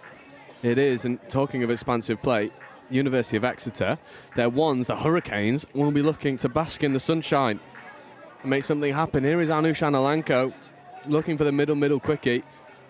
Fire-up option to Archie Devlin, who will just saunter over the line with a bit of a swagger about him, and that's a dream start for Exeter. Yeah, absolutely. Good score from Exeter there, but Birmingham will be disappointed with how easy that was, really, for him to trot into that link hole. I think there's a really big difference here between this Exeter team this round and the Exeter team last round, is they didn't have Anush Analanko last time, and Anush Analanko is widely regarded as having some of the fastest feet in England touch at the moment. So we'll see how he can change Exeter's fortunes, or even more so for the better, as Birmingham Lions look to pick up and go through the middle. It's a nice check back on the inside. Unfortunately, though, for Phoebe Simon, no, I think the refs are happy. Well, rather than it being unfortunate, it's very fortunate. It's a lovely check back to Phoebe Simon, who gets the ball down. Number 16, Tom Oakes, picking up, coming back against the grain. And we were talking before we came live that it feels like you've had this fixture so often, and maybe people like Phoebe Simon can start to make the difference in this game. Yeah, we've played Exeter a few times over the last few years, especially in this Cup quarter-final. We always felt like we've put on a good show, but obviously their quality's shown through. But absolutely, these are the games you've got to get up for. Indeed, as you see, Anushan this time working with Ellis Pears, trying to find Archie Devlin in that link hole. That might be something to keep an eye out for the rest of the game. Archie Devlin, rather than occupying that middle platform, is trying to get out and bounce around the link. But Birmingham are wise to it on this occasion, and a really good second touch on the transition.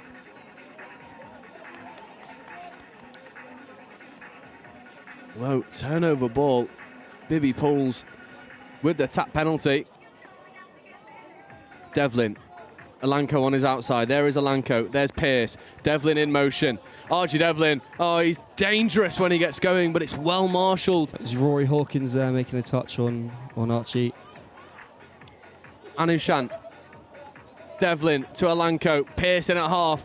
Archie Devlin on the long hitch step. Flash the ball to the wing. It's step back on the inside, but a wonderful cover for number 25, Ben Stoddart.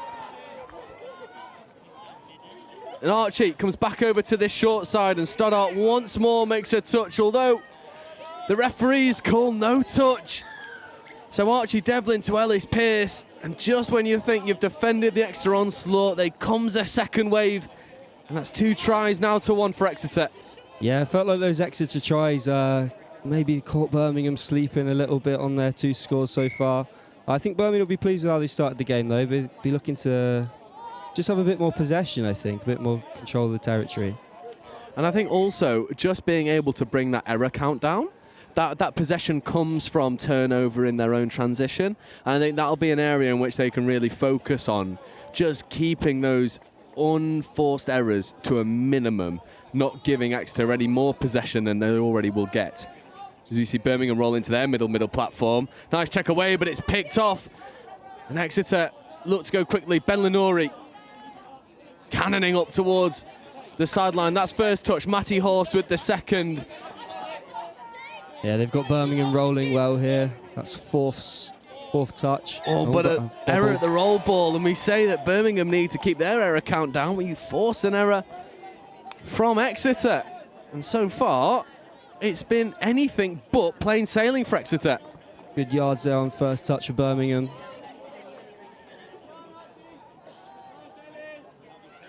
what the refs think happened here. Maybe a loss of control from Birmingham. I think they're just going to maybe just take the roll ball. No, tap penalty. So fresh set. And actually gaining some metres as well. Yeah, 10 more. Glorious platform here for Birmingham University. Flashing the ball open side. As Ayan Aziz in motion, trying to strike at an offside defender. But it's well shut down by Maya Matheson. Here is Aziz. Simons coming back over towards Aziz. Aziz cannoning in. Simons to Aziz, looking to rip long, doesn't, tries to feed back on the inside to Simon, but penalty for Birmingham. Yeah, they'll be pleased here with how they're playing the ball around, getting it through the Lynx' hands and pulling Exeter. Slade, that's a second penalty. You say about pulling Exeter here, there and everywhere. 2 penalties in consecutive touches, 1 more, and an Exeter player will go to the bin. Pearce looks like he's hobbling. Slade in an acting half. Slade, it's got to be try time. It is indeed, and they punish Ellis Pearce, who looked to be in some discomfort. Birmingham don't care. It's 2-2. Yeah, Charlie Grimes there with his famous quickie. Yeah, he'll be pleased with that, Charlie. And so will Birmingham. And we hope that Ellis Pearce is okay. He was hobbling a little bit, and it's not good signs for Exeter if Pearce goes down. But they won't mind when they've got the likes of Ben Lenori, Matty Horse and Anu Shanalanko on the pitch. There's a nice flash pass, and is that ball down? It's a lovely covering touch by the Birmingham wing. Yeah, Izzy Wiley on the wing there, shutting down her opposite number well. Here is Anu Shanalanko, Ben Lenori, back to Alanko, danger, Alanko stepping around, and you talk about being fleet of foot. Well, Anu Shanalanko, step anyone in a phone booth. 3 tries to 2 for Exeter. Yeah, it's a delightful finish, but a really great game we've got here. 5 tries, that is, in just over 6.5 minutes, so yeah, great game.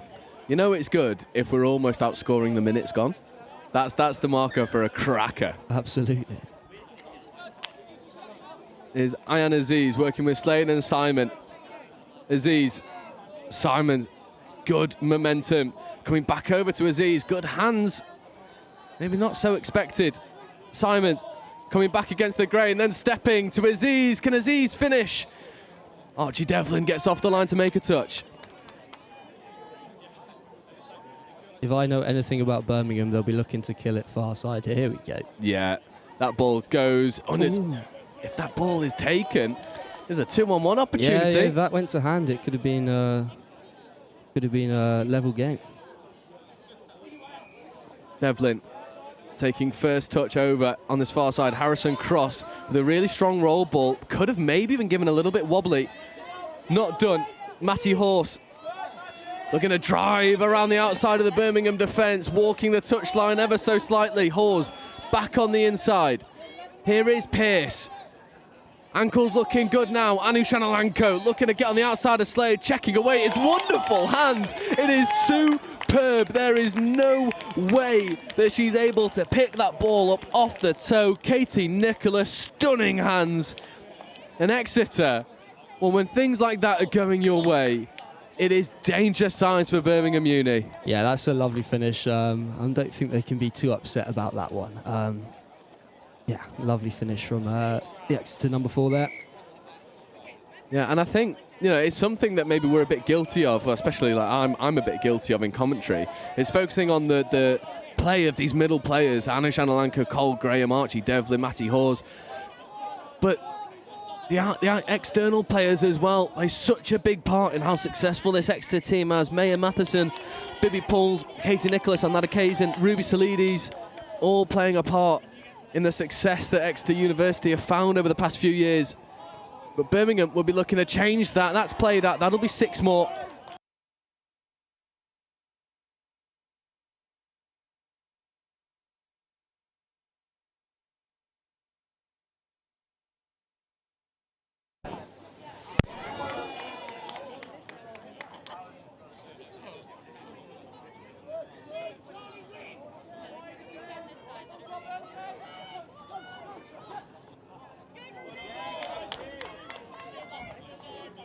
So Exeter Uni.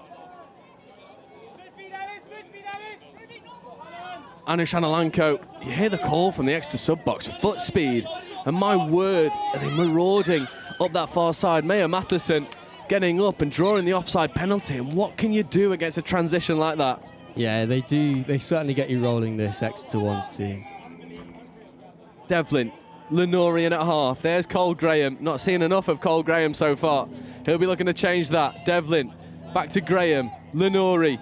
Matheson on the outside, doesn't use it. There's Archie Devlin, feet, score, and that is what he can do. He fixes defenders, and it's smooth, it's silky, it's Archie Devlin, and it's Exeter flexing their muscles on the Birmingham line. Yeah, this game following a similar script ones we've had against the Exeter Hurricanes over the last year or so. But 10 minutes to go, Birmingham will be looking to get back into it for sure after a promising start. And it feels like, you know, the job for Birmingham now is just get scores on the board. Just start keeping that scoreboard ticking over. Anything can happen if you've got scores going in your favour. There's Simons. Simons trying to get that ball back, but just falling to the floor. And it gives Lenori, Devlin and Graham an opportunity to transition. They work the ball to this outside edge so easily. Second touch, good pressure, slightly in the ruck were Birmingham Uni, but Lenori says no bother, we'll get forward. And Matty Hawes looks to drive around the outside. They do get you rolling. There's Harrison Cross. Pearce getting on Ian Aziz, and now Cross to Pearce. Long ball might be on, it's well covered. But if you want to learn how to sub and transition effectively and touch, you take one look at the Exeter Hurricanes. Is there a textbook example of what you can do when you get a defence rolling? And then ball down there for Birmingham with a sloppy roll ball, unfortunately. Cross with Pearson at acting half. Working with Katie Nicholas on the outside as well. There is Cross, stepping, scoring, and Harrison Cross. It looked like the referees are going to give it. They do indeed, and Harrison Cross. Although, there was about 3 or 4 hand signals in a row there from the ref. It was a little bit confusing. I think forward off the ruck is that's the one I think he's given. We'll go with that. I'll trust your good judgment. I appreciate that. So Birmingham do get off their line, and that's a much better transition by Birmingham. Playing around the single shooters, Matty Hawes getting up, making a good covering touch. And now Birmingham just need to stop hopping and get into their momentum. This is 5th touch. Switch back on the inside to Simon. It's wonderful. Can it go once more? It almost did. And Birmingham almost with a moment of magic. Yeah, good hands there from Birmingham. What's pleasing to see is they're playing with smiles on their faces despite Exeter's dominant second quarter. But they've shut them out the last couple minutes or so they'll be looking to do the same here as Exeter get their subs on.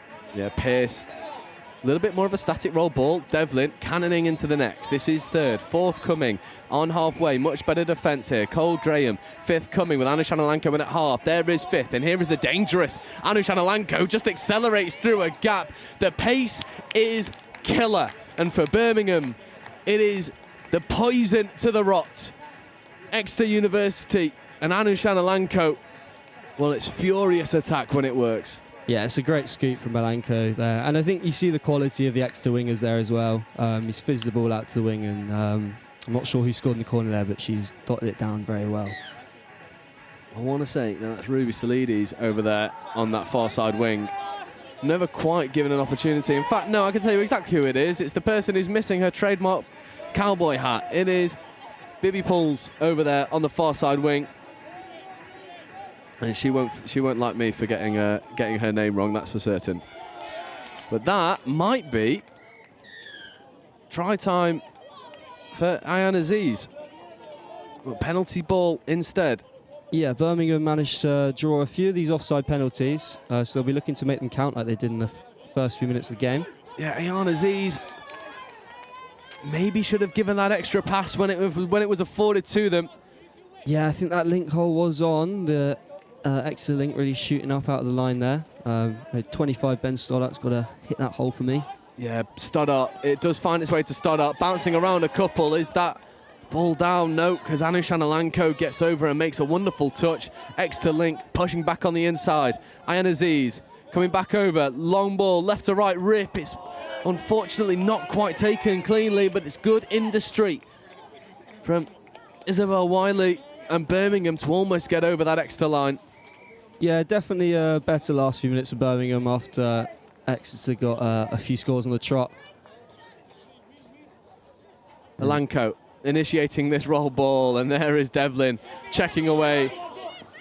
And it's lovely work up this box. That's Salides. Salides in at half once more. Here's Lenori with Hawes looking to get in an acting half, and unfortunately for Birmingham, that's another offside penalty. 5 to go. Lenori, Pearce, back to Lenori. And there is Katie Nicholas wearing number 4. Matty Hawes bouncing, ball to the wingers on, and Ruby Salides will get Exeter's 7th. And it's smooth when it all starts to click into gear for Exeter. Sometimes you've just got to sit back and admire it. Yeah, of course.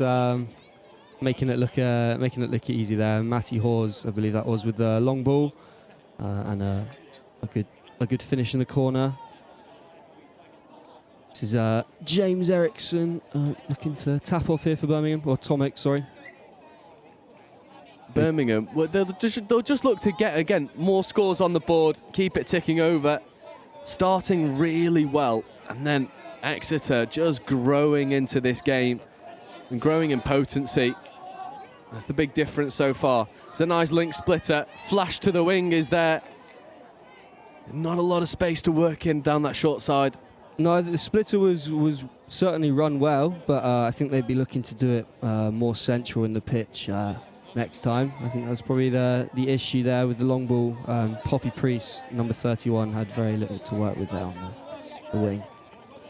Yeah, and well, Archie Devlin starts carrying up the middle. There's Cole Graham, one of those unsung heroes in this Exeter team. There's Devlin, 1 step, 2 step, finds Ruby Salides. Salides looks to check away back on the inside, but it's picked off well.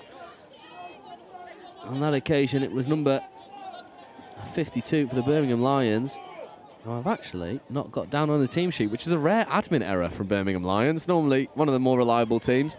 I always prided myself on my admin skills last year. That was James Eriksson, number 52, the Birmingham link there. Thank you very much. He's down as 54, so I appreciate it. In Birmingham, with 3 minutes left to go, we'll look to be getting their 3rd score on the board. It's been tough work in this second 10 minutes specifically for Birmingham, and just falling a little bit flat now in their attack. This is definitely going to be fire up territory. It is indeed. Ball is to the wingers. Good. Ooh. It's just not quite got the legs on it. But again, it's the right read from Birmingham. Just maybe lacking in depth a little bit to then go and get that extra pass away. Yeah, maybe could have been a bit deeper there, Birmingham. But I think they'll be pleased with the setup there for sure against a strong defence. I think the other thing to be pleased about is more often than not in attack, Birmingham are picking the right options. There's just fine margins that are stopping them from being able to go and execute as often as they can. Yeah, and I think there you see the difference. Birmingham they came 6th in the last round, obviously. Exeter winners. So it's nice such that skill gap there a little bit. As we see number 21 Exeter making a rare mistake. Yeah, that is a collector's item for Ruby Salides, who is normally, well, she's one of those specialist wingers for this Exeter team. It's not to say that she's not capable of anything else, but in this Exeter team specifically, she is very much the benchmark of how good a winger should be at the University Series. A very rare mistake as Bibi Poole shoots up, making good touches. Ayan Aziz in an acting half. Here is Aziz. Simons back into Aziz. That is 5th. It's a little bit stop-start, a bit of a hospital pass coming back on the inside. Yeah, I think Birmingham have got that roll on 3rd, 4th touch, and then just as they're looking to set up the scoop, maybe they're starting to become a bit static. I think that's something they'll be looking to work on in the next couple of games this afternoon. I completely agree. It is that as this game has developed, that strike platform for Birmingham has become more static. And I think in direct contrast to Exeter, you see here, this strike platform is so dynamic, and it gives the likes of Cole Graham and Harrison Cross a platform to go and do that. You rip a 20-yard left to right long ball, and Harrison Cross, you hit your hole and you go and execute. And it's 8-2 to Exeter, and this one might be the pick of the bunch. Yeah, it's a great score there. Not too much to add from a Birmingham perspective, but you've got to praise how good Exeter have been since that. The start of the first 5-6 minutes of the game was a real shootout, but they've managed to pull away. That is the hooter, and that'll be all she wrote. And Exeter, with one eye on the final and also one eye on what Notts Trent are doing, cruise through their quarter-final into the semis of the University of Birmingham. An incredible start, but that game's just started to fall away from them in the end. It's tricky for Birmingham, but they did well, especially in that first 7 or 8 minutes. Yeah, I think this is always a game that Birmingham would be, wouldn't say massively looking to win. This follows a similar script to the games we've played in the last few years. But yeah, credit to Exeter, a great second half performance there, really. Indeed, and Exeter will be looking to pick up from where they left off in this game, going into the latter stages of the tournament and round 3. Well, that is it for the Cup quarter-final here. We move on to yet another Exeter game. This time it's back to the Exeter 4, the Storm, in the Shield semi-final. Against Edinburgh Teams, the Unicorns. And that'll be with you in about 9 minutes' time. And we leave here, University of Exeter Hurricanes 8, University of Birmingham Lions 2.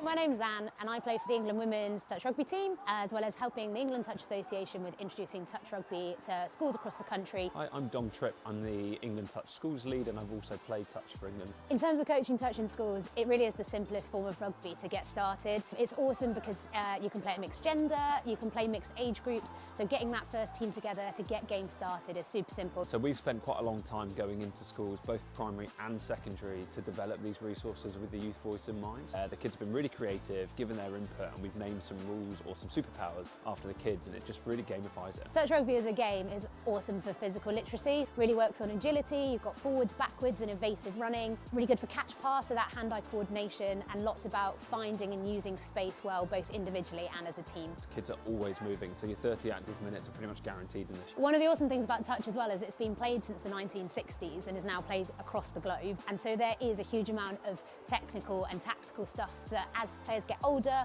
or more experienced, they can start to bring into the game and really test their learning and growth and development through the game. It really is for everyone, but then if schools really do enjoy it and they want to play, there's a whole competitive pathway where kids in their schools can go and play in regional rounds and make national finals. Touch is really like a values-based game. Honesty is just so important. It's not really about winning or losing, it's about working together. Ultimately, touch is just really fun. It gets kids active, and it's all about learning through play. So with the resources, there's not only stuff for the teachers, but we've got a really strong young leaders program. Because it's so simple, we've had primary school kids being the young leaders to their fellow peers, and the sessions run brilliantly. Done and tested these resources and the game format. It's fun. They start playing it at lunchtime, at break time. Just an awesome sport. If you're interested in finding out more, contact the England Touch Association, schools@englandtouch.org.uk to find out more. I think what I always liked about the Cima qualification is it was much more than just tax advice or much more than just sort of corporate finance management. It was always very wide-ranging. So having the Cima qualification kind of cemented that I knew a little bit about lots of different areas, about project management, about people management, about HR. So it really helped me understand lots of different areas which helped fit into the bigger picture. And for me, that's strategy. It's thinking big. It's kind of thinking, okay, this is all great, but what's the point of it?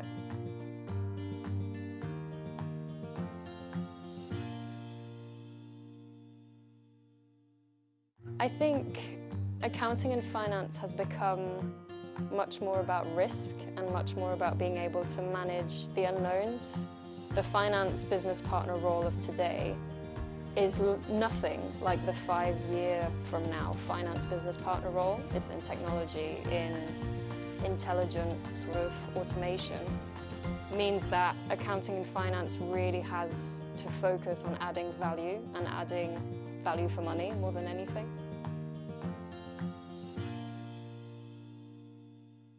Management accounting explained in touch rugby terms.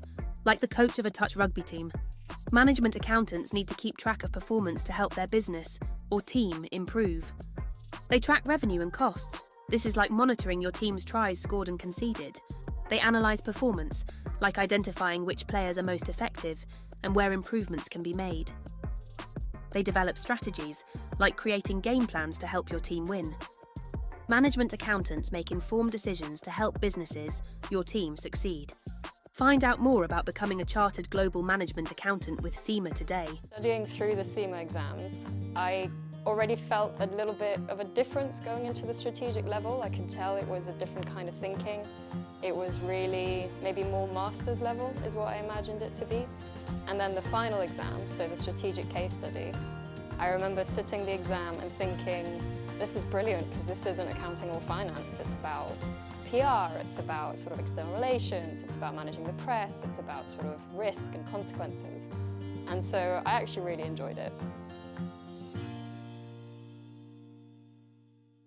The CGMA designation has a really wide-ranging breadth of subjects, and that's so valuable because it gives you that expertise and that credibility across a variety of different topics, and that means that in any industry that you go into, you'll already have an inkling of what to expect and you'll already know what the climate is like. It also provides you with a mindset for innovation. And that mindset for innovation means that you're ready to take on any challenge and to shape the future and how it will look like.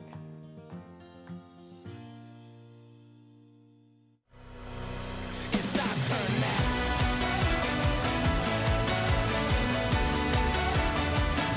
It's our turn now.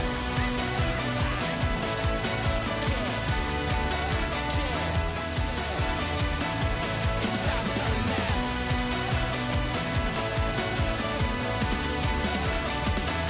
It's our turn now.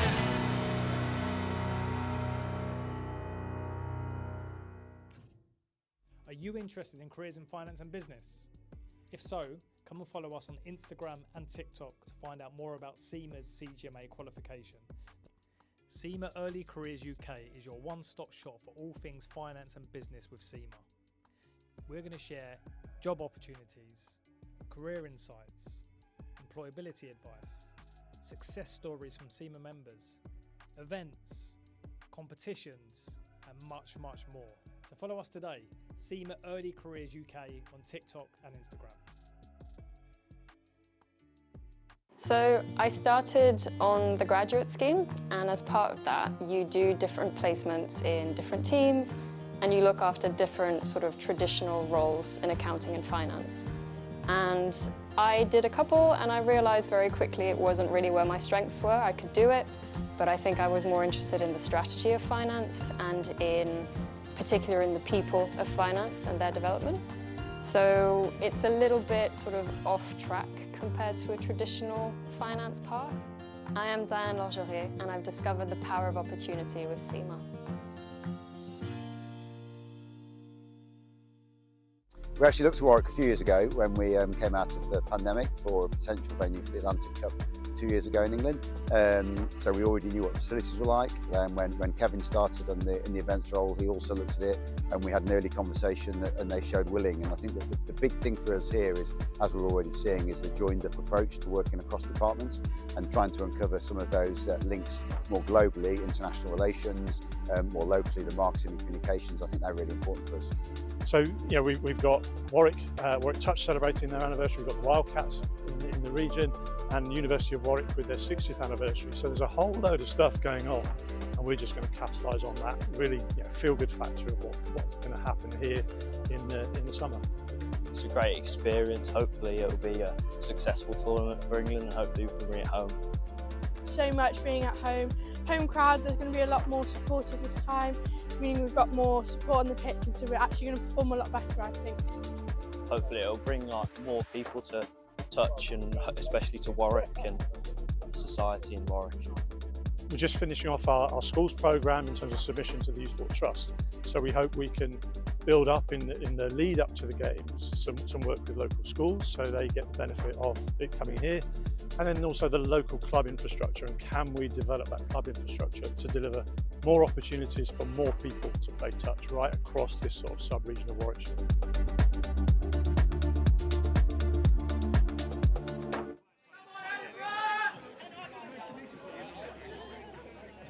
So welcome back, and the hooter will get us underway for our third game this afternoon. And it is late semi-final between Exeter 4, the Storm, back on live stream against Edinburgh 2s. And in the break, we've done a little bit of problem solving. Number 74, the mystery man from our game earlier today, is Toby White. So we'll be able to get the credit he deserves.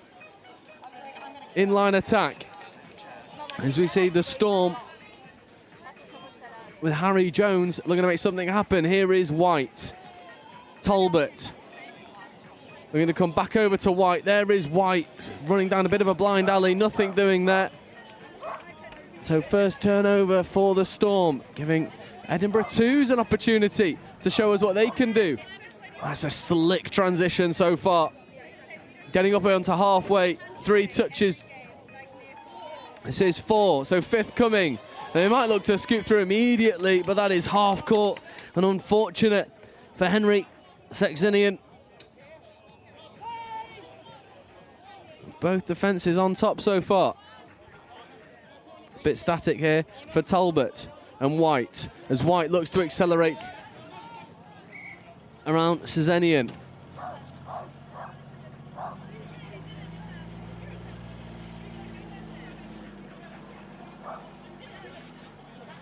A slow roll ball here, and Talbot carries, followed by Steele. Steele checking away, and now it's danger. There's a nice flash pass to the wing, comes back on the inside. Good footwork to escape a couple, and then surrendered in the end on that far side by Toby Shemlett. To Exeter 4, looking for the same recipe that found them success in their first game, and not quite finding it yet. Edinburgh trying to bounce around the outside, gets the link up for a good touch. And Edinburgh University, their 2s, the Unicorns, getting over for the first score of the game. And they do unlock the Exeter defence. It's well checked away. And it's number 13, Finlay Williamson, who ends up dishing a nice pass off. I want to say that was Leon Clare, who ends up executing. But Edinburgh take the lead.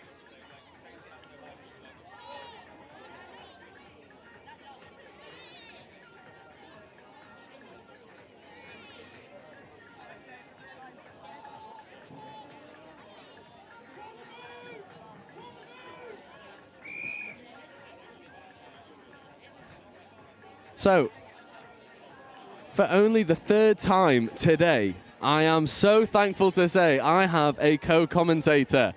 And she has come sprinting over for what I imagine, judging by your demeanour, was a good cup game over there. Yes, it was very good. We played against Edinburgh. It was a really tight game, but Come out on top? Yep, big wins. 5-4. Amazing. And this is, in case you don't know, I've been given lots of plaudits on live stream earlier. Tilly Palmer-Denning, Horsham compatriot, now playing for University of Nottingham. First of all, Tilly, what a glorious day for it. Oh my gosh, absolutely gorgeous. So grateful because, oh my gosh, the weather other rounds, disgraceful. So it's looking good today. It is, okay. and you might recognise the voice from a lot of the University Touch social medias, going around asking loads of questions, were you? Yeah, with the little mini mics. But this is a big gold mic. This is real stuff. There's an upgrade, and what we're seeing here, this is plate semi-final time. So this is Exeter 4s working with University of Edinburgh 2s. Exeter 4s don't play a lot of structure, but my word, are they rapid? And you compare that to the Edinburgh side that do play a lot of structure.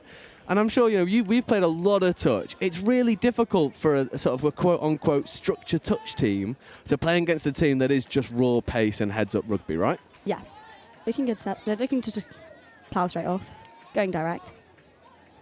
And Edinburgh have a really nice subset until they get to touches 4 and 5, and then things start to slow down.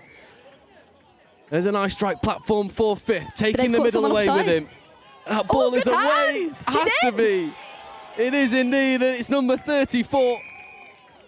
Olivia Tarry gets over for Edinburgh's second, and Tilly, it's a textbook transition. Yeah, I think one of the mids got caught really offside there. Bit of an overlap. Makes it a lot easier for the scoop when they go man on. It is. It's a great setup. Leon Vulgary-Clare scooping, fixing defenders, checking away. And it's been a wonderful occasion for touch, especially for the University Series, normally played in atrocious weather. Now we've got glorious sunshine. I think we're seeing teams trying to play a little bit more expansive now. Yeah, it was a bit of a system shock, honestly, to play in the sun. But yeah, it really helps us out. Oh, looking to check around. Yeah, and this is what Exeter do so well, and it's play on ball, as we see the likes of Toby White wearing number 74.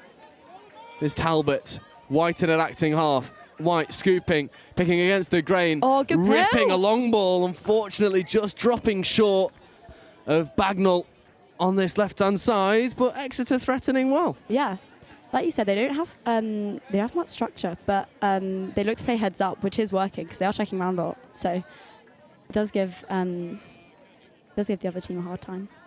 Yeah, Edinburgh, the teams struggle against this heads-up, check-around play, type of touch.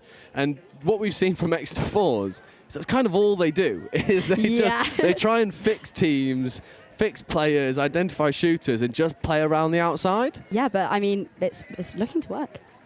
It is, although they've got to get the next score on the board, because for all of the excitement it gives, they find themselves 2 tries down. Looking for a shot. Here's White trying to get on that shot, bouncing away from a couple, but not away from the big number 13, Finlay Williamson. Now this is 5th touch with no platform. White trying to make something from nothing. Talbot stepping back on the inside, and they manufacture a 6 more, and it's money. He looks frustrated, but it makes sense. You can't get up and play at the ball like that and not expect to give away 6 more. Yeah. And at the moment, the Storm need to find a way back in here. Talbot looking to feed the wrap, does at the end. It's a bit disjointed though. Talbot to White. So he wants a quickie, wants it back. Oh, good feed. Ball's down. That looks to be good. Although the on-pitch ref wants to have a quick chat. No, it is good, it is given. And Toby White once more bouncing around the outside, feeding the wing, and Tilly, they finally use a little bit of structure and get over the line. Yeah, I know. Looking good. That's good hands from the wing as well.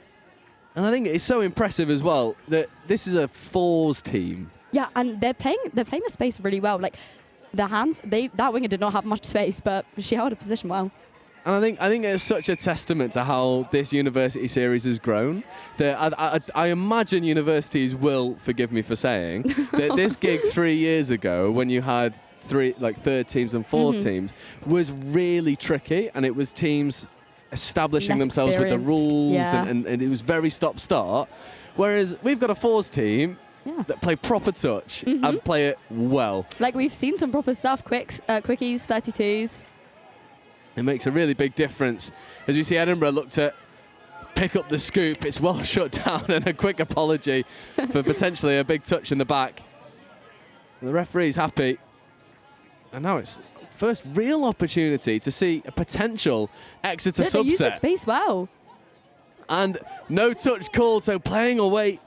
It was number 49, who is one of the numbers I've not got on my team sheet. God bless them, this Exeter Fours team. I've got no numbers. I've been piecing it together all afternoon.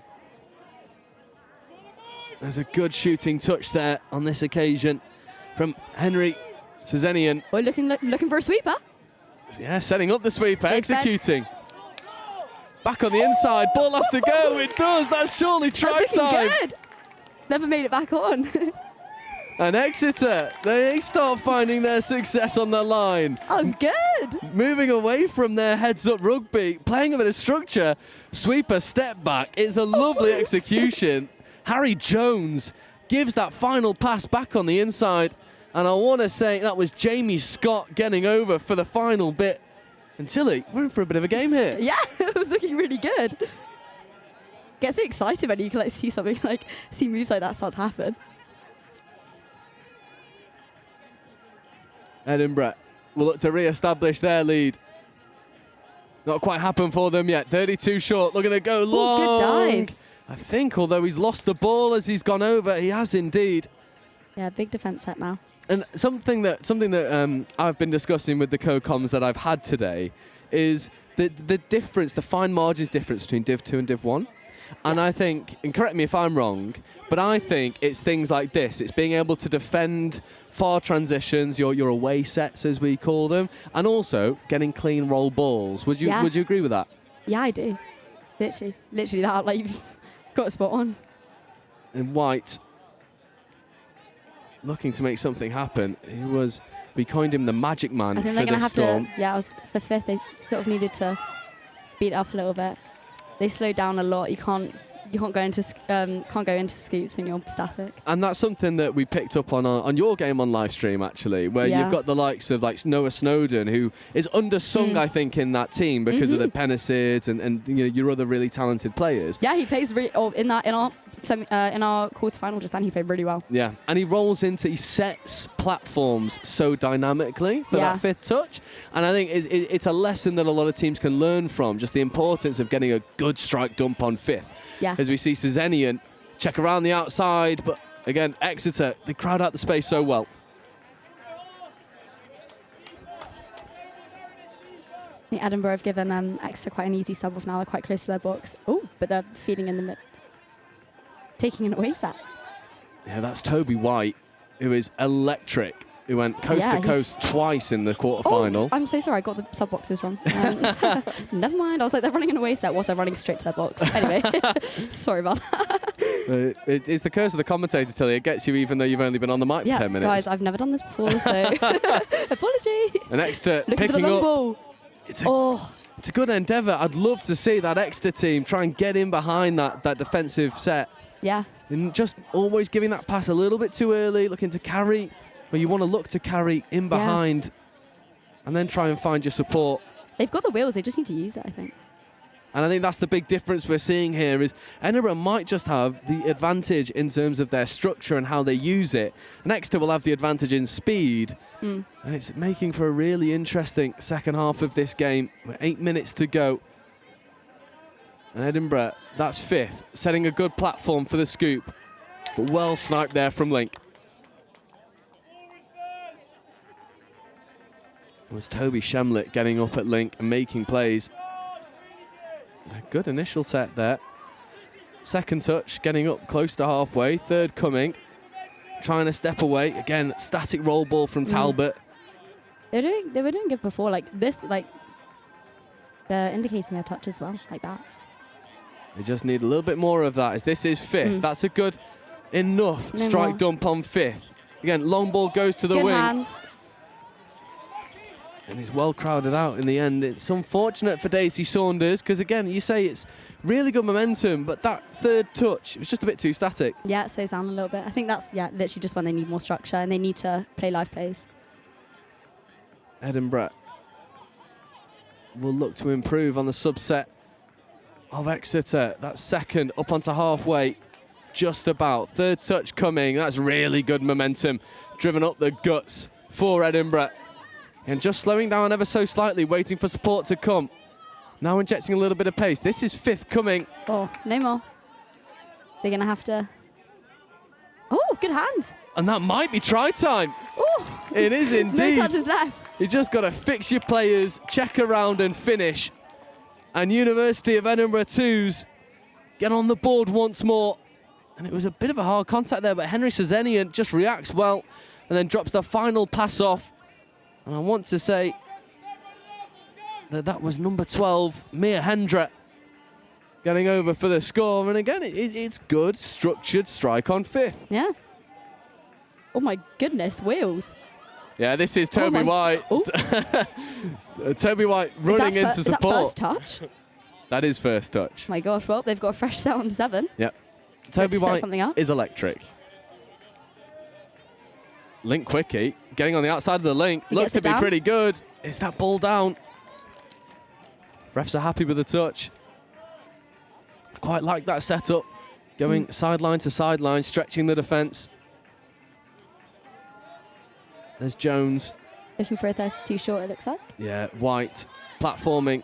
White getting the ball back, wants it back earlier. Uses his footwork, tries to beat a player, accelerating away. Well checked to Steele. Steele to Jones, but that ball just goes to ground. A little bit of overplaying there. Yeah, it's a shame when it's like almost wasted and they've got a fresh set. Yeah, they could have set something. But. It's what they call a coach killer. Edinburgh, strong touch coming in from that Exeter link. And tell you, if I pick your brains a little bit, I'll give you a question to answer. Oh God! Because you've been on the other end of this. You've been asking everyone questions on the social media. If you're Exeter, what's like the read to make to maybe find a little bit more success in their attack? I think when we're talking about line attack, they need to. If they're going to run these 32 shorts, they need to work a bit harder in separating the mids, getting both of them up. Because I think they're sort of running into it when the other mids can easily save that, save the running 32 line. So if they just work hard and passing around the mids and separating and getting them high, because right now you can see right mid he can save easily. Yeah. So yeah, they need to make the mids work a little bit harder if they're going to run those 32 platforms. Yeah, I think it's a really good read and a really good example that happened live there of when you're rolling into that platform and defenders are able to drop early and then just get up and snipe immediately. And the other thing to pick up on there is, unfortunately for Sophia Bagnall, it looks like she was half in that transition and the ankle buckled as she came to pick the ball up. Yeah. And she's subbed off in some discomfort. And Bagnall's been phenomenal on this near side wing for Exeter Storm, so we hope that she's okay. As Edinburgh looked to go for a bit of a raid, checking back on the inside was the read. Dude, right now this is when their quick turnovers really help them out. I think they need to speed up a little bit like that. Yeah, I think they've lost a little bit of momentum in their turnovers, taking a little bit too long, and now going through their subset. There's third touch. Not up to halfway yet. That's fourth on halfway, so fifth will be on the 10. That is fifth. Can they make something happen? Exeter Storm. Yep, they've called man on. It's looking good. And it's bounced away and checked away, and it looked to be good. What's working really well for Edinburgh is their pistons. Like, they're not rolling at all when Exeter are subbing on.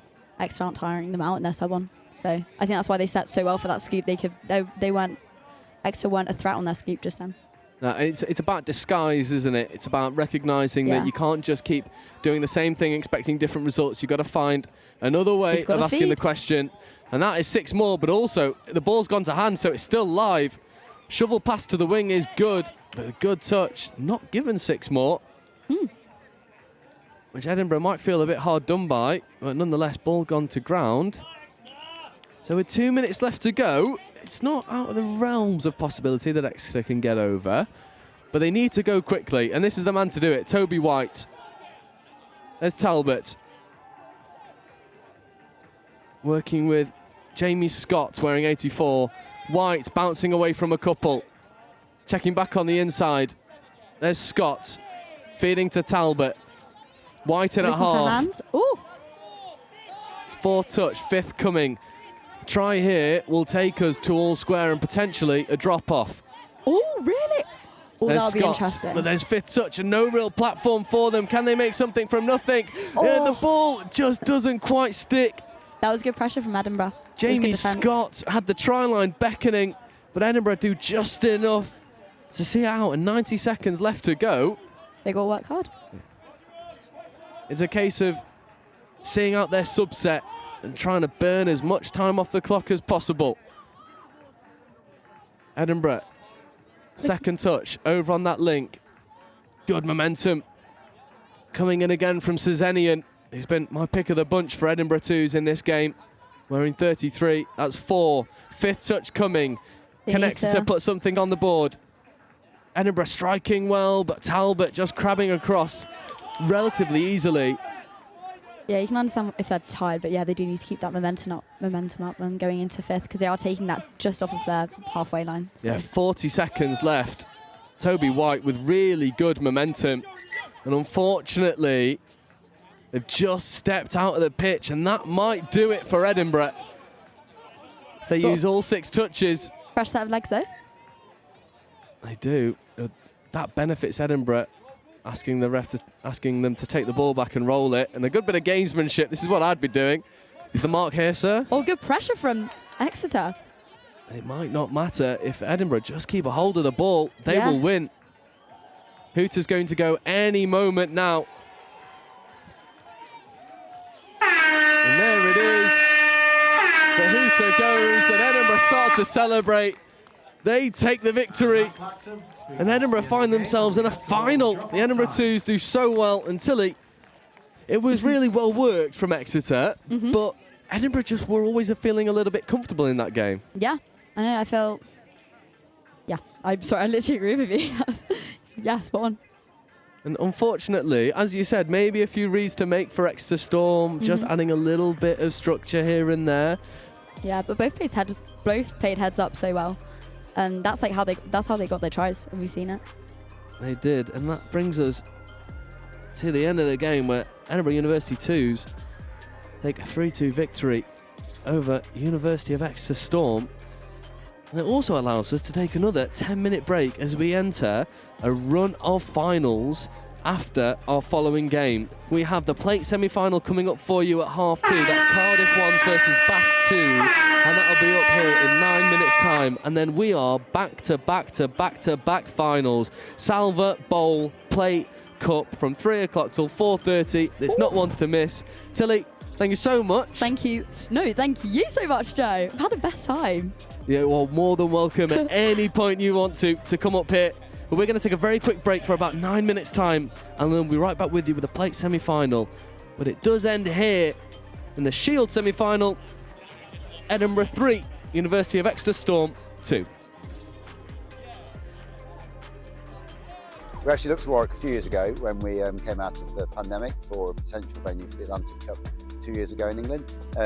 So we already knew what the facilities were like. When Kevin started in the events role, he also looked at it, and we had an early conversation, and they showed willing. And I think that the big thing for us here is, as we're already seeing, is the joined-up approach to working across departments and trying to uncover some of those links more globally, international relations, more locally, the marketing and communications. I think they're really important for us. So, we've got Warwick Touch celebrating their anniversary. We've got the Wildcats in the region, and University of Warwick with their 60th anniversary. So there's a whole load of stuff going on, and we're just going to capitalise on that. Really, feel-good factor of what's going to happen here in the summer. It's a great experience. Hopefully, it will be a successful tournament for England, and hopefully we can bring it home. So much being at home. Home crowd, there's going to be a lot more supporters this time, meaning we've got more support on the pitch, and so we're actually going to perform a lot better, I think. Hopefully it'll bring more people to touch, and especially to Warwick and the society in Warwick. We're just finishing off our schools programme in terms of submission to the Youth Sport Trust. So we hope we can build up in the lead up to the games some work with local schools, so they get the benefit of it coming here. And then also the local club infrastructure, and can we develop that club infrastructure to deliver more opportunities for more people to play touch right across this sort of sub-region of Warwickshire.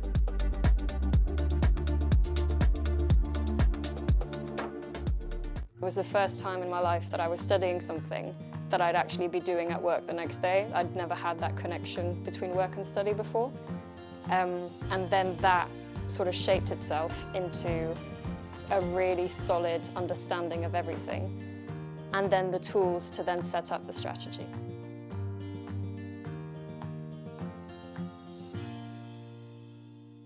My name's Anne and I play for the England Women's Touch Rugby team, as well as helping the England Touch Association with introducing touch rugby to schools across the country. Hi, I'm Dom Tripp. I'm the England Touch Schools lead and I've also played touch for England. In terms of coaching touch in schools, it really is the simplest form of rugby to get started. It's awesome because you can play at mixed gender, you can play mixed age groups, so getting that first team together to get games started is super simple. So we've spent quite a long time going into schools, both primary and secondary, to develop these resources with the youth voice in mind. The kids have been really creative, given their input, and we've named some rules or some superpowers after the kids, and it just really gamifies it. Touch rugby as a game is awesome for physical literacy, really works on agility, you've got forwards, backwards and evasive running, really good for catch pass, so that hand-eye coordination, and lots about finding and using space well, both individually and as a team. Kids are always moving, so your 30 active minutes are pretty much guaranteed in this. One of the awesome things about touch as well is it's been played since the 1960s and is now played across the globe, and so there is a huge amount of technical and tactical stuff that as players get older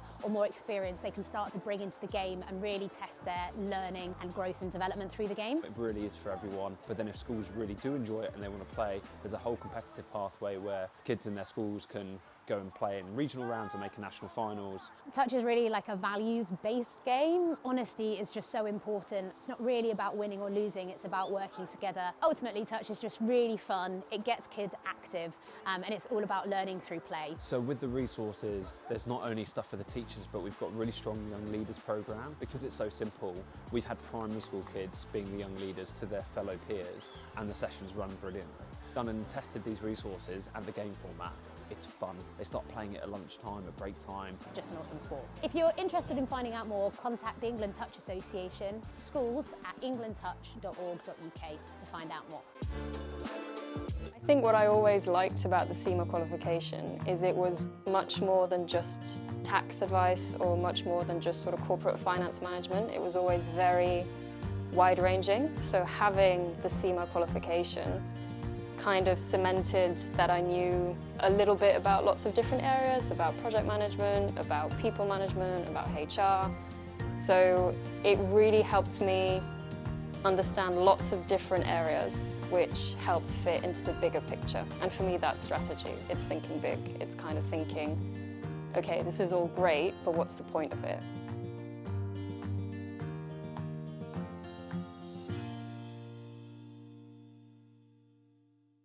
I think accounting and finance has become much more about risk and much more about being able to manage the unknowns. The finance business partner role of today is nothing like the 5-year from now finance business partner role. It's in technology, in intelligent sort of automation. It means that accounting and finance really has to focus on adding value and adding value for money more than anything.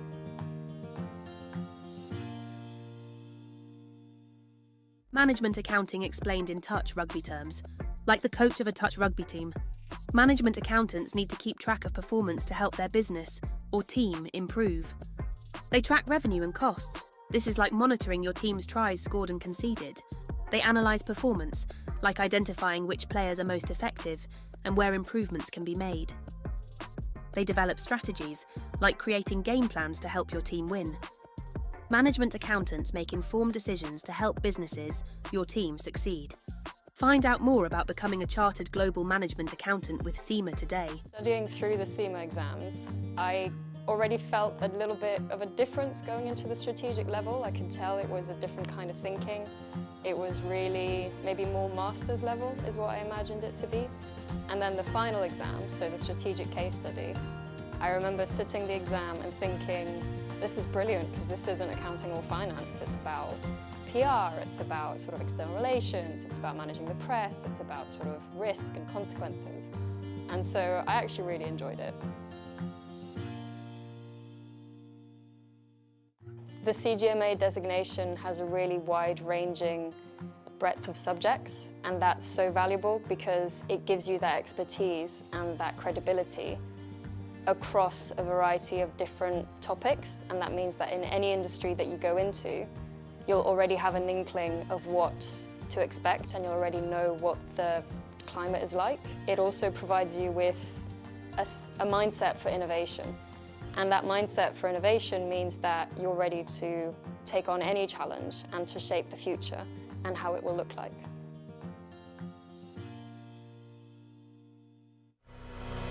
It's our turn now.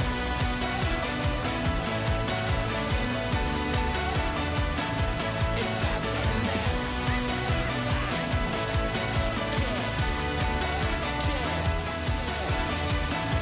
It's our turn now.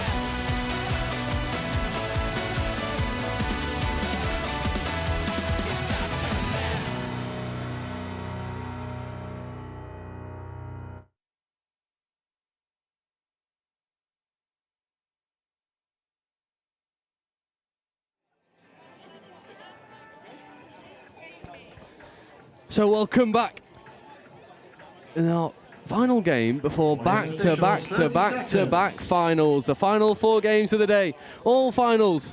We've got a semi-final here, where it's the Bath Sparrows in defence, wearing their trademark blue and yellow, versus the Cardiff Dragons in attack. And the Cardiff Dragons, a bit of a fan favourite of mine, the likes of Morgan Tagg, phenomenal players. Really interesting dynamic as well, with Ella Trays pulling strings for the Dragons. And you'll be very glad to hear that it's not just my voice for another 20 minutes. I'm joined by Charlie Foreman, who's on injury watch from the Batties. Yeah, hello, it's a pleasure to be here today. I'd just like to say to my mum, I've made it. And I can't wait to watch the game. We're on live stream. Ella Trays looking to open the scoring, avoiding touches.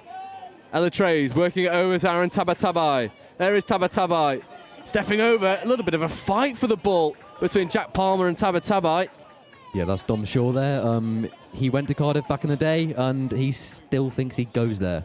He's worn more Cardiff kit at training than Bath most of the time. Well, hopefully he doesn't get confused of which university he's representing today. Otherwise, Cardiff might find themselves playing with 7 instead of 6.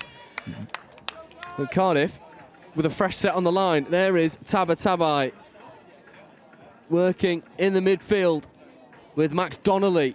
Donnelly to Palmer, Tabatabai coming over towards Trays, bouncing around a toucher potentially, but well defended on the line. Yeah, that's Max Crona there. Statistically, he's got the most shout-outs on live stream behind Rory Grant in Bath history. My job today is to take him over there. He'll have a really big job to overtake Rory Grant or Rory Fulton, I'll tell you that for free. We've been giving Rory Fulton his flowers all day. Ella Trays working with Donnelly. Donnelly flash to the wing, and there's your opening score. And it's phenomenal. Kira May executing in the corner. And Charlie, it's a dream start for Cardiff. Yeah, good start for Cardiff. Lovely ball up to the wing. Not much you can do there. That's the real quality in this Cardiff team. I've been on the end of that quite a few times. Nicer to be safer up here in the box. It was good work, and Ella Trays and Donnelly working together, and it's been the recipe for success for Cardiff, really, aside from their game against Edinburgh 1, the Nessies earlier, where Morgan Tagg had potentially individual performance of the day. He finds himself in defence for now. Here are the Sparrows looking to set a 32 platform. Short wraparound is good, long ball was a bit ambitious, always drifting forward, but it's good industry from the Sparrows. Yeah, that's what we work on training, just sling it out to the wing, find some green space and try to put it down. Number 43, Sam Richards, he's currently keeping the sun cream industry afloat today. He'll be needing it. The sun is fully out. And in the University Series, it's a bit strange to have nice weather. It's normally a bit of a rite of passage for it to be hail, rain, and anything but glorious sunshine. As we see Tabatabai getting in at acting half. Away, the extra pass just finds the floor. But Cardiff really started to kick into gear there in their transition. Potential warning signs for the Bath Sparrows. There's better transition here from the Sparrows. There's 80, who have actually not got on the team sheet, which is good. Whoever does your admin at Bath Sparrows, I've got a bone to pick. Oh, that'll be Matthew Taylor. What, number 80 or the person who's not done the team sheet correct? Oh, we'll blame both on him. A good platform for the Sparrows. Coming open side, nice left to right rip. That's a wonderful ball by Josh Grimes. Oh, a little pirouette in the midfield, exposing a 3-on-2, but Tabatabai doesn't bite.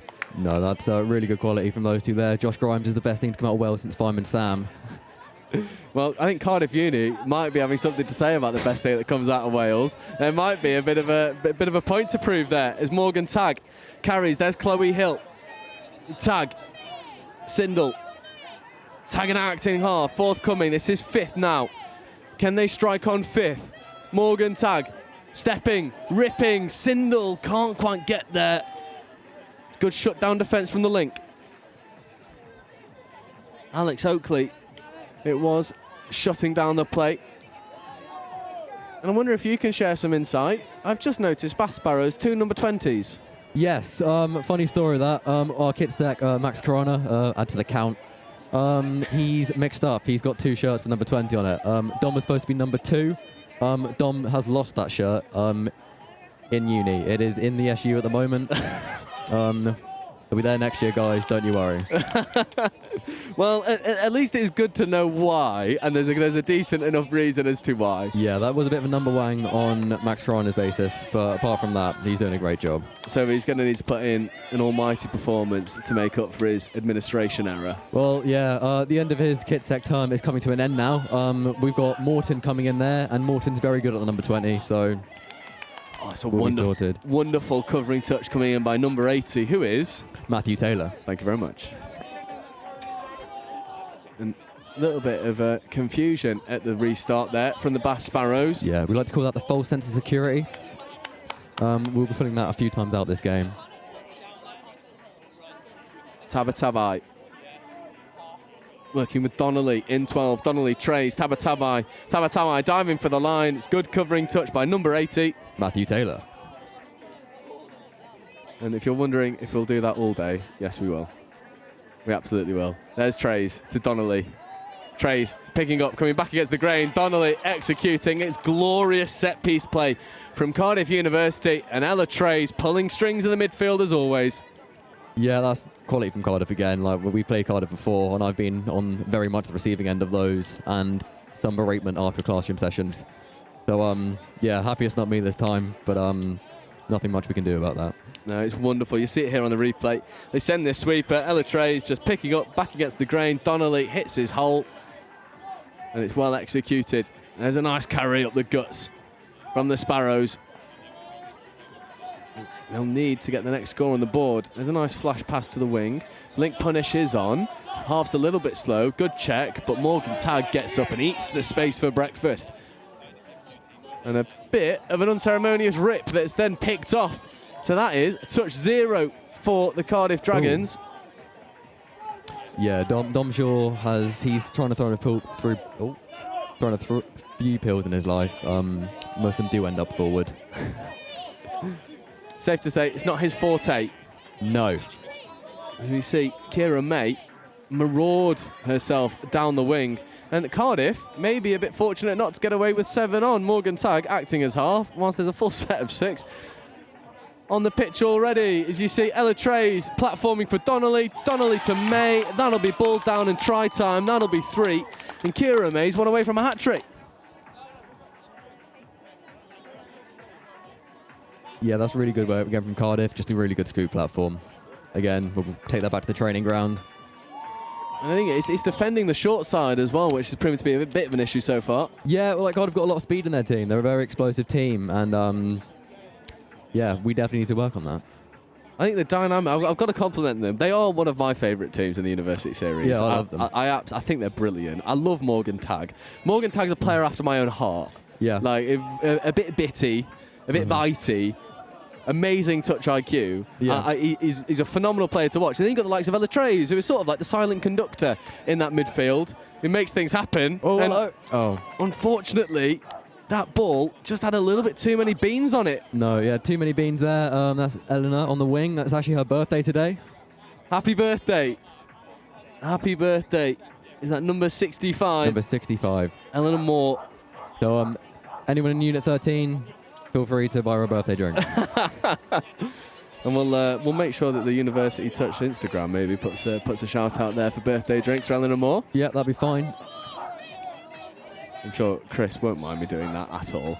Tabatabai looking into his 5th touch strike. There's Donnelly. Donnelly coming over towards Trace, checking back into Tabatabai. Better defence there for the Sparrows. Yeah, Henry and Matt have done really well defensively in training. It's great to see them do exactly what they do in training. Just extremely solid platform.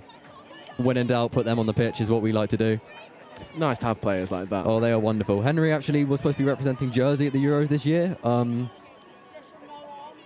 So he was actually, not anymore. I'm not sure. Oh, Dom Shaw's run the pitch. That's a bad day to be Dom Shaw. And I think that's your ones over there who have jeered in sarcasm. Oh, that's completely valid. I've never seen Dom Shaw chop a pint. I think we'll all be seeing that later. Yeah, that maybe feels like one for the low light reel. Yeah. Oh, Dom Shaw, look for a little disguise flick out the back. Yeah, Dom Shaw, the flair player, is back on the pitch.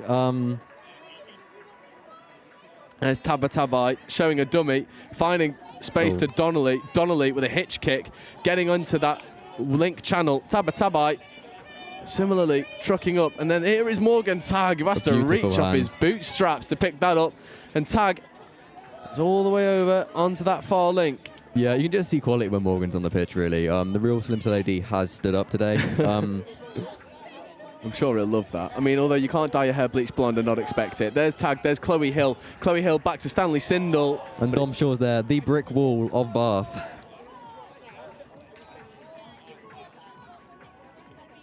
Nice check away from Bath Uni. And it's interesting, isn't it? Because the Bath Sparrows seem to have all of the raw ingredients to threaten this Cardiff Uni side. It's just a few errors creeping in that's stopping them from tying it all together. Yeah, it can be frustrating at times. I've seen like all these guys playing with them every week. It's like we give the ones a game sometimes in training. I don't want to mention it, but I will. We beat them on Monday. But yeah, it is sometimes a bit frustrating, but eventually this team's going to fly. And the thing is, that's a really good example of it, what we've seen just there. That unforced roll ball error, just surrendering possession back to Cardiff. Yeah, I definitely think a bit of composure in there. It's a very young squad. We've got 2 final years, Sam and Eleanor, but everyone else is under 20s, which can lead a bit of a problem. I'm very confident in the next couple of years when everyone's back, these Sparrows will be flying. Yeah, Morgan Tag, speaking of flying, gets that ball all the way over to the wing. The check back is good, but there's a collector's item because Morgan Tag, well, the ball found the bread basket, but the bread basket had a hole in it. Yeah, unlucky for Morgan there. Bit of squeaky bum time there for Brath, but we'll take those every day of the week. Yeah, Morgan Tag, I mean, what we saw in his game against Edinburgh is he had a very similar mistake where he dropped the ball on the line, and then his next play in the game was to get a no-touch out of the Edinburgh drive and then go and score off the back of it. So Morgan Tag, no stranger to adversity and coming back better from it. And of course, we'll keep eyes on him for the rest of this game. Yeah, I imagine if history is correct and is a good basis to predict the future from, Morgan Tag's next intervention might be something a little bit special. Yes, that could be quite a safe bet. There's Zindel trekking round Chloe Hill, who really is the glue that binds that pod together. And there's good momentum getting up to the box side. There's Tom Lowe with a beautiful chase out to number 11 there. Tom's one of our new freshers, joined the Sparrows, and he's settled in really well. Hopefully, the Sparrows, where we are, 7 minutes away from full time, 3 tries down. I think mission number 1 is get a score on the board. Yeah, that would be ideal. We're looking for that. I think if we get to the line, I think I'm very confident in our ability. I think it's just getting there. I completely agree. Getting there has been an issue. We've not seen strike ball for Bath in about 5 or 6 minutes, surrendering possession a bit too easily. And you give the likes of Donnelly and Treyas an opportunity to strike, they more than often make you pay. There's Treyas, Donnelly, flashing it to the wing, and it's almost a rinse and repeat of the first score. And I think there's a trailing arm in the face there. Yeah, touch is touch. Number 65, which is birthday girl Eleanor Moore, who was giving out birthday digs rather than receiving them on that covering touch. Yes, we'll ask her to keep her hands to herself from now on in the club. No fisticuffs. Bath giving away yet another penalty. Here's Tabatabai, Donnelly, Sindel. There is Donnelly. Oh, looking to drop a nice pass underneath. And apologies, it was not Sindel. It was Ewan Smith wearing 15. The S's going to be all tongue-tied. Sparrows. We'll see if on this occasion they can get the fresh legs on effectively. But it seems like Cardiff, they've just got their number in this transition defence right now.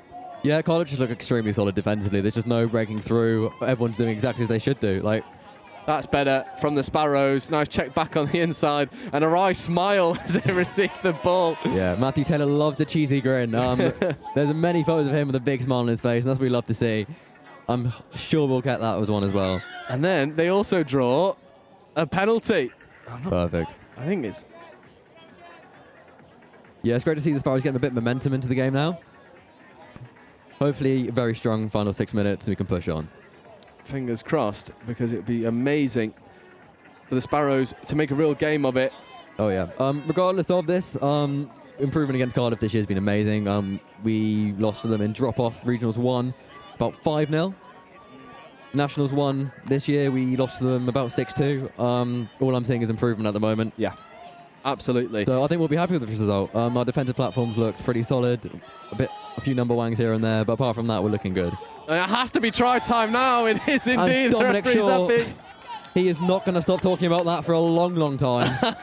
Yeah, and gives the shush, the finger to the lips as he's running back to halfway. Shaw bouncing around the outside, getting the ball down, beating Donnelly to the line. Yeah, Dom Shaw doing his Zara Larson impression on the touchline after celebrating there. For those at home who haven't realised, Dom is 26. Oh, unfortunately, it feels like he might have the wrong person alongside me in the commentary box to give him any real flowers. No. As Dom Shaw does get Sparrow's first score. No, he has been a great player for us this year. Just the experience he brings to the team does hold us together very well. And I might be wrong, but I believe it could be his 150th cap today. Wow. Yeah, he's been around a long time. And there's a little bit of volleyball there, but a touch and pass given. So Sparrows, with 4 minutes left to go, 2 tries down. Cardiff maybe getting a little bit complacent. That's a bit risky, finding the birthday girl over on this right-hand side. I think a bit of Bath Magic's coming into the fray. We were all here when Rory Felton did some magic last year, and I've got a feeling. Yeah. Deep in my bones. And I didn't realise just how much that got clipped up. I have a friend at Horsham, Joe. I'll give him a shout out because I didn't. I didn't last round. Joe told me when I first met him, "Oh, you're the guy who did the university commentary." No way. And I went, "Oh, thank you very much." So here is Dom Shaw, maybe looking to reciprocate another moment of magic. There's a nice over-the-top rip. Oh. And is that ball down in try time? Unfortunately not. Number 22, Hugh Owen, with a wonderful intervention or stopping. Oh, potentially a Bath resurgence. Yeah, very unlucky for Hannah Scott there. She's been clinical in training as well. Unfortunate that the didn't go her way this time. Oh, Dominic, no. From hero to zero, Dominic Shaw, there's not a lot of oh dear, Dom. care and attention taken in that. And Morgan Taggers felt the full force. It's head on head. So it feels like Dominic Shaw might be on the receiving end of either a forced sub or sent for time. Yeah, so I think the sin bin might it's sent for time, have Dom Shaw's name on it today. And from a Cardiff Sparrows perspective, it kind of has been all Dom Shaw for the positives he brings and also that negative. Yes, well, lucky for Dom, it wasn't recorded. Yeah, that's not what we want to see from Dom at all. No, and we hope Morgan Tagg's okay. It seems like he's waved off the support. He's just perched himself on the sideline with a bottle of water. Yeah. So it seems like he's okay because Cardiff will need him when they go to the final. That is true. Yeah, I doubt it's malicious from Dom. Just a bit of a overexcited. Yeah, rush of blood trying to make something happen for his team, and unfortunately, well, carrying himself just a little bit too forcefully into that contact. Yeah. As we see Cardiff look to punish the numbers almost immediately. Yeah, really good covering touch from Henry Humpleby there. He's our captain as well. Really set an example on the pitch. Tabatabai checking away, working over towards Donnelly, and now Palmer. Here is Palmer, and Morgan Tagg is up in the sub box, which is positive. Donnelly to Trays. Trays looking to just go and execute the overlap, but it's good covering touch. Bath having to work hard now, a man down. Yeah, Matthew Taylor, again, just working really hard on the pitch. It's just great to see the work rate from Bath at the moment. We've got one more. Looks like it's going to be given ball down. It is indeed. And it is, I think, a hat-trick for Kira May in this semi-final. And it's the maturity and experience of Ella Trays that just recognises we don't even need to set the strike. We can just check around the scrambling numbers. 4-1 Cardiff. And with the man down, it feels like it's a mountain too tall to climb. Yeah, I think it's a bit of a disappointing way we've lost this game. At the end of the day, though, I think we take the result. We've improved as a team and build on that coming on. I don't think vibes would be too low in the camp tonight. No, and it shouldn't be, as you say, showing great improvement against this Cardiff Uni side. And I think it's always good to have a team that you can constantly test yourself against and use them as a bit of a yardstick for improvement. Yeah, and the yardstick's looking great at the moment. 4-1 taking it to a team who, realistically, fringe of a cup position. Yeah, and they're honestly maybe just one player away from being that team, you know? Unfortunately, that would-be try has just been given forward. Oh dear. So with seconds remaining, it will be Cardiff Uni into the final, looking for more silverware. And it's good to see for them that Morgan Tagg is up and cruising through the gears. Donnelly might look for something special in the end. Ella Trays. Oh, Alex, no. It's just a bit unbalanced at the end and a very quick hug.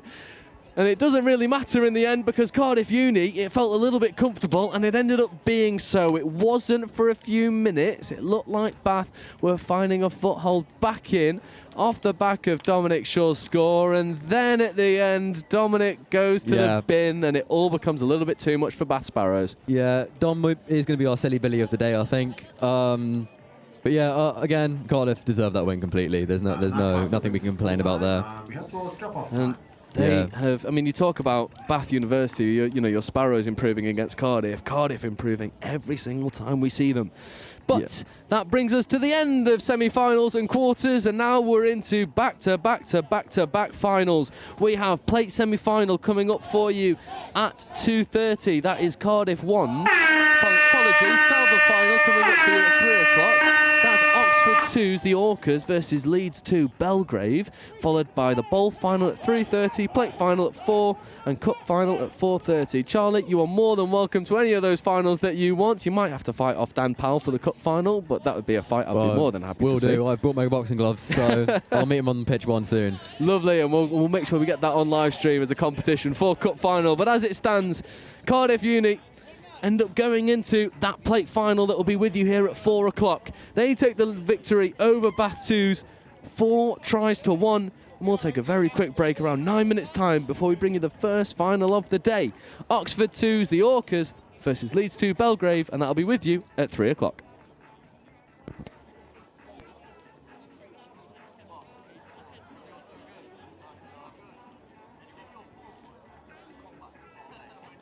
We actually looked at Warwick a few years ago when we came out of the pandemic for a potential venue for the Atlantic Cup 2 years ago in England.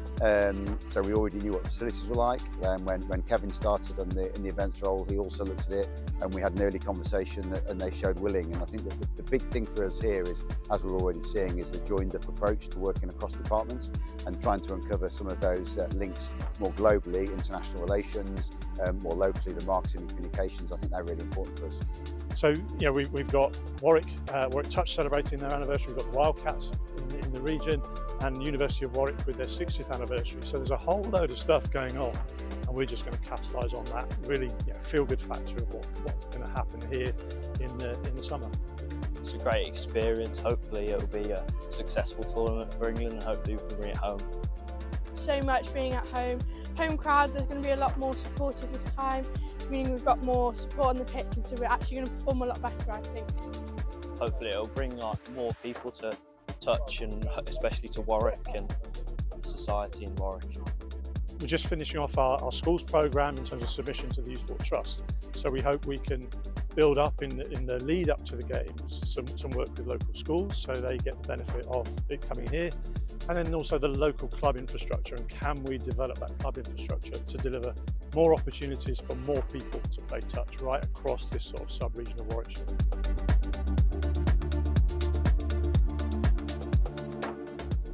It was the first time in my life that I was studying something that I'd actually be doing at work the next day. I'd never had that connection between work and study before. And then that sort of shaped itself into a really solid understanding of everything, and then the tools to then set up the strategy.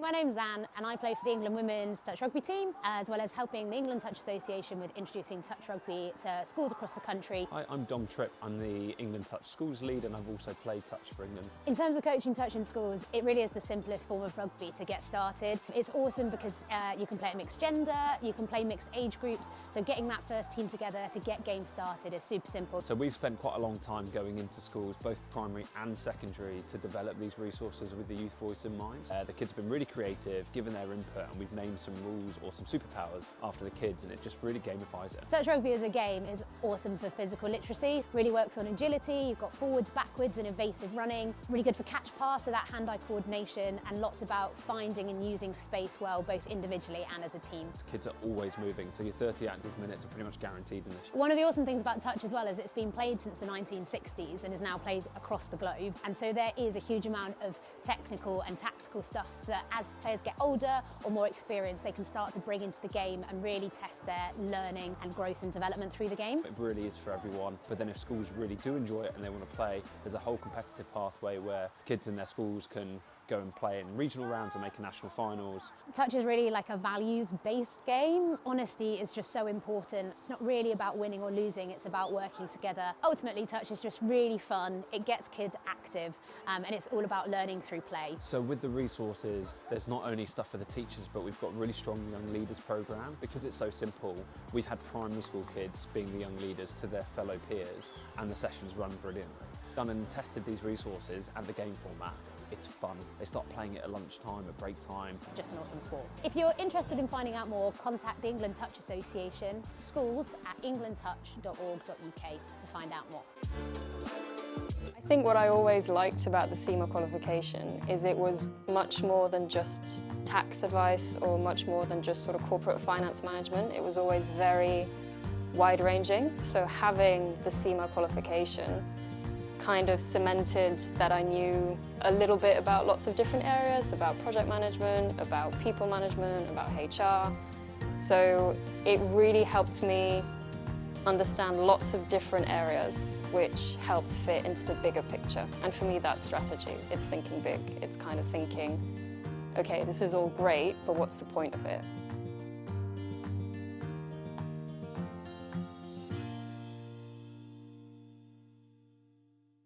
I think accounting and finance has become much more about risk and much more about being able to manage the unknowns.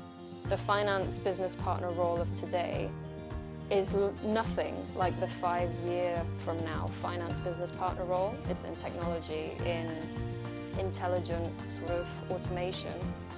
Means that accounting and finance really has to focus on adding value and adding value for money more than anything.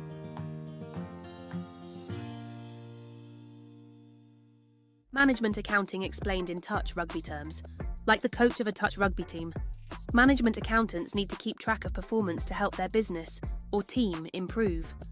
They track revenue and costs. This is like monitoring your team's tries scored and conceded. They analyse performance, like identifying which players are most effective and where improvements can be made. They develop strategies, like creating game plans to help your team win. Management accountants make informed decisions to help businesses, your team, succeed. Find out more about becoming a chartered global management accountant with Cima today. Studying through the Cima exams, I already felt a little bit of a difference going into the strategic level. I could tell it was a different kind of thinking. It was really maybe more master's level is what I imagined it to be. And then the final exam, so the strategic case study, I remember sitting the exam and thinking, this is brilliant because this isn't accounting or finance. It's about PR, it's about sort of external relations, it's about managing the press, it's about sort of risk and consequences. And so I actually really enjoyed it. The CGMA designation has a really wide-ranging breadth of subjects, and that's so valuable because it gives you that expertise and that credibility across a variety of different topics, and that means that in any industry that you go into, you'll already have an inkling of what to expect and you'll already know what the climate is like. It also provides you with a mindset for innovation, and that mindset for innovation means that you're ready to take on any challenge and to shape the future and how it will look like.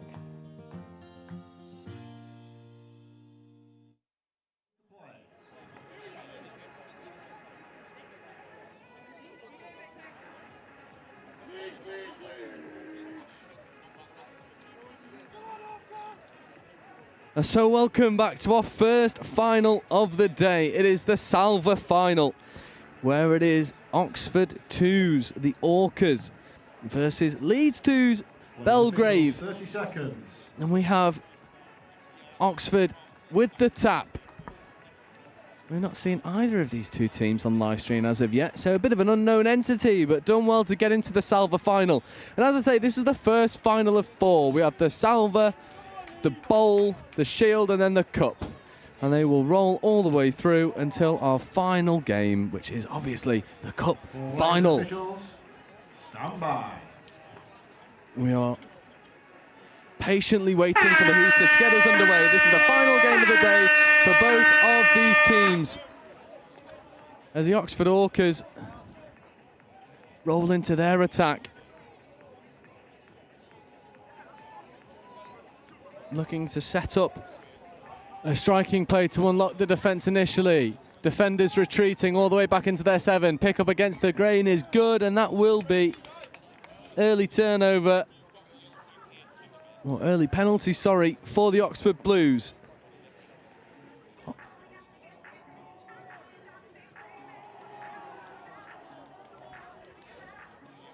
I think that's Connor Phillip in an acting half, wearing 20. Phillip feeding, and there's a good bit of pace and a great check over the top, and that is the opening score.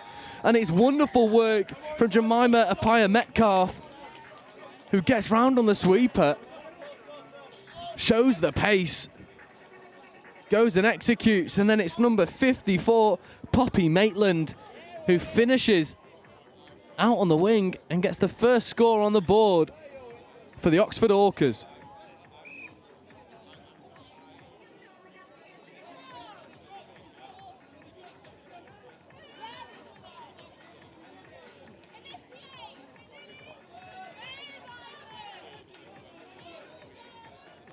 So Leeds Belgrave with a line attack opportunity to equalise.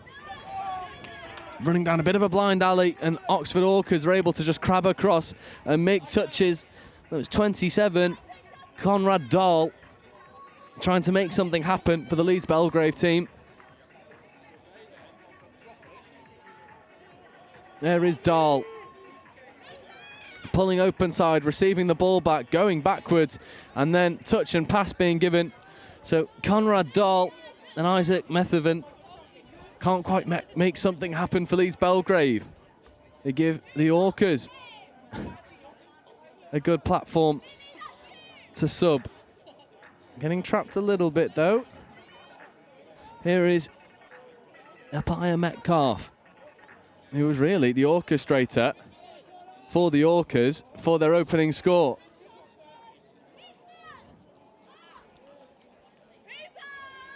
Orcas, fifth touch. Can they make something happen? There's a good show of pace trying to get through, and the ball is wonderfully taken by Appiah Metcalf, who gets the second score of the game. I think the referees should be happy with it.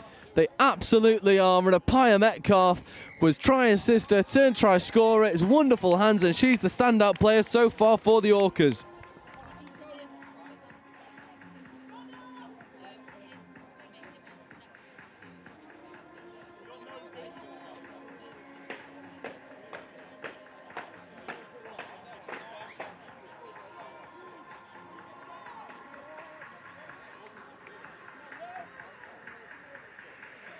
Leeds Belgrave back into their line attack. Need to find a bit of go forward.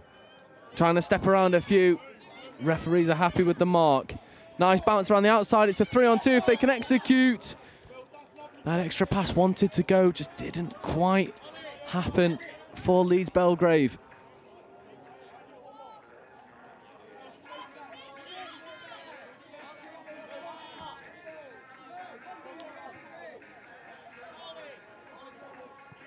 Nice rip over to the open side, no touches remaining. Leeds Belgrave going backwards, need to find some forward momentum. It's a nice flash pass to the wing, but never really threatening that Oxford Orcas line. Just need a little bit of structure and go forward to set the offside line to allow this Leeds Belgrave team to strike with freedom and ferocity like they've threatened to do all game.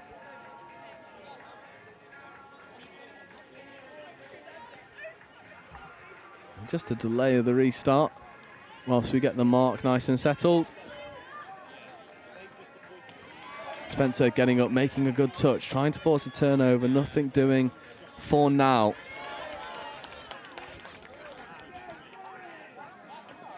Oxford Orcas just a little bit slow at the roll ball, but they won't mind that, not at the moment. Apaya Metcalf, try scorer and try assister.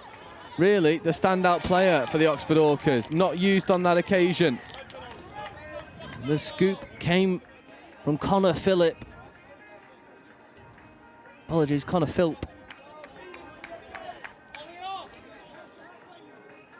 But it was well defended and relatively easily from Leeds Belgrave. That's good momentum carried on the initial roll ball, but unfortunately off the mark. Leeds Belgrave yet to find any real footing in this game 5 minutes in.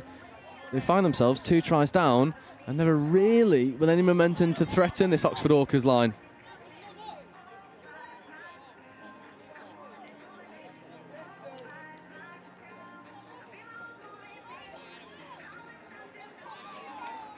There's good line speed from Leeds Belgrave. Apaya Metcalf on the outside of Philp, not used. The other thing to note as well with this game is Oxford Orcas have barely any subs, 3 subs only in that sub box, whereas Leeds Belgrave, well, they could field another unit of 6 with, well, having 4 subs apiece. That might make a difference coming into the latter stages of this game, how fresh these teams can be. With that being said, there seems to be a reluctancy from Leeds Belgrave to sub every time they get an opportunity to, and when they do try and sub, errors come into the fray. And it allows Orcas free possession. Roll ball hit for the Oxford Orcas. As Connor Honey wearing 25. On the ball now, Apaya Metcalf in motion. Here is Apaya Metcalf. Ball just had to go to Apaya Metcalf. It's not in the end, and it's a bit of an unceremonious shovel pass to her. It's half, never really a threat to the line. Ball had to go quickly to Apaya Metcalf. But Charlie Knight tried to take for himself. And Leeds Belgrave trying to set the goose loose in transition, nothing doing. Really good shoot from Knight.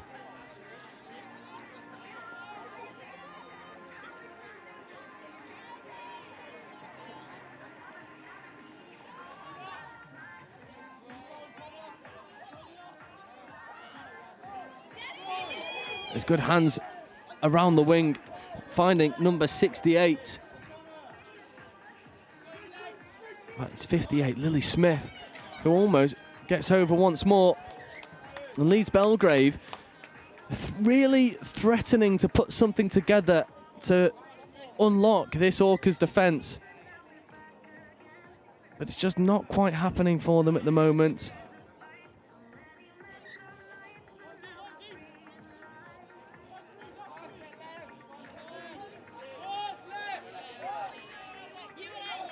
Belgrave will get their opening score. This time it's number 55 for Leeds Belgrave, Isaac Methven. who is able to get over, working with Dahl. Methven gets that ball down, and a first real opportunity for Leeds Belgrave to put any sort of pressure onto the Oxford Orcas line, and they're able to execute. So far in this game, Leeds Belgrave have been the masterminds of their own downfall. Unforced errors leading to them surrendering possession over to the Orcas. Whereas the Orcas doing better at keeping ball in hand. That's better momentum. Knight, that's half court. Not picked up by the referees. So that might feel a little bit tricky. And then an NRL type dive coming in from Connor Philp, who's trying to bounce around the outside. I think maybe the sideline ref has finally spotted that it's half court.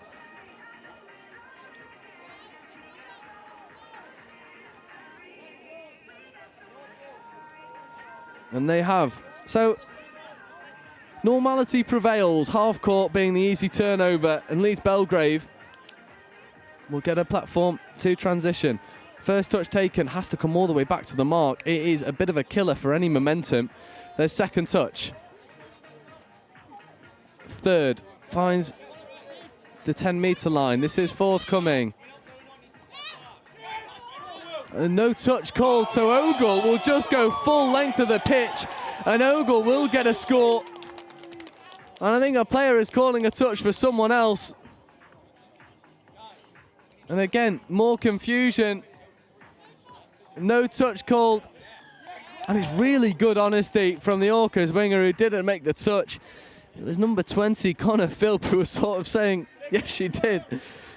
Well, no.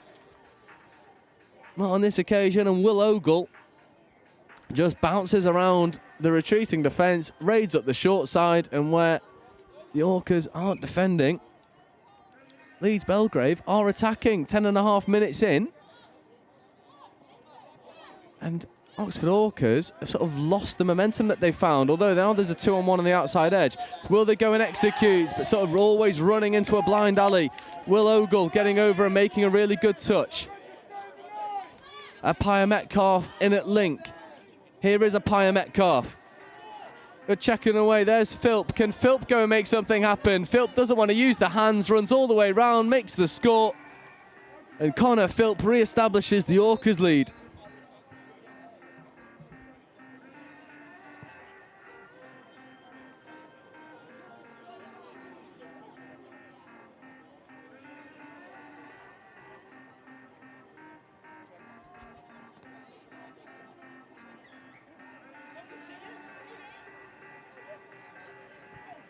Leeds Belgrave once again find themselves a score down. Methven calls of his half. Dahl doesn't mind. Dahl is playing on. There is Dahl working with Methven wearing 55, and then again coming down this short side for an opportunity to score. Leeds Belgrave will go and execute. Connor Toomey. Well, it goes to me, to you. And it's number 24, Matilda Lightfoot, who gets the ball down. And Leeds Belgrave find themselves on level pegging.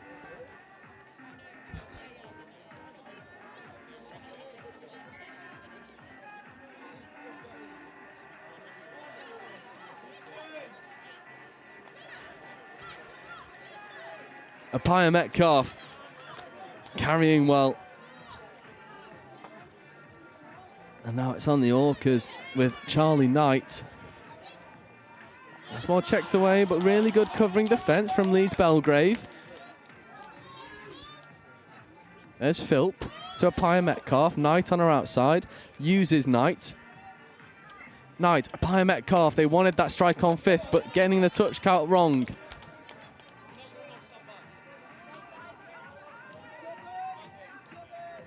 Leeds Belgrave with a good bit of momentum, getting the ball down, but again, super static at the roll ball. It's an area in which Leeds Belgrave could improve.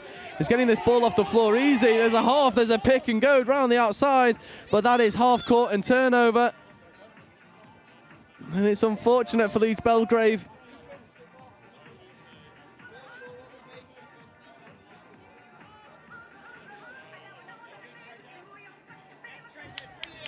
Pia Metcalf carries. Philp wearing 20, bouncing around the pressing defence, and Philp is trying to go all the way. There's a good covering touch come through, and then a little bit of a cuddle over on that far side for Connor Philp.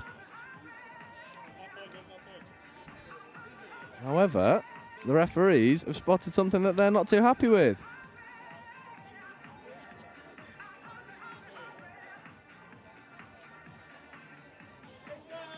I'm unsure of the hand signal,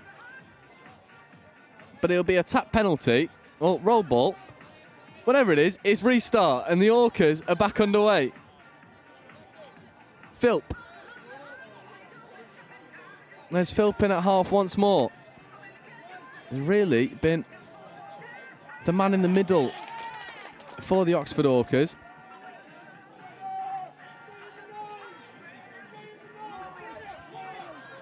Philp. And the Orcas trying to work it from coast to coast. There's a sweeper coming around the outside, trying to expose a gap on the short side, but it's easily defended in the end. Connor Honey can't quite find the money. Philp. Ball goes to the wing. And unfortunately for the Orcas, 5 minutes left to go. It seems like the tide has turned. And Belgrave are firmly in the driver's seat. Good momentum initially, slowed down ever so slightly. There's Dahl. Dahl working with Lily Smith. Smith checking away to Methven. Dahl. This is fifth, so needs to create something. Dahl looking to maybe go around the outside, runs almost out of play. Back to Smith, and it's well crowded out in the end by Jacob Marshall, who marshals the play very well.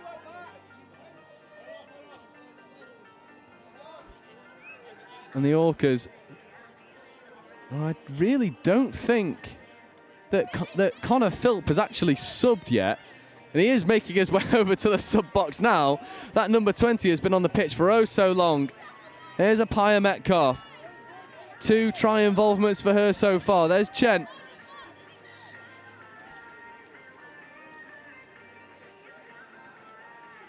And an offside penalty for the Orcas. 4 minutes left to go.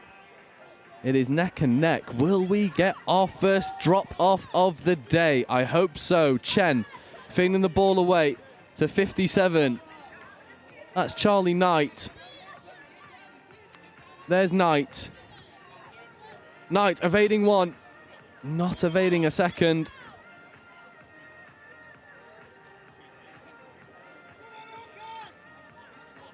And it's all a little bit static. That's half court. And you maybe caught a glimpse of that far sub box for the Oxford Orcas. It's cutting a frustrating figure at the moment. Struggling with their go forward, struggling with the core skills that got them the opening scores. That's ball away. That second touch. So better platform here for Leeds Belgrave. Belgrave checking away. Can they find the key to unlock the Orcas' defence? Trying to go to the wing. It does make its way over, but it's covered well, if a little bit firmly, by Connor Honey.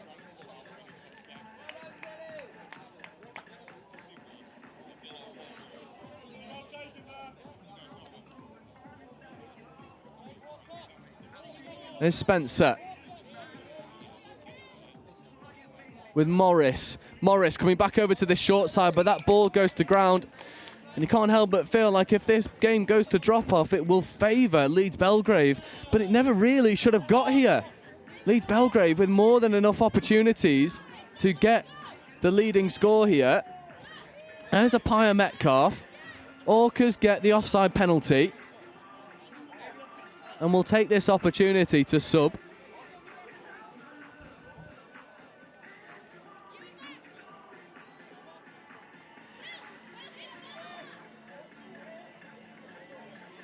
So Philp playing away Here is Philp wearing number 20, and any pace really has been taken out of this game late in the day. That's a bobble at the roll ball, and for Charlie Knight, it's a bit of a coach killer.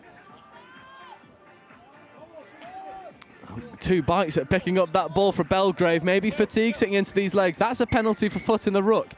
Well identified there from the referees.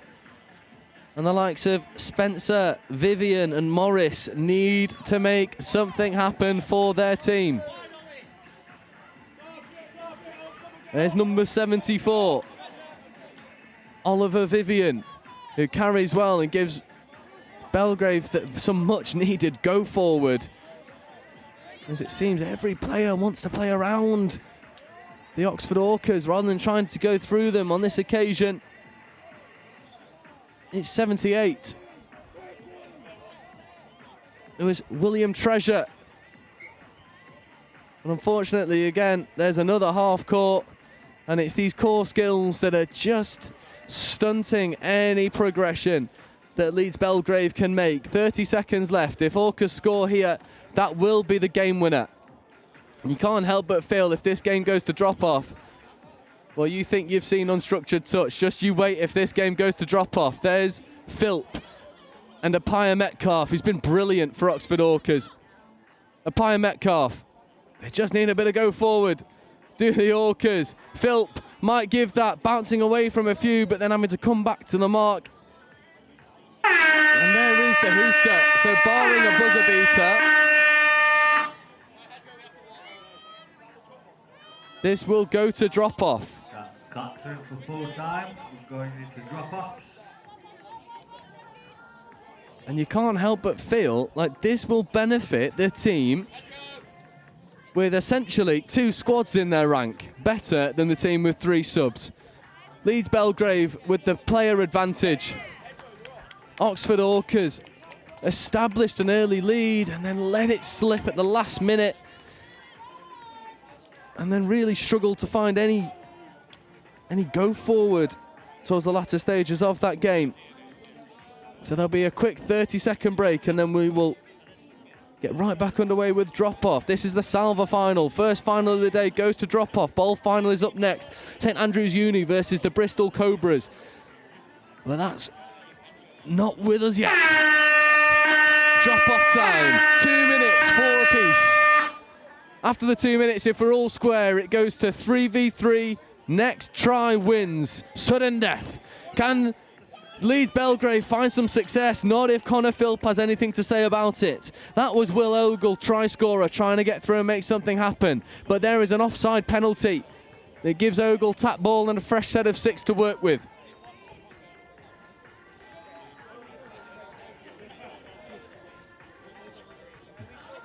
Ogle running the short, taking his time. Ogle again sacrificing another touch, working with Wilf Morris. Morris trying to bounce around a few.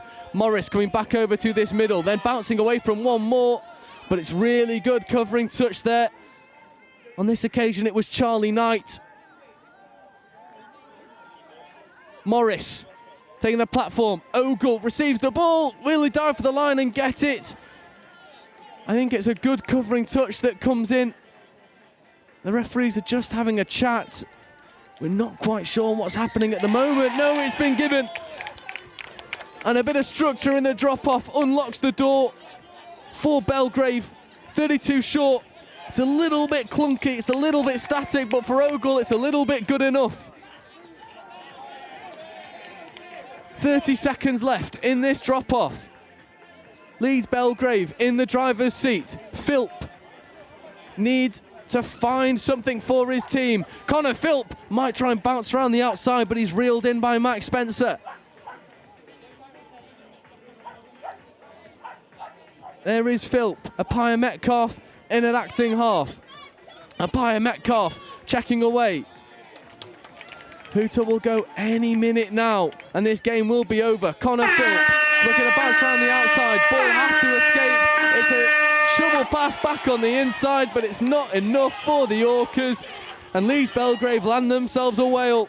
The Salva final goes up north to the team in green.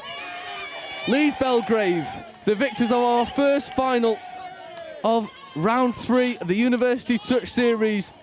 Superior over the Oxford Orcas.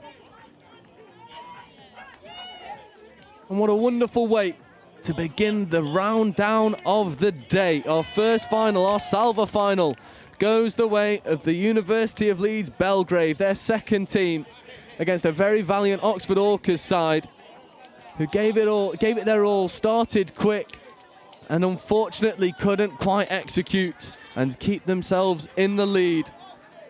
And we're going to take a very quick break, around 7 minutes time, where we'll have the bowl final coming up for you next. It's St Andrews versus Bristol Ones.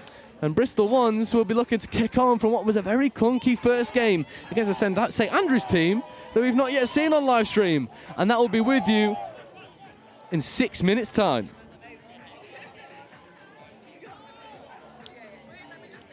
We actually looked to Warwick a few years ago when we came out of the pandemic for a potential venue for the Atlantic Cup 2 years ago in England. So we already knew what the facilities were like. When Kevin started in the events role, he also looked at it and we had an early conversation and they showed willing. And I think that the big thing for us here is, as we're already seeing, is the joined up approach to working across departments and trying to uncover some of those links more globally, international relations, more locally, the marketing and communications. I think they're really important for us. So, we've got Warwick Touch celebrating their anniversary, we've got the Wildcats in the region, and University of Warwick with their 60th anniversary. So there's a whole load of stuff going on, and we're just going to capitalise on that. Really, feel-good factor of what's going to happen here in the summer. It's a great experience. Hopefully, it'll be a successful tournament for England, and hopefully we can bring it home. So much being at home crowd, there's going to be a lot more supporters this time, meaning we've got more support on the pitch, and so we're actually going to perform a lot better, I think. Hopefully it'll bring more people to touch, and especially to Warwick and the society in Warwick. We're just finishing off our schools programme in terms of submission to the Youth Sport Trust, so we hope we can build up in the lead up to the games some work with local schools so they get the benefit of it coming here, and then also the local club infrastructure, and can we develop that club infrastructure to deliver more opportunities for more people to play touch right across this sort of sub-region of Warwickshire.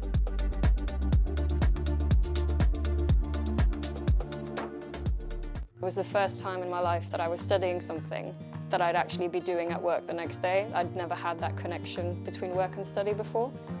And then that sort of shaped itself into a really solid understanding of everything, and then the tools to then set up the strategy.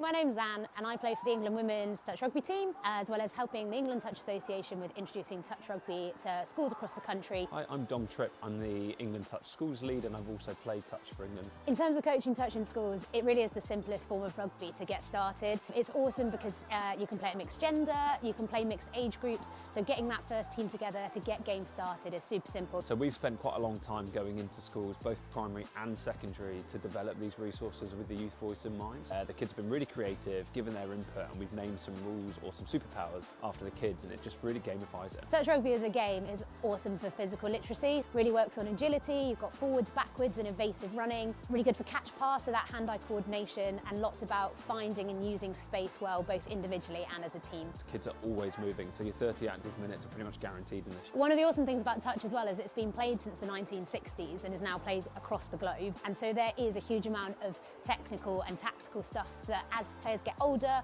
or more experienced, they can start to bring into the game and really test their learning and growth and development through the game. It really is for everyone, but then if schools really do enjoy it and they want to play, there's a whole competitive pathway where kids in their schools can go and play in regional rounds and make a national finals. Touch is really like a values-based game. Honesty is just so important. It's not really about winning or losing, it's about working together. Ultimately, touch is just really fun. It gets kids active, and it's all about learning through play. So with the resources, there's not only stuff for the teachers, but we've got a really strong young leaders program. Because it's so simple, we've had primary school kids being the young leaders to their fellow peers, and the sessions run brilliantly. Done and tested these resources and the game format. It's fun. They start playing it at lunchtime, at break time. Just an awesome sport. If you're interested in finding out more, contact the England Touch Association, schools@englandtouch.org.uk to find out more.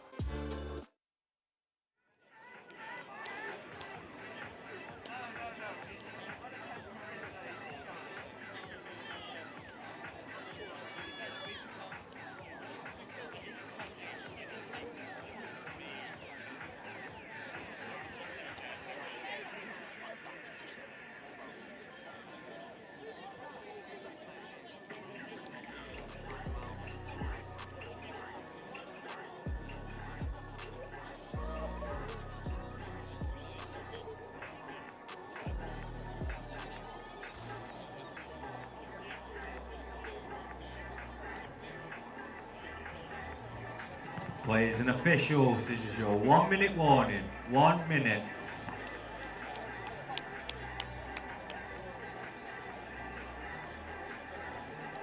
So welcome back to our second final.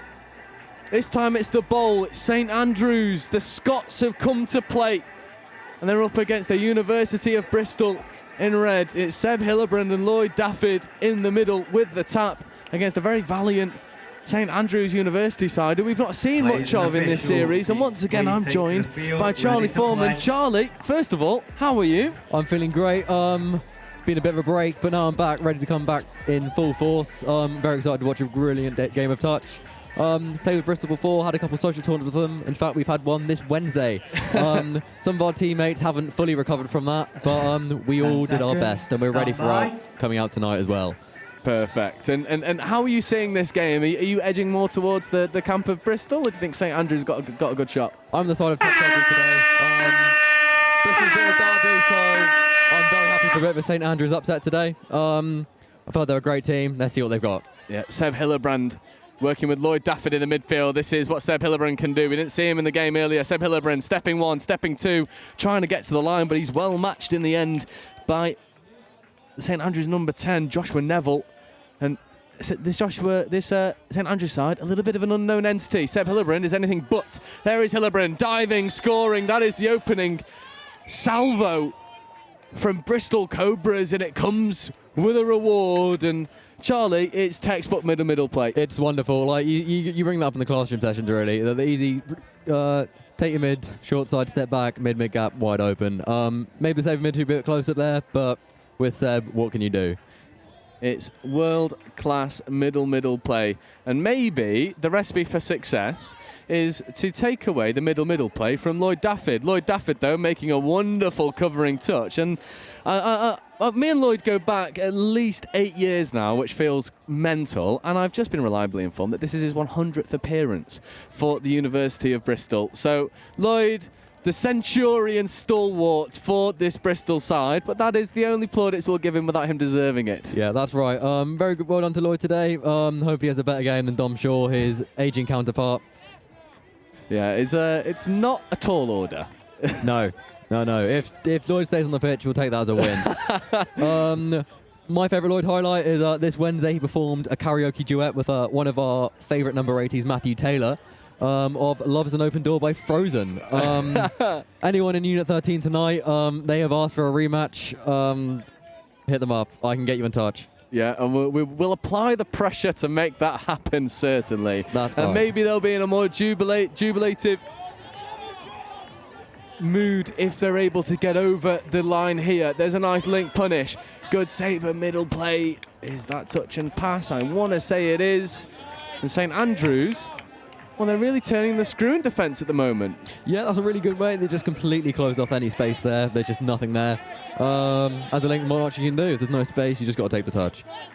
And St Andrews go into their transition. There's a good snipe from middle. And again, Bristol getting over, walking a very fine line to potentially being offside.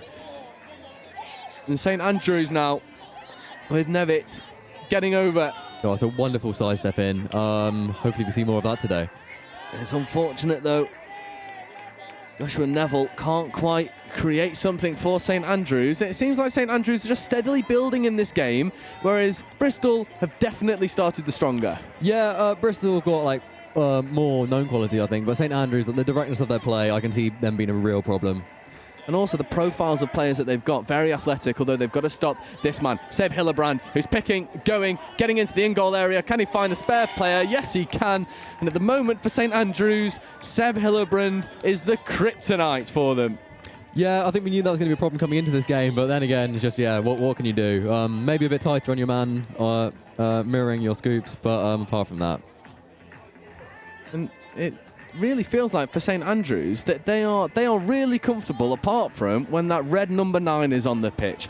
Seb Hillebrand is just maybe a slight cut above the rest at the moment in this game. Yeah, he's dressed in red. He could be the chosen one. Well, he would. I imagine he would picture himself as exactly that, and it means that St Andrews are sort of playing a little bit too heads up and a little bit too loose, that long ball, never finding anyone apart from the floor. So St Andrews really need to get a good bit of go forward. Yeah, same thing with the Bath game. Took Bath a bit of time to get into this. Maybe St Andrews just need 1-2 little kicks in the right direction, maybe a little score, and then change the momentum of the game. Yes, his 5th touch. Lloyd Dafford platforming for Hillebrand. Hillebrand with a couple hitch kicks, trying to bounce around a few, pirouetting in the midfield, checking away to a 2-on-1, but it's well dealt with over on that far side. That's number 6, Gasso Parker, getting up, making touches. Lloyd Dafford is offside, so they just play all the way through. And for the Centurion, that's not what you want to see. Now there's a foot race on the outside edge, and it was number 7, Van der Spee, trying to get around Seb Hillebrand. Maybe not the player you want to be taking on in a foot race. No, it's not my ideal counterpart. Here's Charlie Burns wearing 11, checking back on the inside. Seb Hillebrand making an easy touch. As Van der Spee working with Duffy. Again, really good line speed, and that's 6 and turnover. So quite an unceremonious end to that possession for St Andrews. Yeah, I think there's a bit of a mix-up in half. I think, well, yeah, Seb no knowledge of the game. You've seen the ball is live. He's gone up, made the touch, half as caught. And sometimes it's as easy as just playing what you see. Yeah. If you see a little bit of discontent, you go and punish. As Bristol get into their line attack pretty well. A little bit static now, rolling into their final set. There's Zeph Stowe. No real momentum to work with for Stowe. Alongside Tom Ford wearing 24. Here is Ford. Stowe back to Ford. Ford back on the inside. Stowe tries to escape through a little gap, but the hole vanished on him, and Van der Spee made the touch. Yeah, maybe Bristol could start spreading the ball out a little bit wider. St Andrews like quite congested in that corner. Yeah, that's a better transition from St Andrews. Touches 1 and 2, much more direct and getting the ball down a little bit cleaner. There's touch 3. Again, better. Offside players playing all the way through. Needs to find a spare player. Can he? He can't, and that's a wonderful covering touch coming in from Zeph Stowe. Well, unfortunately for Joshua Neville, it just never quite had that extra gear to kick into. No, he's unlucky there. But that's the thing, like maybe St Andrews, they can do this. They are looking like a threat. They are not out of this game at all. No, and it's still early, 6.5 minutes into this bowl final. And yes, Bristol are in the driver's seat, but St Andrews are very close behind. Lloyd Dafford platforming once more for Hillebrand. Hillebrand stepping, trying to beat a man, shadowing the defence. Oh, it's lovely explosive play, and Hillebrand just accelerates through the gap. He needs to find the spare player, checks back on the inside, and Seb Hillebrand has just produced one of the individual try assists of the round so far. Yeah, that is one he'll be playing back, and again. That could be appearing on many Instagram stories very soon. I mean, you said he could have been the chosen one. Well, that's a stroke of genius from Seb Hillebrand. Yeah, he's got a chamber of secrets up his sleeve at the moment. Very nice. Very nice. For St Andrews, anything but. Need to stop the rot. That's an offside player, surely. Not given by the referees. Burns on that far side wearing 11, but unfortunately for St Andrews, always going backwards. There's Burns working alongside number 1, Sophia Landon. There is Landon, back to Burns. Burns getting the platform on the outside of Lloyd Dafford, checking back on the inside, diving, but trying to score on the 7 for not the first time today. No, yeah, it's an easy mistake to make. I've been there before. Luckily, I managed to find the SD card that recorded it and broke it, but unfortunately, this will be live streamed. Yeah, there's no retconning this. Landon checking away. That's number 4. Bridge and Landon working together. Burns on the outside edge. Here is Burns in at right middle. Burns to Bridge. Burns trying to get on the outside of Hillebrand, but St Andrews just taking too long in their setup. Burns giving away to Duffy. Duffy platforming. Burns on the wrap. Long ball ripped from Bridge. Comes back on the outside. That ball's away. Burns continues to play. Left to right, long ball is on. It's speared well. Can they find some extra momentum? Not quite. And St Andrews just running out of ideas. Yeah, I think a little bit of composure on the line maybe is a little bit lacking there. Maybe the wing just takes it on, try and beat it to the corner. But yeah, set Dobby free a bit. And I think there's the real clear difference at the moment in that line attack is St Andrews just sort of stepping backwards to give themselves more time to set something up, and you kind of need someone to just hammer it through. As you see Zeph Stowe trying to do exactly that for Bristol. Stowe platforming well. Link is on, not quite given enough sympathy and accuracy on that pass from Tom Ford. And now Burns working with Landon to try and get St Andrews off the pitch. Here is Burns, he's half, can't get caught, checking away to Bridge. That's 4, this is 5th coming. So St Andrews needing a little bit more get forward. There is 5, but there's also an error at the roll ball. Yeah, I think just a little bit of a miscount of touches there on St Andrews' part. And I'm just trying to lip read a little bit from the St Andrews coach there in the sub box, and I believe that the message is we just need to punch forward and get some forward momentum going.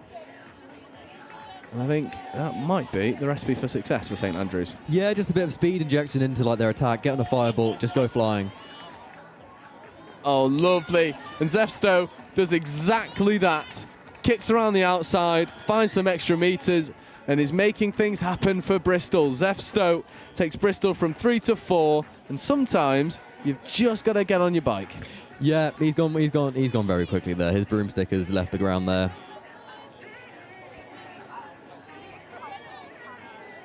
So Burns with St Andrews trying to make a difference in this final. There is Burns coming back over to this short side towards Van der Spee. Van der Spee stepping. Seb Hillebrand's just marshalling him away. There's Bridge. That's a nice setup if they can get a platform off the back of it. It's a little bit static coming over to this wing. Nice pass, and that's a foot race to the corner. Yeah, unlucky. Really good from their link there, just spreading out Bristol's defence a little bit, just spreading them out, making holes appear. They need to then go through the gaps. And again, I think it's having these players that will just give you a good bit of go forward, get your head down and make something happen for you. It's just lacking a little bit in this St Andrews team, which are, don't get me wrong, still developing, but against this Bristol side, who we've shown you can definitely drag into a bit of a dogfight, there might be a missed opportunity here. Yeah, I think Bristol are a very good team, and I think on paper probably the strongest in this league. If they want any lessons, Bath Sparrows beat them in the last Nationals rounds. We'll happily give them some pointers. Maybe that's the recipe for success. Drop Bath a message on how to beat Bristol. I'm sure Lloyd will love me for saying that on his 100th day. Another really good defensive set comes in. Zeph Stowe on this occasion. I think that was half court, but I'm not too sure. Yeah, it was indeed. And no, I'm not wearing a yellow jersey, but I think I've got that one nailed. No, well, if you speak to Stephen, I'm sure he'll get you qualified. Oh, I'll do my best. Although this is the better job. You don't have players shouting at you all the time. Oh, that is true. Well, they might do. After I find out what. If Don finds out what I've been saying about him, he might be shouting at me. Yeah, he might be watching it back on the live stream now and getting you in a bit of trouble. I am here in hiding. If I don't make it to Unit 13, you know who got me. We know why. We know why. That's well worked around the single shooter there. Steger wearing number 5 for St Andrews, working in the middle with Rupert Carter. There is Carter trying to check away. Not a lot of momentum on, and I think St Andrews doing a good job of trying to take this ball really hard to the line, but then not really benefiting off the back of it, are they? No, I think even just having like a couple of plays they know quickly, like just even a simple quickie, like Seb has shown it works well. And effectively, and they're difficult to defend. I think that's the really big difference here is Bristol sort of have a very clear playbook that they can use and dive into when things aren't quite going too well. Whereas I think St Andrews, it just takes an extra second or so to get that structure in place, and that second is too long at this level. Yeah, that's what I mean. I don't think St Andrews done themselves a disservice. I think they've been great today. It's been a wonderful game of touch to watch. But I think there's been a slight difference in experience. And also, they're in the final. Yeah, they've beaten plenty of teams in this division to make it to the final. Oh, and speaking of, and now that's maybe how they've done it, flying off the back of the transition. That's Jean Van der Spee getting St Andrews' first score on the board, 6 minutes left to go, 3 tries the deficit, 4-1 in favour of Bristol. It's not out of the realms of possibility. No, and I said before, maybe St Andrews just need one. And then maybe the cracks will start showing. There's a bit of confidence in they need.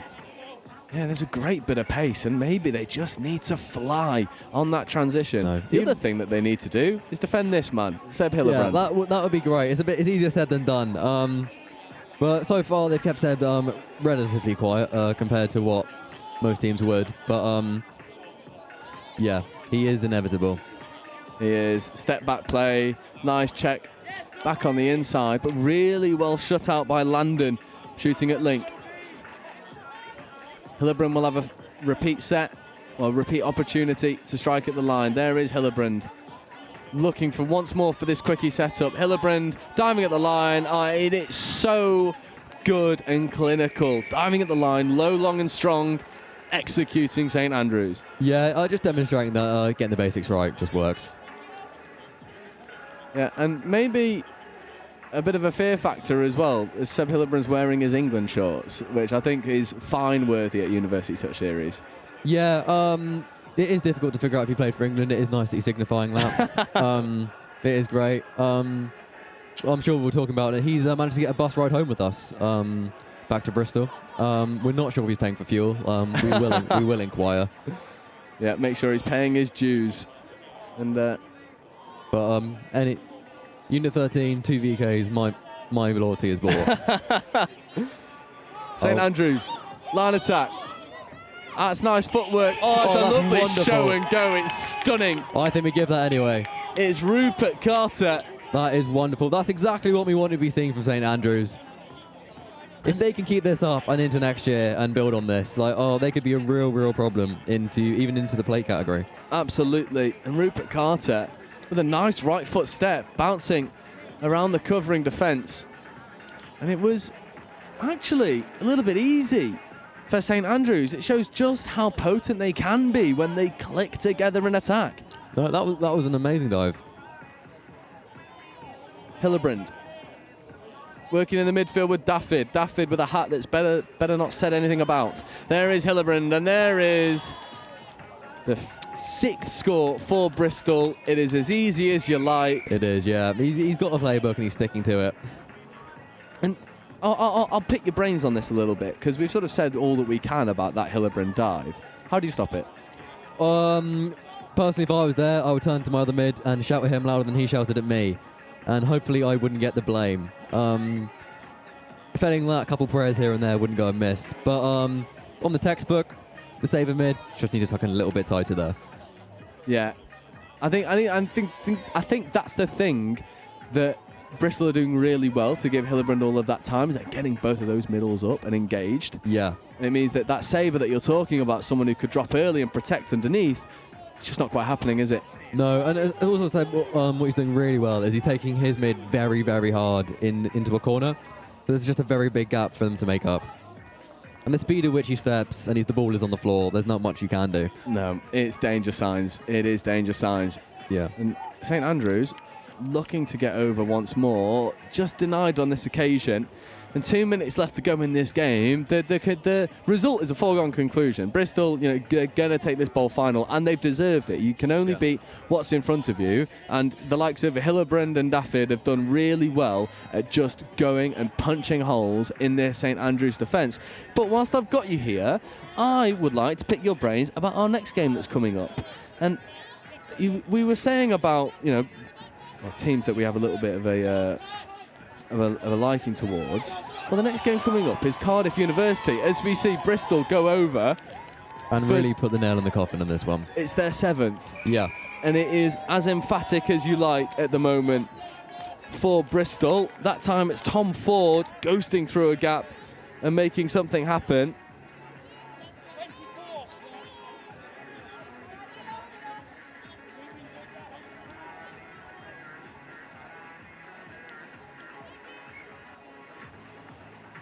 So yeah, coming up next for you, in our next final and our penultimate game of the day, we have Cardiff Ones, the Dragons, who beat out the Bath Sparrows in that semi-final. Sorry to bring that up again. Oh, no worries. But they're playing Loughborough Twos in that final. I play both these teams this tournament. Loughborough 2s are I really enjoy playing against them. They've got a very physical style of play, and they will go for those no touches and they will get them. It's a very different game to the Cardiff, a bit more structured. I really enjoy watching Loughborough play. Not a big fan of being the receiving end of them. But yeah, I can't wait. And if I was to potentially put you on the spot and ask the question that no co-commentator ever really wants to be asked, who's your money on? Well, if I was a gambling man, and I might be. Sorry to interrupt you, but Lloyd Daffett does have his score on its 100th appearance for Bristol University. Well done. And throws up a little celebration, Erling Haaland at us as well for good measure. It was written in the stars. Lloyd deserved that. Good servant for the Bristol Touch Club. But yeah, back to the Cardiff Dragons. I think I will have to back them all the way. Just the individual quality they have with the Elytrais, and if Morgan Tagg's recovered from Dom Shaw, I see them got a very tricky team to stop. I completely agree. And this Bristol side, just speaking on as this game is going to come to its natural conclusion, 5 seconds left in this game. I mean, Bristol have been excellent today, and sort of all across the tournament have grown really well. As I see the hooter go and everyone jolt as it goes. This Bristol team has grown a lot, hasn't it, over the past few years? Yeah, even this year, like they've improved very much, very well. Yeah, they were a very formidable force. I think they got quite unlucky to go relegated last round, but yeah, they've shown exactly who they are today, and I think they've done themselves service. And of course, Lloyd has got a trophy to bring home, and a try to add to the scoreboard. Indeed, and 100 caps is nothing to be sneered at, but Bristol University take a very well-deserved win in the bowl category over University of St Andrews, 8 tries to 2. And as we mentioned just a moment ago, the next game, our penultimate game of the day, is the plate final. It is the Cardiff Dragons versus Loughborough 2s, followed by what is a replay of the cup final in last round. It is. Exeter Hurricanes versus Notts Trent's Timberwolves. I'll have Dan Powell back on live stream for you guys on that final. How are we seeing that one, Charlie? Yeah, a bit of deja vu from the last round. Being from Bath myself, I will be backing Nottingham Trent every step of the way. I've got the full kit in my bag. I will be in their box cheering for them. And it's not one to be missed. That's at 4:30. But before then, as we say, the plate final. That'll be with you in 10 minutes' time. Cardiff Dragons versus Loughborough 2s. But the bowl final does finish. Bristol 6, University of St Andrew 2. And we'll be right back with you in 9 minutes' time.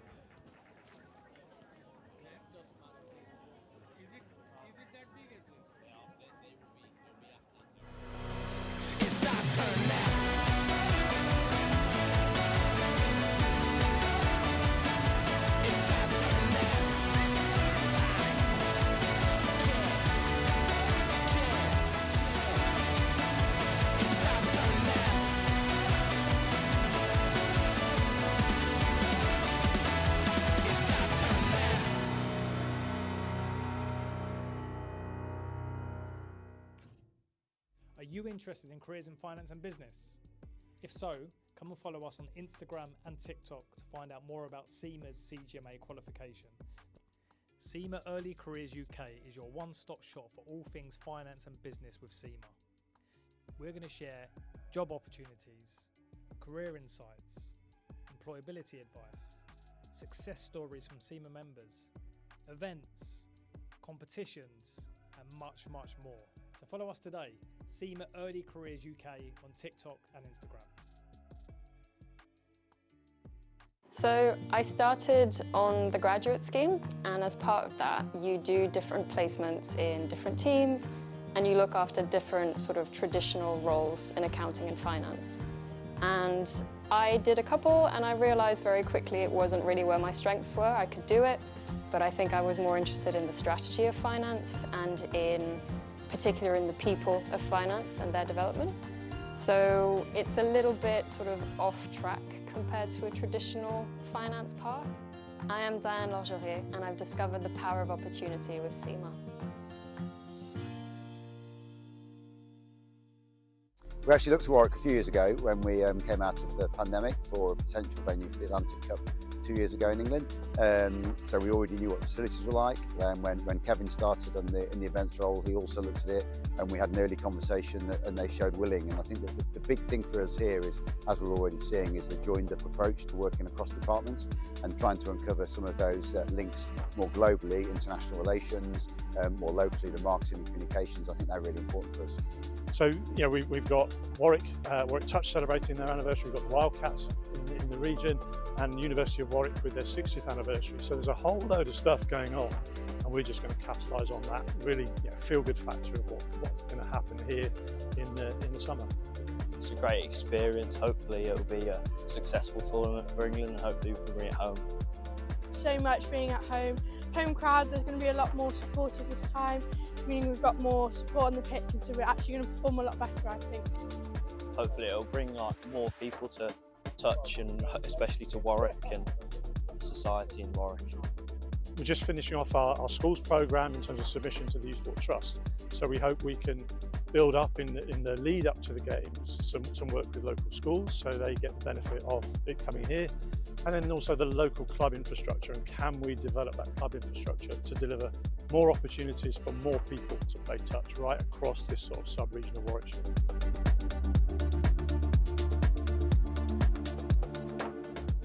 It was the first time in my life that I was studying something that I'd actually be doing at work the next day. I'd never had that connection between work and study before.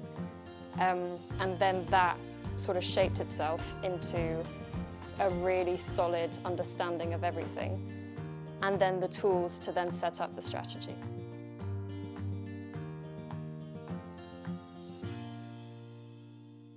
My name's Anne, and I play for the England Women's Touch Rugby team, as well as helping the England Touch Association with introducing touch rugby to schools across the country. Hi, I'm Dom Tripp. I'm the England Touch Schools lead, and I've also played touch for England. In terms of coaching touch in schools, it really is the simplest form of rugby to get started. It's awesome because you can play at mixed gender, you can play mixed age groups, so getting that first team together to get games started is super simple. So we've spent quite a long time going into schools, both primary and secondary, to develop these resources with the youth voice in mind. The kids have been really creative, given their input, and we've named some rules or some superpowers after the kids, and it just really gamifies it. Touch rugby as a game is awesome for physical literacy, really works on agility, you've got forwards, backwards and evasive running, really good for catch pass, so that hand-eye coordination, and lots about finding and using space well, both individually and as a team. Kids are always moving, so your 30 active minutes are pretty much guaranteed in this. One of the awesome things about touch as well is it's been played since the 1960s and is now played across the globe, and so there is a huge amount of technical and tactical stuff that as players get older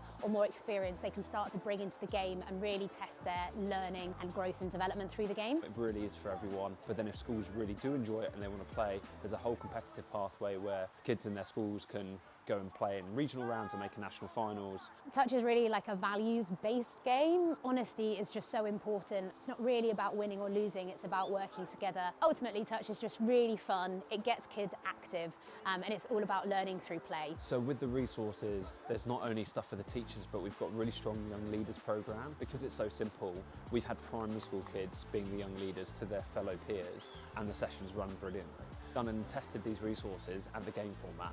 It's fun. They start playing it at lunchtime, at break time. Just an awesome sport. If you're interested in finding out more, contact the England Touch Association, schools@englandtouch.org.uk to find out more.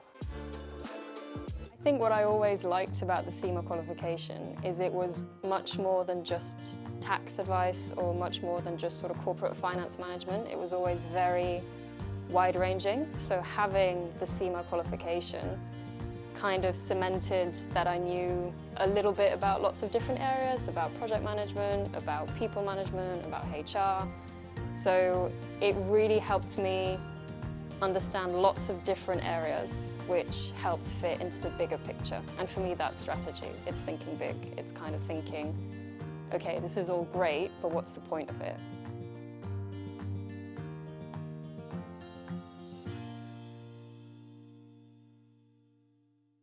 I think accounting and finance has become much more about risk and much more about being able to manage the unknowns.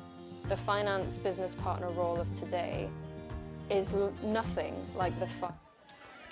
So welcome back to our penultimate game of the day, and it is the plate final, and it'll be the Cardiff Dragons versus Loughborough Twos, and once again joined by Charlie Foreman, who is sort of with us really for the big finals at the moment, and Dan Powell's going to come and supersede you later on. But I mean, this game follows a really wonderful final, pipped out by Bristol over University of St Andrews. That one ended up being quite a one-way, quite a bit of one-way traffic in that game. We're predicting this to be much closer, aren't we? Yeah, as I said before in the last game, both these teams got very different styles of play, but this can go either way. Loughborough, a very physical team. Cardiff, a bit more structured, maybe a bit more individual quality, but Loughborough's a team unit. I can see this going either way.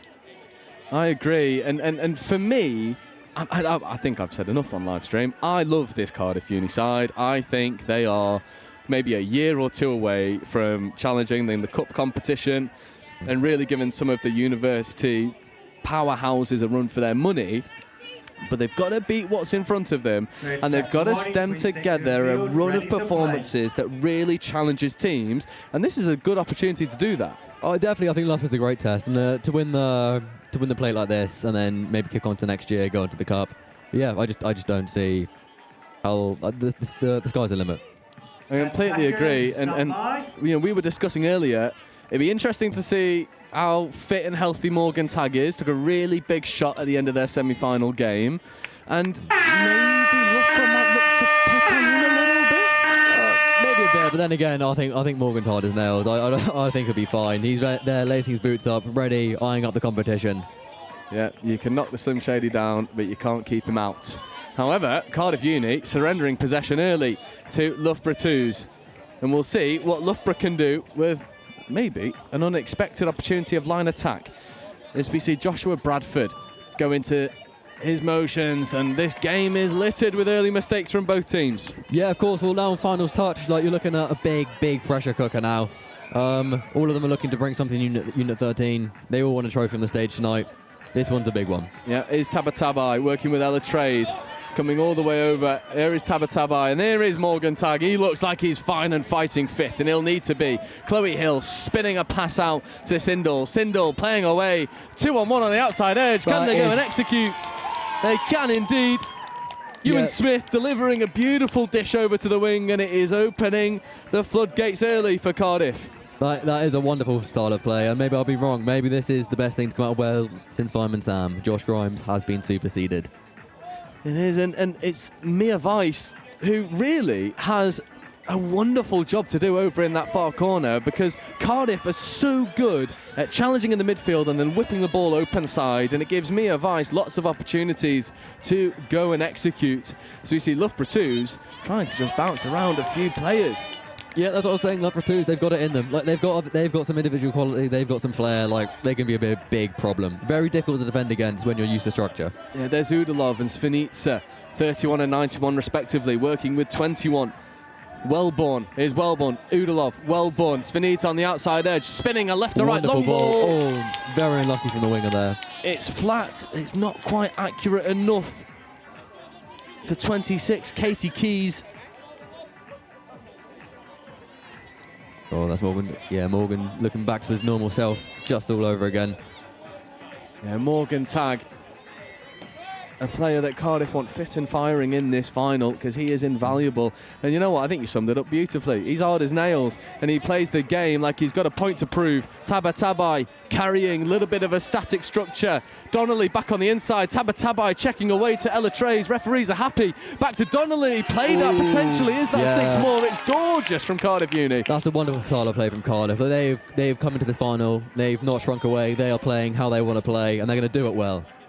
And that's Donnelly, Tabatabai, Ella Trays doing what they do best, asking questions, making you scramble, making you work hard for your defence. Tabatabai to Trays, looking for the link punish. Trays getting the hips turned. Trays told to play through. She will get down and score. And Ella Trays having a day of it for Cardiff Uni and encapsulating that in this final. 2 tries to the good over Loughborough 2s. Yeah, absolute textbook punish there by Ella. Yeah, take notes. And you see here, gets the hips turned for number 31. Yeah, I think that 31 maybe needs to pull a bit of a harder corner there. Considering who he's playing against, you need to be out there. You need to push her straight as far to the touchline as you can. Yeah, Tommy's Venezia just never quite made it onside. No, maybe this is a learning moment. He'll know not to do that one again.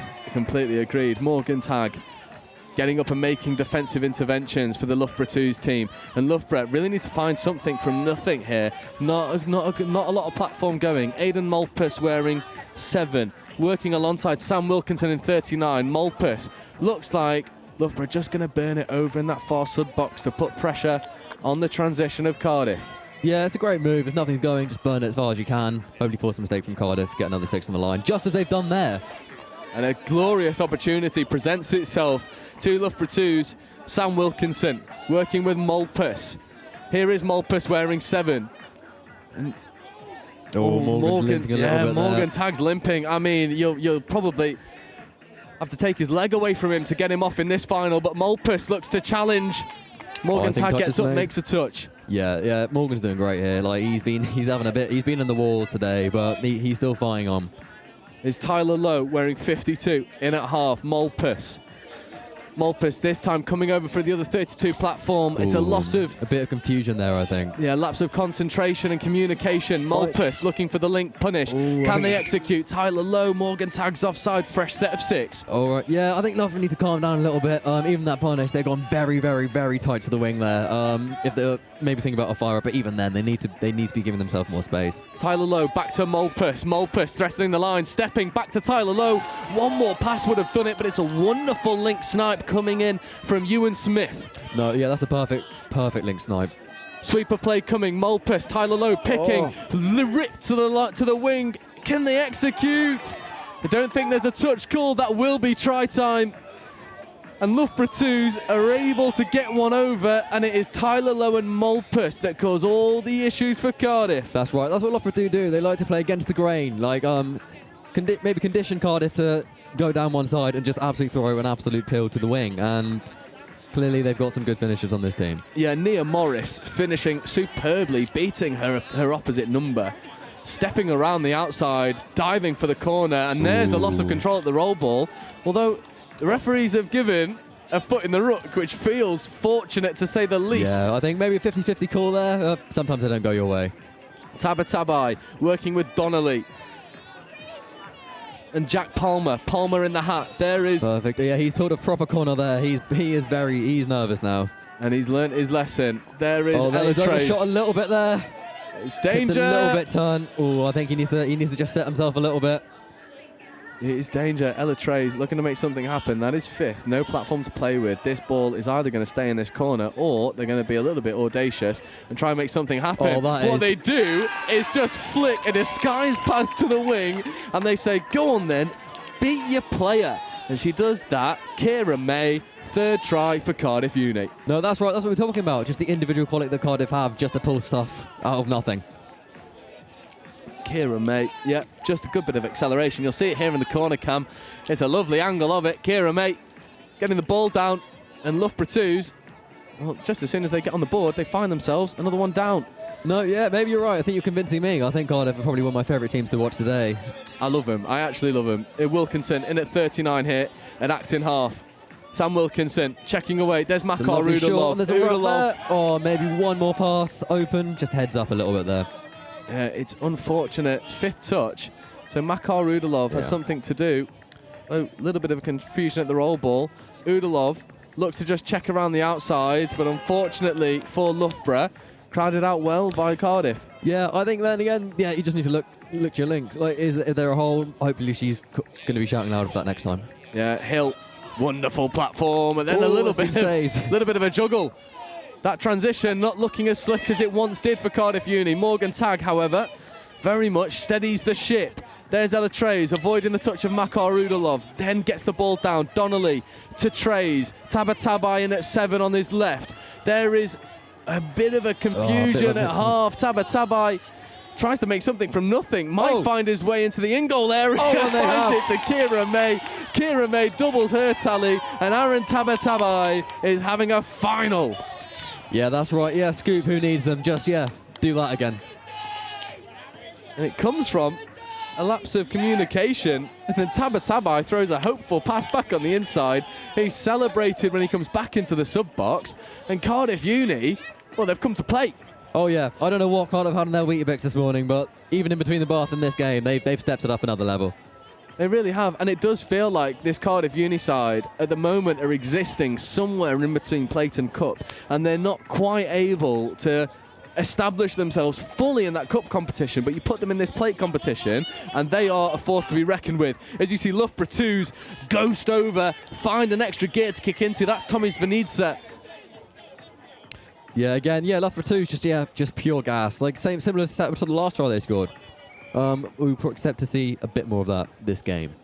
And they'll need a little bit more. Tommy Svanidze, he was a name that we called a lot in round one.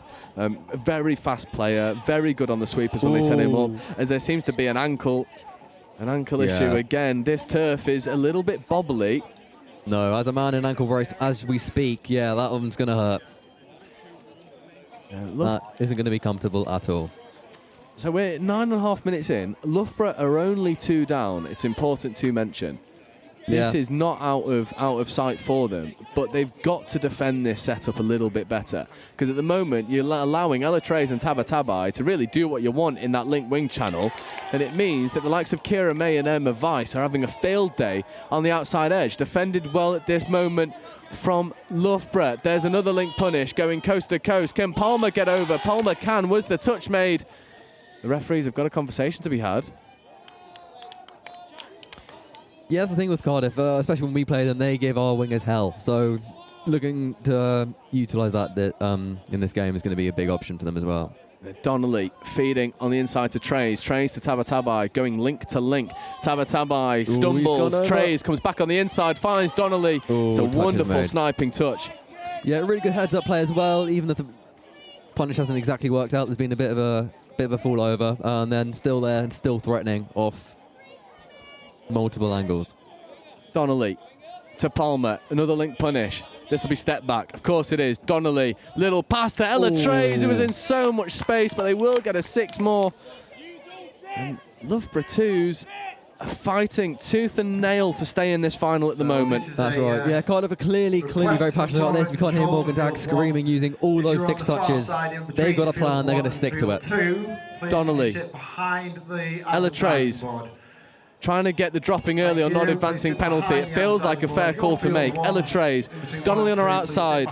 Here is Donnelly. Tabatabai sweeping round. Oh, it was always coming back to Donnelly, and there is the 5th for Cardiff. That's right. Their sweeper scoop. Yeah, I've been on the receiving that a few times this year. It tricks me every time. I just can feel sympathy for that poor link that they've done it to. Yeah, Ella Trays, it's textbook. That sweeper's never getting that ball. Tabatabai, the disguise. Donnelly, the knife through butter. Yeah, then again, it's like, that's what Cardiff can do. The disguise plays, they're very difficult to read. Stanley Sindel making good touches. Here is Loughborough. Can they make something happen? 12 minutes into this game. They need to get this man, Svanidze, on the ball more often than not. Makar Udalov wants to make something happen on 5th. Udalov carries well, but that pass just always a little bit too low and too behind that winger. And it feels like a final of fine margins that Loughborough have just never really come out on top of. Sindel checking away to Hill. Hill, really good roll ball. There's Morgan Tag showing a big dummy to no one. Makar Udalov does not buy it, but Stanley Sindel looks to just kick around the outside and go and execute. Stanley Sindel will go all the way, and Cardiff get another score, this time off the back of the transition. Stanley Sindel goes and executes. Yeah, really impressive. Just use the space. He's just seeing the hole, and I'm going to go for it. Just pure gas and confidence. I think that maybe could be setting them aside. Yeah, it's just good isolation, good identification, and then you've got to do the last bit well. You've got to finish, and they do indeed. And now it really does feel like an uphill battle for Loughborough 2's, and not necessarily out of the realm of possibility is Tyler Lowe working with Malpas. Tyler Lowe in acting half, stepping away, looking to hit Malpas. Comes back to the wing. That's ball down. No. I think maybe a little bit static from Loughborough in line attack there. Maybe just go a bit more momentum into that. Absolutely, and lots of learning to be done here. As you know, the the sun is certainly playing its part in this in these finals. It's glorious conditions for touch rugby, and Cardiff taking advantage of those wonderfully. Tabatabai working with Donnelly. Donnelly feeding away to Ella Trays. Kira May to Donnelly. Donnelly plays around the shooter to Tag, but Tag caught in behind the roll ball. Yeah, I think another thing from Cardiff, what they're doing really well is that we can hear their communication from the box is very, very clear. We haven't heard as much from Loughborough, but that could be because they're quite far away. Yeah. But one thing I wanted to mention, yeah, Cardiff have been communicating extremely well. Every player knows exactly where they are and what they're doing. And they are able to manufacture repeat sets for themselves. Morgan Tag working with Sindel and May. Yeah, there is Tag. Ooh. Big contact coming in there from Tyler Lowe. It's hip on head. It is quite straightforward. That's number 2 for Morgan Tag today. He's having a poor day. Yeah, he might go for the hat trick knowing Morgan Tag. Yeah. Here is Tag. Maybe looking to check away. 32 short here for Sindel. Sindel, early wrap and release. Oh, I think just maybe go for it. Just have a dive. See what happens. You may as well have a pop. Hugh Owen that was, wearing 22. Here is Sindel and Owen feeding over to Tag, looking for that link play. Tag, oh, it's a wonderful setup. It has to be try time. This time it's Hugh Owen. Wonderful. It's gorgeous, but it's also forward. And it's coming back for the penalty to Loughborough 2s. Oh, that's a shame, but really nice move. Maybe just make sure that ball goes backwards.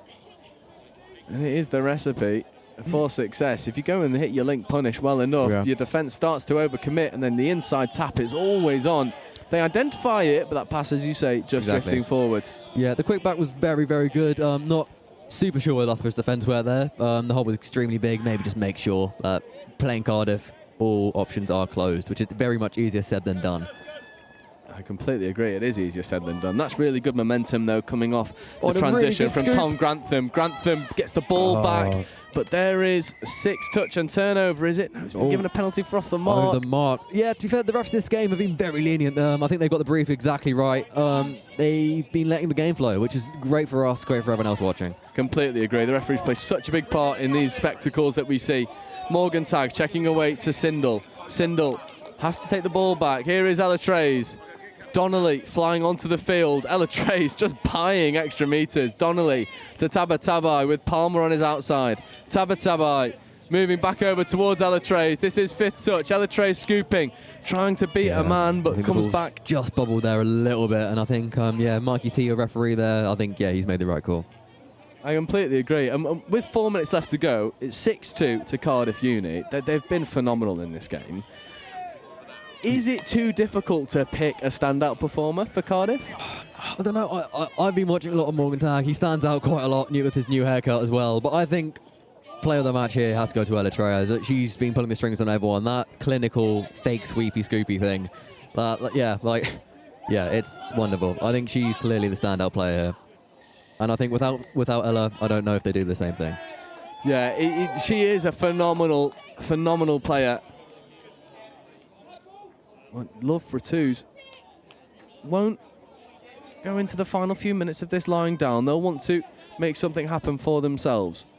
Loughborough 2s with Makar Udalov. Udalov just overstepping the mark, has to bring it all the way back. Working with Sam Wilkinson and number 21 Wellborn. Wellborn to Udalov. Udalov coming back on the open side, trying to score. That's half court and turnover. It's quite indicative of how Loughborough's game has gone so far. Yeah, maybe a bit of a lack of composure there. He's just kind of forgotten where he is. Again, probably going to be a fine later tonight for him, but I'm sure he'll be okay with it. And again, like these teams, these finals have really been all one-way traffic so far. It's been relatively straightforward. Aside from the first final, the Salva final, as Morgan Tag rescues what is, forgive me for saying, a horrible pass. And maybe the first mistake Donnelly has made. Yeah, that could be, the NHS is calling that was hospital. It was, but Morgan Tag just makes something happen, gets the ball to Chloe Hill. Chloe Hill tries to get the ball back to Makar Udalov, and they do end up getting a 6 more. Yeah, I think maybe a bit of interference there from the player. And it feels like Morgan Tag can do no wrong at the moment. No, yeah, Cardiff, they just look flawless. I just haven't really seen a foot go wrong for them today. They just look they know exactly what they're doing, and I think they've clearly played with each other for a long time. Oh, Stanley Sindel bouncing, trying to find. They recycle the play so well. Can they go and execute? They can't. Extremely lucky. And I wonder if this game was closer, if Morgan Tagg might have had a bit of a bigger reaction than just a little giggle to himself as that ball goes to ground. Yeah, very lucky for the winger, but then again, they've been so clinical all day. Like, I don't think you can blame them for one. Especially, I think the pass was slightly wayward. Yeah, I would agree. Loughborough 2's now rolling into their strike. Wonderful kick step. Can Svenitsa make something happen at the depth? Very much been Loughborough standout player, I think, today. He's got a couple tries on his account today as well. Same thing, just hit that hole really hard. Just very clear. You don't have to do something complex to be good at this game. No, and that's Tyler Lowe buying as an extra set of 6 as we enter the final minute of this final. And Svenitsa, Tyler Lowe and Malpas will be looking to at least end this game, cutting the deficit back down to 3. Svenitsa wearing 31. Here's Malpas. Tyler Lowe, the big figure on his right-hand side. Svenitsa, back to Malpas. Little bit of confusion at the roll ball. 3 Loughborough players diving in. Malpas. Yeah, I think just a bit more communication from Loughborough would just do them so much better because they're very clinical. And is this going to be ball down here? For me, it should be, or at least a penalty. It is. Yeah, we're going to go offside. I think you've sort of nailed it there. Loughborough aren't attacking that offside player, whereas that's the only thing Cardiff do, is they only try and attack that offside player. So there, Sindel is offside, but they end up running into Tagg's channel and Tagg's dropping early and bouncing up. And it just means you've not got as much time as you would do normally. No, you need to make them scared. I was usually the offside player myself. Like, run at me, go for it. You need to have a go at them. Oh, and it's so unfortunate. Tyler Lowe ripping a lovely long ball. No, that is heartbreaking for the winger there. The bit of a... Katie Keys, can't believe it, just lets that ball go to ground, but Cardiff Uni have won the plate and they fully deserve it. They definitely are the next best thing to come out of Wales. This university side has grown and grown and grown, round after round, year after year, and now they are a force to be reckoned with. Charlie, can you pick out an individual performance that impressed you from that Cardiff team? Yeah, I said it before and I'll say it again. I think Elatrez and the wingers of Cardiff have just been clinical. I think they made the difference. Every single long ball was a threat. You never were in doubt that they was going to get caught, and more often than not, there was going to be a good finish at the end of it. And I think big shout out to the wingers as well needs to be mentioned. You know, the likes of Mia Weiss, Chloe Hill, Kira May, they're playing an instrumental part in that success. And Cardiff Uni do take the victory in the plate final, 6-2 over the Loughborough University 2s. And that brings us to our last game of the day. We have a replay of the final round 1, Exeter Hurricanes versus the Notts Trent Timberwolves. And I know the Timberwolves are eager to maybe right some wrongs that they had in what they consider some of the worst conditions they've ever played touch in round 1. Yeah, I think that the conditions in there haven't been seen since the Bible and Noah's flood. But apart from that, better game today. Better conditions for the game today. I'm very excited to see what they do. Charlie, thank you so much for joining me for the past 2 games. It has been wonderful. And we're going to take a very quick break. And that final game of the University Touch calendar will be with you in 9 minutes' time. But for now, Cardiff University 6, Loughborough University 2, Cardiff the plate winners.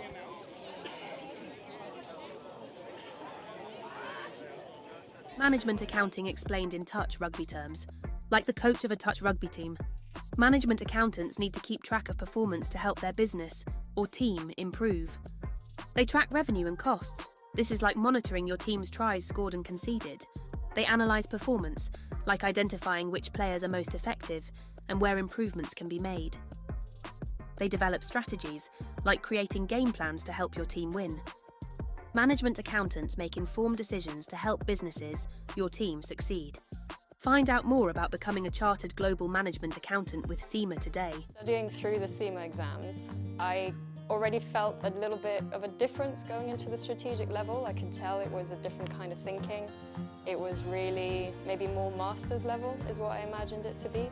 And then the final exam, so the strategic case study, I remember sitting the exam and thinking, this is brilliant because this isn't accounting or finance, it's about PR, it's about sort of external relations, it's about managing the press, it's about sort of risk and consequences. And so I actually really enjoyed it. The CGMA designation has a really wide-ranging breadth of subjects, and that's so valuable because it gives you that expertise and that credibility across a variety of different topics, and that means that in any industry that you go into, you'll already have an inkling of what to expect and you'll already know what the climate is like. It also provides you with a mindset for innovation, and that mindset for innovation means that you're ready to take on any challenge and to shape the future and how it will look like.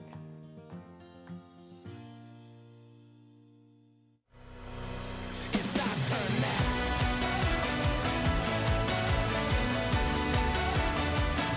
It's our turn now.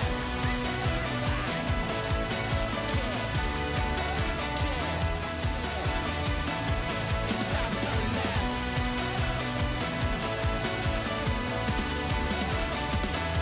It's our turn now.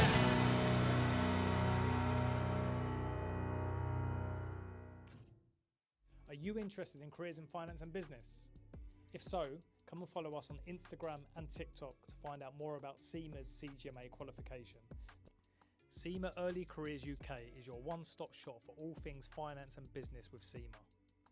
We're going to share job opportunities, career insights, employability advice, success stories from Cima members, events, competitions, and much, much more. So follow us today, Cima Early Careers UK on TikTok and Instagram. So I started on the graduate scheme, and as part of that, you do different placements in different teams, and you look after different sort of traditional roles in accounting and finance.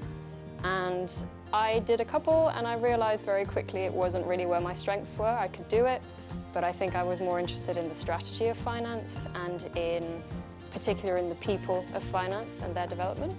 So it's a little bit sort of off track compared to a traditional finance path. I am Diane Lorgerier, and I've discovered the power of opportunity with Cima.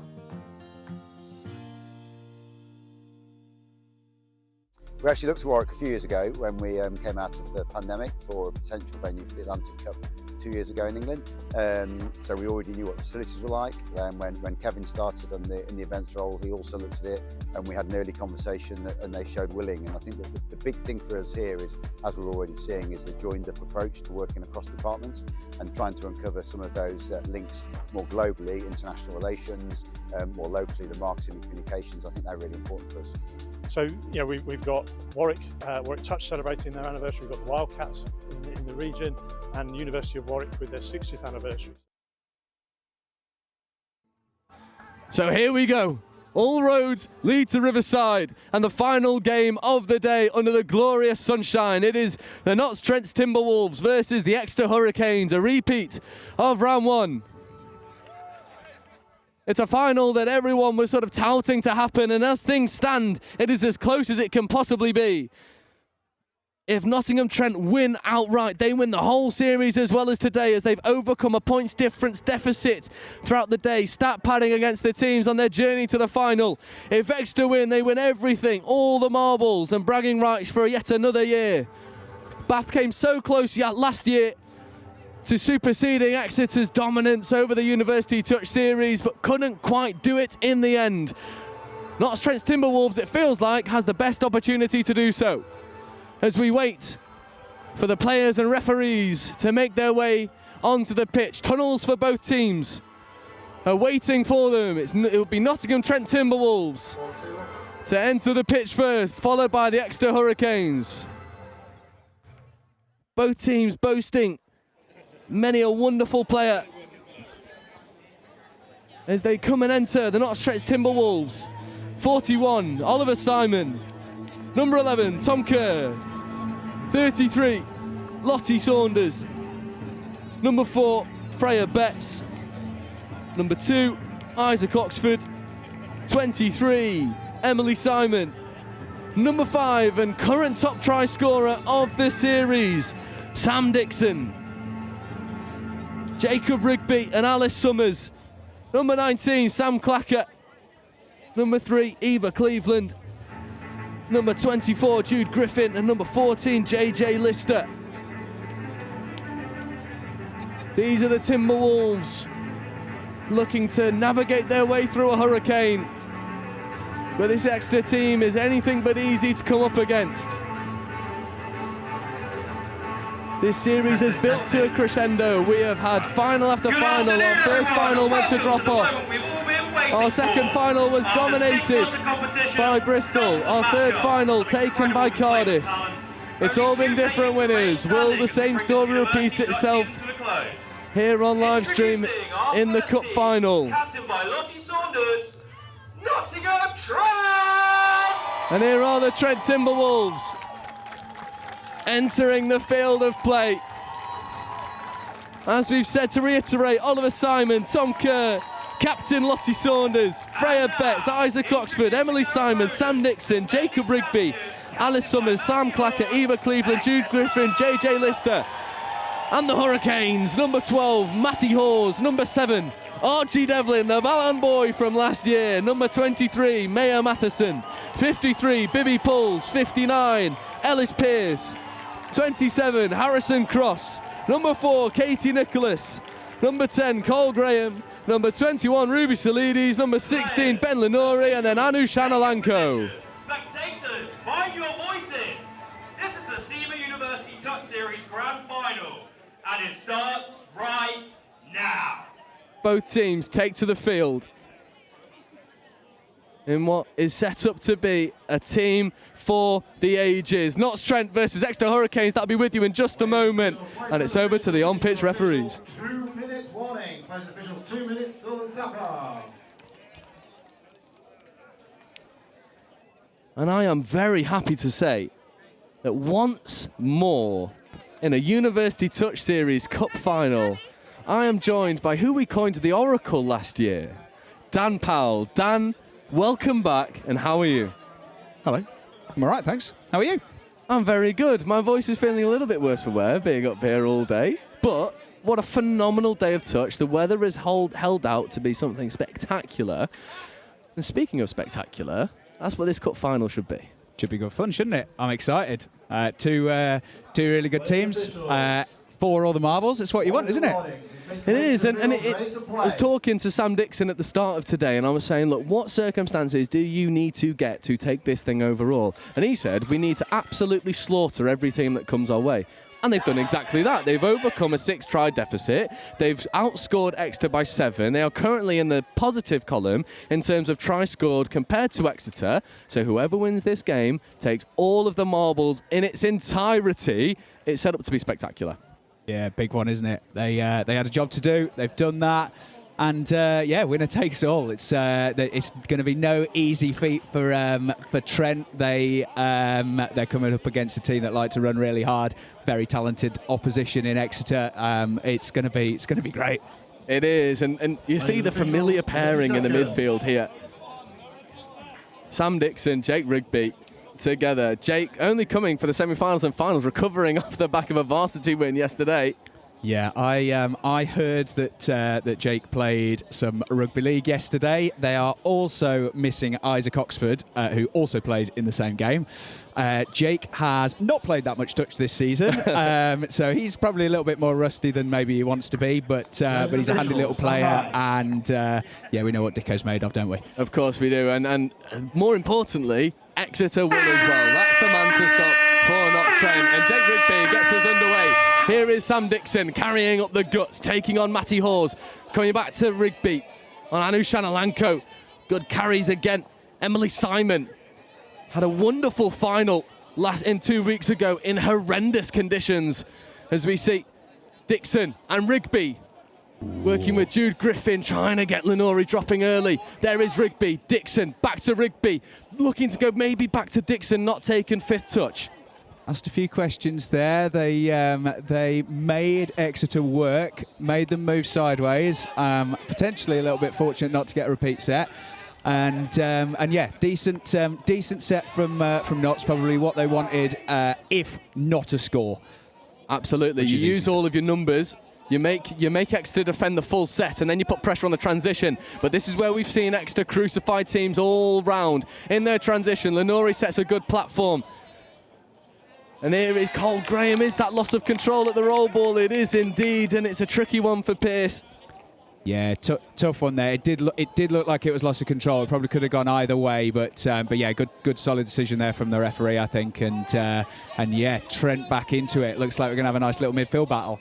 I think it is going to be a good midfield battle. There was a swipe touch made by Ellis Pearce, not quite felt, so momentum stagnated for just a moment. Sam Clacker wearing big number 19, platforming well, stepping opportunity. Is he offside? No, he isn't. It's unfortunate for Oliver Simon. He was trying to make something happen.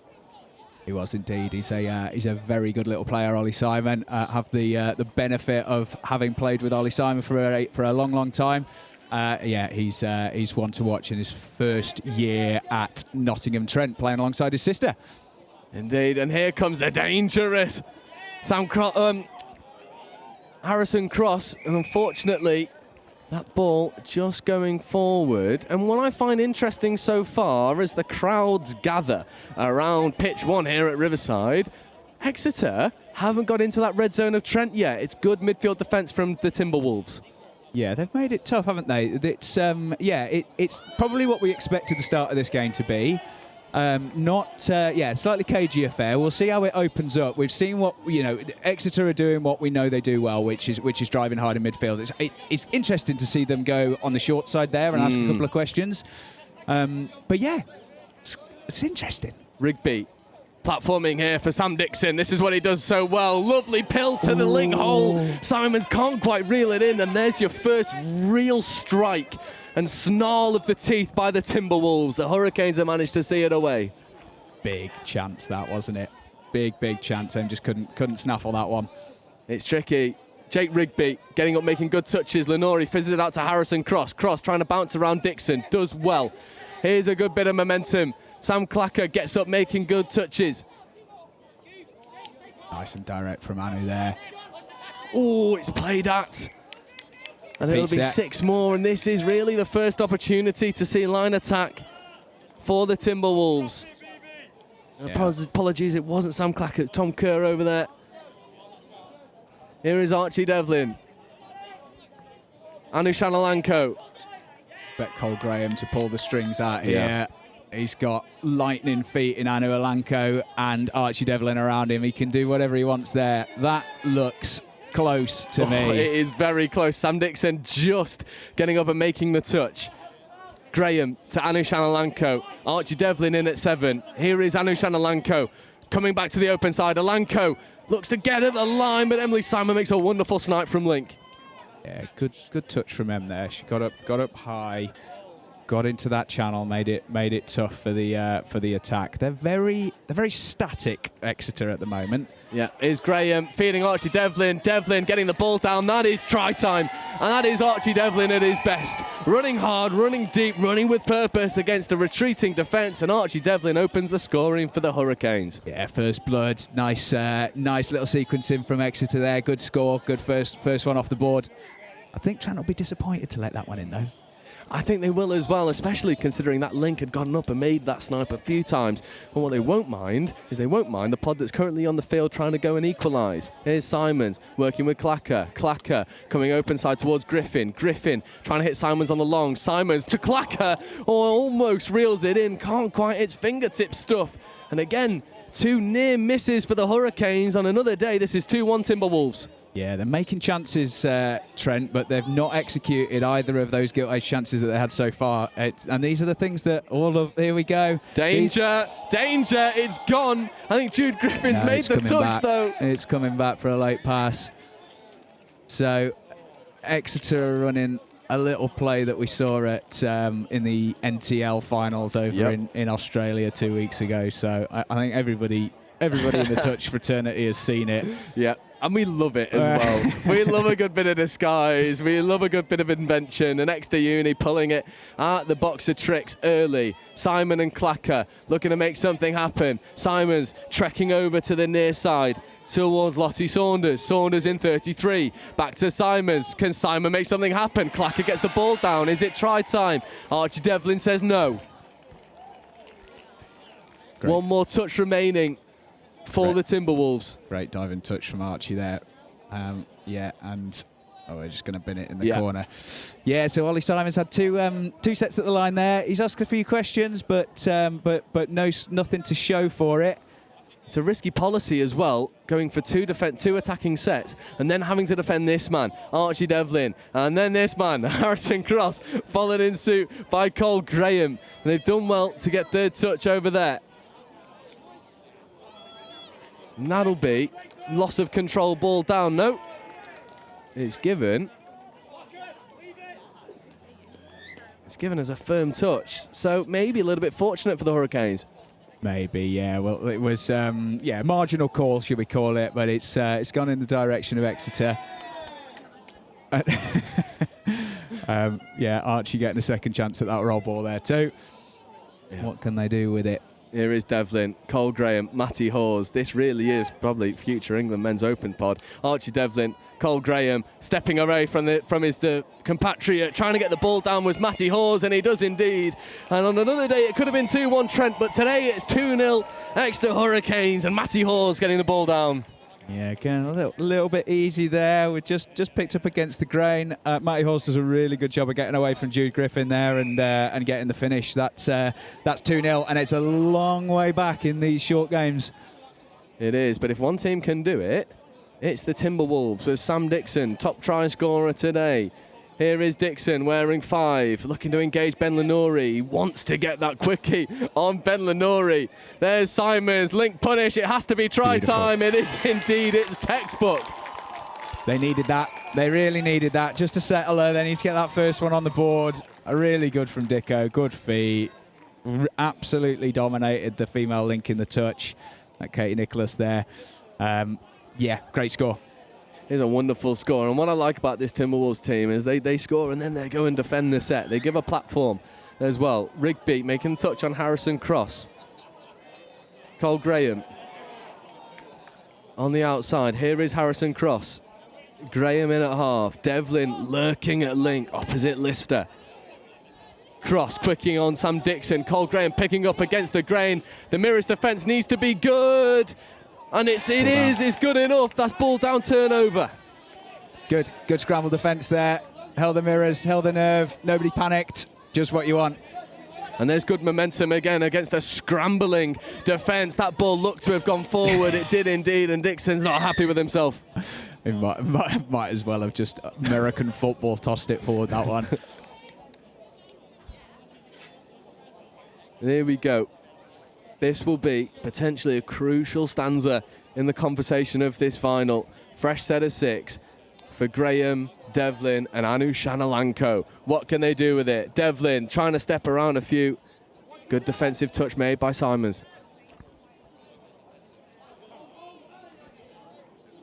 19 goes early, has to come back, does Sam Clacker. Good pick-up from Archie Devlin. Oh, lovely feet. Sticks Sam Clacker in the mud and then finds the support. Down. It is gorgeous. It is Archie Devlin. And it is diabolical from the Hurricanes. Yeah, it's great. Trent needs to find a way to stop these sweeper pickups because every single time Exeter get to half there, they are absolutely eating Trent alive. So how would you stop it? I'll pick the brains, and you used to love me putting you on the spot. How do you stop that pickup from sweeper? Well, if the non-touching middle or the saver middle, as we call them, has been pulled up into the touch, it's difficult. But at the moment, Exeter aren't doing that. So the saver middle should be able to get good separation, should be able to get back on side by the time that the half has got their hands on the ball. Mm-hmm. So what we want that saver middle to have is square hips. We want them to be square, waiting to cue off of the ball. So when the ball comes up from half, they're able to just chase. But at the moment, we're just a little bit tentative. We're not getting out the touch, and we're not able to then chase out or be square so that we can chase out. So, yeah. It's those middles play a crucial role. Saver needs to work harder. Promoting middle needs to dominate that space. Dixon just skips out, says, why are we messing around in the midfield? I'll just throw a nice pill over to the far side, but that ball's bobbled. Yeah, mistakes creeping in now from Trent, and that's the Exeter effect, right? That's the effect of 10 minutes of hard running from Exeter. See those mistakes creep in. We're a couple of scores down. We're scraping around. And, yeah, it's tough. It is, and it's danger signs because you give Matty Horse, Ellis Pearce and Archie Devlin fresh set at the line. That's good line speed there from Ollie Simon. Dixon making a really good touch. But then again, they find the outside edge of Archie Devlin, and Devlin just beats them one-on-one, goes and executes, and the deficit is now 3 tries, and Archie Devlin is pulling strings for Exeter right now. Yeah, you can't give him that sort of space on his right foot. We know what he's got. You got to get off the line and put some pressure on him. He's too good. I was talking to Mama Devlin just before this game. She was talking about how much the crew over here love him. She said that he's not the Messiah. He's a very naughty boy. Very nice reference. Here is Ollie Simons looking to make something happen. Nice long ball out to the wing, but reeled in well by Bibby Pools, who makes a really good defensive touch. However, that is 5th. Trent will have one more opportunity, and it's opportunities like this where they kind of need to create something from nothing to be in with a shout of this game. Nice wraparound play from Simon. Simon's trying to beat Anush Analanko. That's easier said than done. And ball goes to ground. It's good defence from Hurricanes. Yeah, great patience from Exeter there. Just stayed square, let them run across the front, take a few more yards for the privilege. It's all good. Ben Lenori, however, good turnover there. It looks like Ollie Simons with hands on knees, either taking a big gulp of air, or maybe not feeling too comfortable out there. We'll wait and see. Nah, he's going to stay. He's going to stay for an attack with Dicko. Who wouldn't? Here is Sam Dixon, bouncing away from Harrison Cross. Dixon getting in the middle of them. Harrison Cross is miles offside. That feels super cynical. The Not Stretch boys are screaming, get him off. They're not happy. There we go. Time. Yeah, that feels like the fair result. It is cynical. He's offside. Yeah. And now, if he's played at that, I don't know. We haven't got a replay. If he's played at that, it's. He absolutely has played at it. Yeah. Dixon to Simon, trying to get a not advancing penalty. Sam Dixon working over. This time, Simon's doubled. Go. Simon's checking away. Needs to try and get it away once more. Maybe just overplaying slightly. Yeah, they've got touches though. They just need to be patient, get that middle up. There we go. 6 minutes left to go. Ollie Simons ripping a lovely long ball from right to left. It's well finished in the corner, and that's the recipe for success for this Timberwolves team. You condense the middles and you let your ball players do what they do best, ripping pills. Yeah, great score. Good patience from Trent there. They just got the middle out of the game. It gives you an automatic 3v2, which is exactly what they got. Trent have got an opportunity here, so Harrison Cross, he's gone for time. He'll be off for another 3 sets. So Exeter have got to attack with 5 now, but crucially they're going to have to go and defend with 5 the next time that Trent get the ball. So opportunity, Trent absolutely need to defend a set and get a score. Let's see what they can do with it. And I think time is of the essence as well. We're approaching 5 minutes left to go. The deficit is only 2, but that could quite easily become 3. And when you leave sets out there, that deficit becomes a little bit more difficult to come and take. Sam Clacker getting up, making touches on Archie Devlin. Devlin diving at the line. Devlin gets ball down. And you said the first job is to defend the set, but Devilish Devlin has another thing to say. Yeah. It's just the scores that you don't want to give away, but how good is that from Archie? He knows that, again, they're 5v6. They haven't got an outside. The best thing that you can do is go and get at the line, and that's what Archie does so well. So well done from him. Great score. Jude Griffin looking to take some meters that are on offer. Ben Lenori, muscular touch.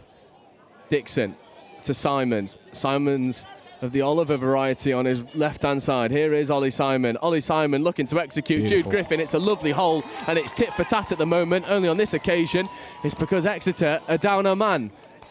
The Timberwolves need to find this potency when the numbers are levelled. We're back to a 2-try deficit. Yeah, so Exeter, I think, have got one more set with 5. Let's see whether they can get another score. It just feels like a cheat code where you're you're attacking 5v6, and your 2 male middles are Cole Graham and Archie Devlin, who are, well, fast enough and are agile enough to occupy the space of 2 men. Yeah, exactly. They There's a collector's item. If he can catch. So Exeter should be back to 6 now as soon as Harrison gets to the box. They are indeed. Uncle Lenori coming around the back, so we're back up to 6. Ollie Simon carries well. Nice check back on the inside. Lottie Saunders platforming. Yeah, good yards from There's Lottie. Rugby. Clacker in an acting half. Muscular touch again from Ben Lenori. And Clacker evades a few, goes through a gap. Can he find Yes. a spare player? But the long ball is just too inaccurate. And Sam Clacker, well, he'd done the hard bit. It goes through the middle of Archie Devlin and Cole Graham. I don't think there's anyone in England touch who can say they did that. That long ball leaves a lot to be desired. Absolutely wonderful hips there from Sam Clacker, and what an absolute workhorse from him. They've got a penalty, they've got a repeat set, and Trent so Clacker's done his job. He's got off the pitch, and the Stripe boys are on now. We need a score. I say we. Trent need a score, and they need it quick. Simons to Rugby. Rugby picking up against the grain, gets in the in-goal area. Can he make something happen? It seems like there's contact off the ball. That could be a penalty. It is. And if the sideline ref has anything to say, this could be another player either getting the forced sub. Yeah, it's 2 in a row. If it's a pulled shirt, which is being signalled, yeah, I think they're lucky there, but let's see. I think they're very lucky. Rugby to Dixon. That felt a little bit wobbly. Dixon wants that link punish. Simons coming back over towards Rugby. Rugby coming back over towards Dixon. Stepping. Really well covered in the end. That's a great touch by Maya Matheson. She's a seriously good player. A standout performer in this Exeter team so far. Yeah. Simons to Dixon. Looking back on the inside to Simons, but it's 6 touch and turnover. That feels like a really big swing of momentum. Yeah, for I Exeter. think so. Time's ticking, isn't it? That's a huge set for Exeter. 2.5 minutes left to go. Cole Graham giving to Archie Devlin. Jake Rugby gets up, makes a very good touch. Timberwolves need to apply the pressure, potentially force a turnover. Ben Lenori cannons into Ollie Simon. Jake Rugby makes a really good touch, but unfortunately eating vital seconds off the clock. Pearce with Anu Shanalanko in an acting half. Here is Anu Shanalanko, and unfortunately there's an offside penalty. Yeah, they won't mind any of this, Exeter. It was a slightly lethargic, should we call it, drive, but they don't mind that. All they need to do is complete sets, and a penalty and a repeat set is the icing on the cake for them. Here's Matty Hawes. Hawes getting back from Pearce. Pearce trying to take Sam Dixon. Dixon makes a wonderful covering touch. He had to make that touch because Lottie Saunders had been beaten all ends up. That was a great touch there by Dicko. Pulls away to Pearce. Anish Analanko on his left. Hawes on his right. This is Pearce. This feels like a fire up to Alanko. It is, but the link had gone early. Yeah, good read by Jake Rugby. Oh. But Stunning. They switched off for a split second, and they are duly punished for it.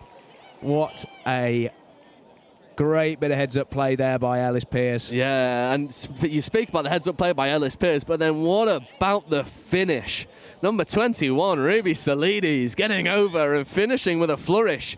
6 tries to 3 for Exeter Hurricanes, and unfortunately for the Timberwolves, who have been magnificent to watch all season.